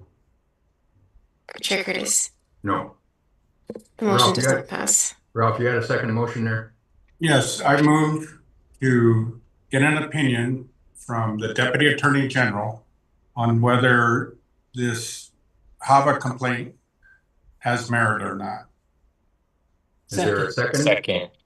Discussion? Yes, Sheriff. Yes. So I think getting this in writing from the Attorney General, so we can see if we need to form a pig on this before the next meeting would be great. And the Attorney General can direct us on whether or not we need to. Oh, that's the wrong one. That's why your brother has yours on. Ms. Papalimo, please mute yourself. The motion on the floor, what was motion, Ralph? To ask the Attorney General for a written opinion. A written opinion within 2 weeks on whether or not this HAVA complaint has merit. And there was a second. Yes. Who seconded it? Dylan. Mr. Apana. I second it. Okay. Either one. Dylan seconded it then. Whatever. Discussion. Hi, Chair. Yes, Mr. McAdam. Yeah, can we remove the time limit, please? I think that's superfluous. Yeah, I don't think the time limit has any teeth, but that's okay. So the time limit was 14 days. We don't dictate behavior. If we get it in 14 days, great. At least it's before the next commission meeting. But the motion is within 14 days. We can ask the Attorney General for a written opinion on 7 Delta within 14 days. That's the motion. Yeah? Yes. Further discussion? Would ask for a roll call. Commissioner Andrion? Aye. Commissioner Apana? Aye. Commissioner Cushney? Yes. Commissioner Cam, excused. Commissioner McAdam? No, I'm not. Commissioner Osterkamp? No. Commissioner Papalimu? Can't hurt, yes. Yes, you said? Yes. Okay, thank you. Commissioner Sabas? Yes. Chair Curtis? Yes. The motion passes. Any other discussion or motions on item 7 on the agenda? Chain of custody complaints. Hearing none, we're done with our agenda. No, you had no. That was 7 on the. Item 7. Yeah. I thought you were talking about that specific item. So on B, I'd like to make a motion. Go ahead. I move to refer Doug Pasnick's complaint to the Attorney General for investigation. Does the Attorney General would investigate this? Yes. Easy. Mr. Attorney General, do you do that? You do that stuff, yeah? It's not the Deputy Attorney General, the Attorney General. Okay, it's been moved that the Attorney General, what was that? Investigate item 7B as in boy, Mr. Pasnick's complaint. Yes. There was a second? Yes, Dylan did. Dylan, you seconded that? Yes, sir. Thank you. Discussion. Ralph, you got your hand up. Yes, Chair. These are serious allegations, and I don't think the commission really understands what he's alleging here. And again, why not have the Attorney General look at this and see if it has merit or not? And then we don't have to try to form a pig and figure it out. Just send it to the Attorney General and say, can you please advise us if this has any merit or not? Other discussion? So we'll have a roll call. Commissioner Andrion? And wait. The motion is to ask the Attorney General the merits of 7B as in boy, Mr. Pasnick complaint. Yes. Yes. Roll call, please. Commissioner Andrion? Yes. Commissioner Apana? I'm still reading what his complaints are. Can you go to the next one? Okay, we'll come back to you.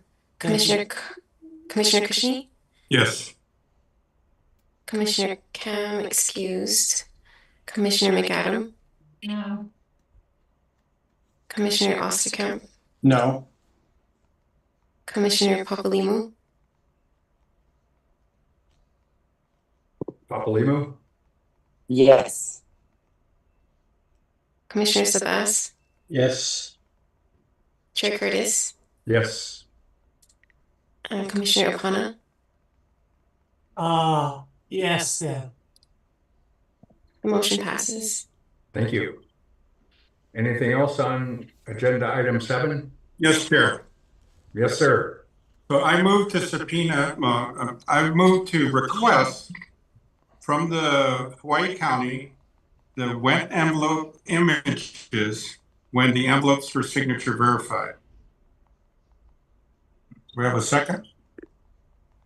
There a second requesting the Hawaii clerk for the images of the envelope signatures. I'll second for discussion. Ralph, go ahead. Okay, so we're trying to figure out where these envelopes came from, and during the signature verification, they take pictures of all of the envelopes. So what I'm asking for is to release the pictures of the envelopes, and we can see if they came through the mail or not. So that's a pretty simple ask. We can get the images, anything that's on the envelope that I believe everything's public information because the outside of the envelope is put in the mail. So that should all be public information, and we can get the images, we can analyze them, and we can see if the envelopes came through the mail or not, because that's a huge thing that we're trying to figure out. So this would be pretty simple. We're just talking about images, emailing them over, we can analyze it. So I hope everybody votes yes on this. You mentioned signature verification. That's not visible on the is that visible on the mailing or when you pull it out? We know nothing about signature verification. I'm just asking for pictures of the envelopes because Okay, you mentioned picture. Okay. Other discussion? Would call for the vote. I feel like we go through this mountain all the time, but we do have subpoena power as a commission as it relates to a matter like this, or does it have to come out as a result of? We have to ask duly notice to get we have to ask for a,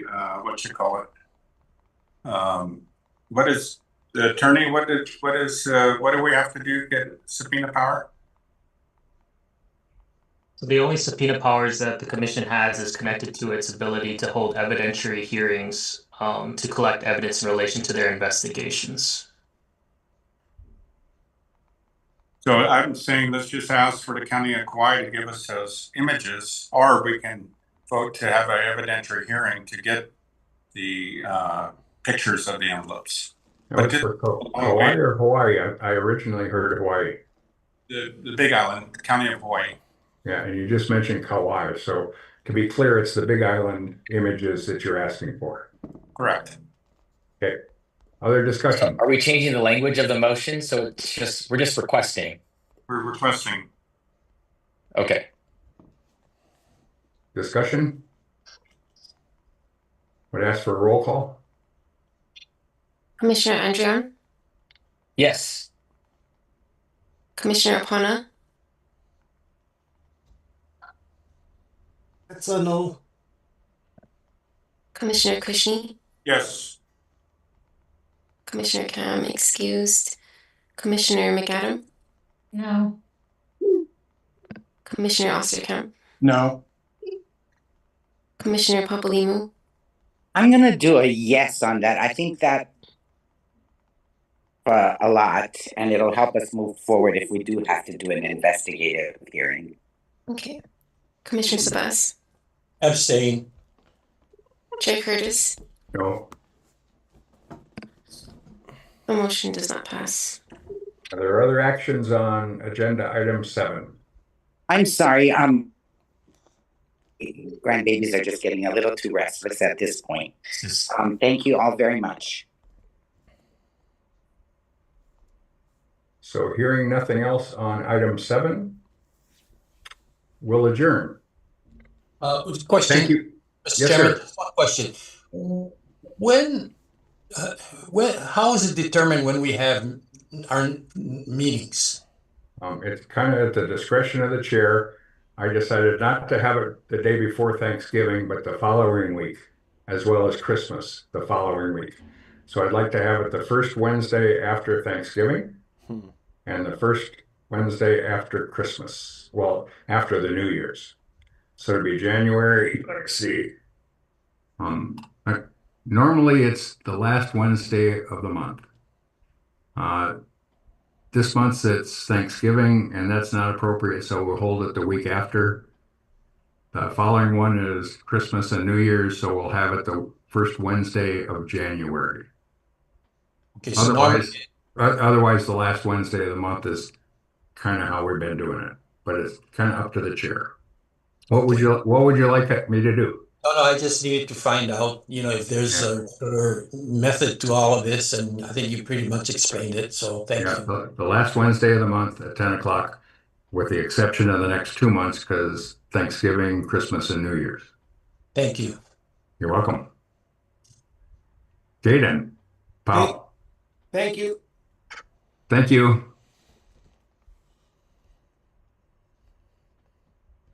Okay, pow in Hawaii means done. So another week has passed and not much good has come of these meetings actually. Let's see if we got anybody coming in to our X space to have a little chat. And I will save this file. It's pretty exhausting for folks doing this, so I don't expect people to be ready to jump right in. But I hold the space just in case. I'm also waiting on updates from Joe and Kele Akana about the sentencing that was supposed to happen today for Kele Akana, who was found guilty by 12 out of 12 jurors who were not allowed to see the evidence that came from the chest cams of the police that beat her down on May 5th of 2025, that unlawfully entered her vehicle and tased her 4 times before kidnapping her and taking the vehicle unlawfully. I think that's called highway robbery or something like that. But, it's just another day for Kele, being a Kanaka Maoli in the country of Hawaii. She's getting beat up, beat down, pushed around, and that's the sound. That's how it goes over here. If you don't know how to really stand on your rights, then you get stood on. And it's just been generation after generation here of fraud being pushed through. I see Ralph Sherman, Mind Rising, is still here in the X space. If you want to chat for a minute, we could chat to follow up. Let's see if I got any texts back from anybody else. What a long day.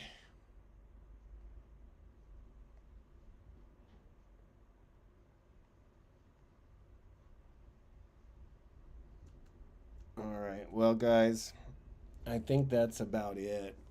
I've given them a couple minutes. I got more stuff that I've got to do today. Thank you, anyone and everyone who is tuning in. This podcast looks messy, but hopefully the sound quality is clear, and that is my message to everyone in Hawaii. You can do this. You can probably do it better than I can, so please do it so that I'm not the only one. I guess I'm not the only one. There are actually a number of really cool accounts that are making really good content that is telling the truth to the world and getting more support from people like that lawyer, Peter, something starting with a B, Peter. And yeah, just hold the line, guys. Just keep shaking them loose, and pretty soon we will be able to flush these turds. And with that, I will say mahalo and ahui ho and aloha. See you guys. There we go.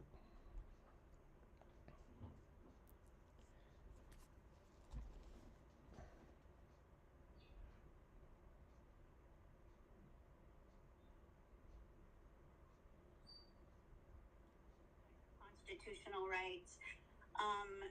I continue to speak not only on Daniel Gate.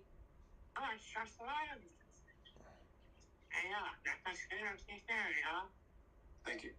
Ms. Papalimo, you're up.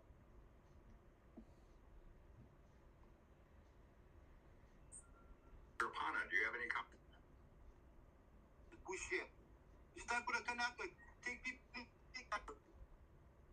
Then report the votes, no vote or